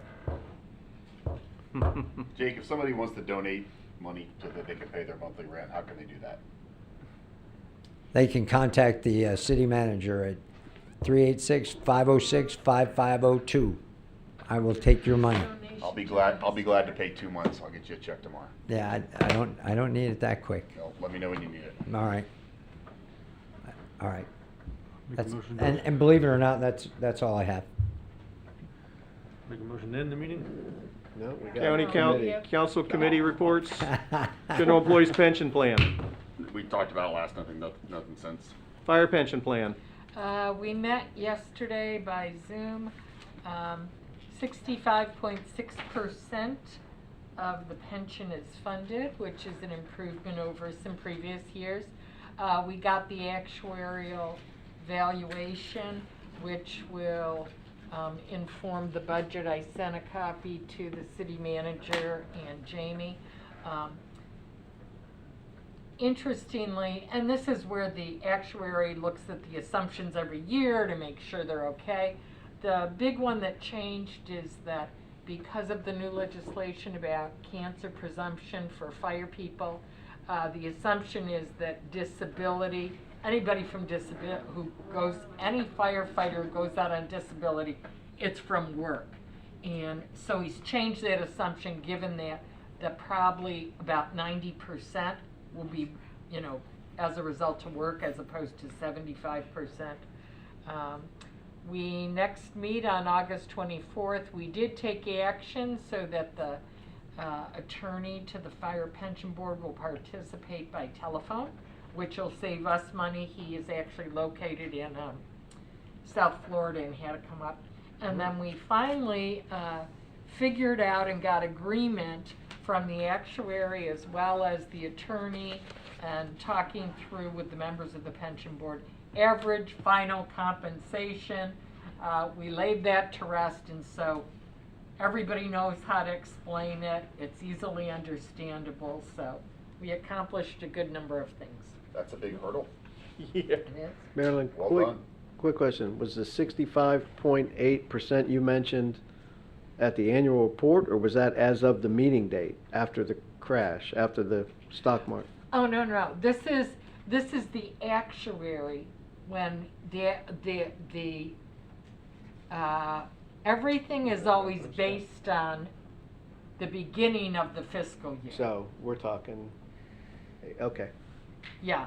Okay. Actually, the pension board, fire pension board, had changed a couple of accounts in the past.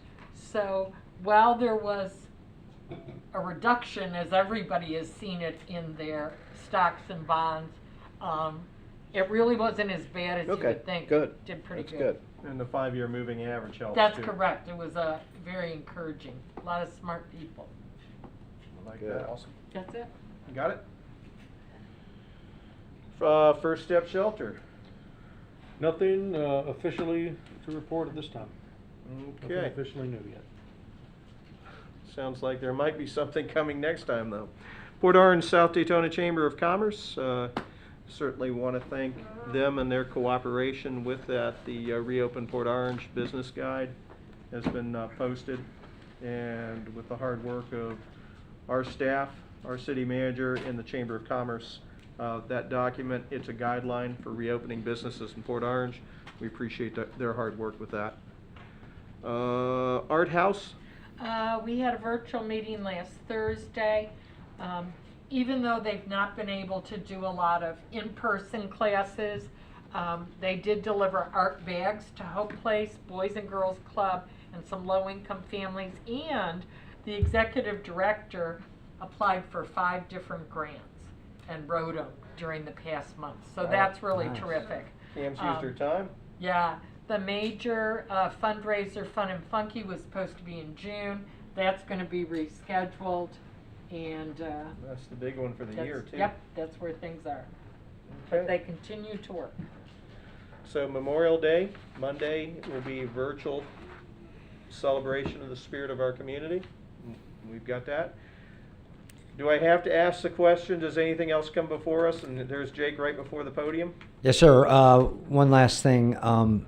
Today, as you, I think most of you know, is my executive assistant Cindy Rivera's birthday.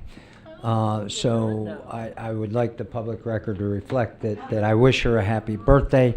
I got her a gift, but her fiance got her a better bigger gift. She was proposed to tonight, and she said yes. So Cindy Rivera will be Go getting Cindy. married. Congratulations to her for that. I think most of you or some of you might have got a text. I think she's probably Facebooked the world about it, but I told her I'd mention it for the record. So I've been disconnected from Facebook for the last 5 hours for some reason.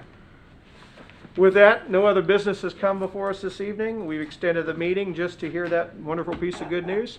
Everybody in Port Orange, have a good night and have a terrific Memorial Day weekend. We're out.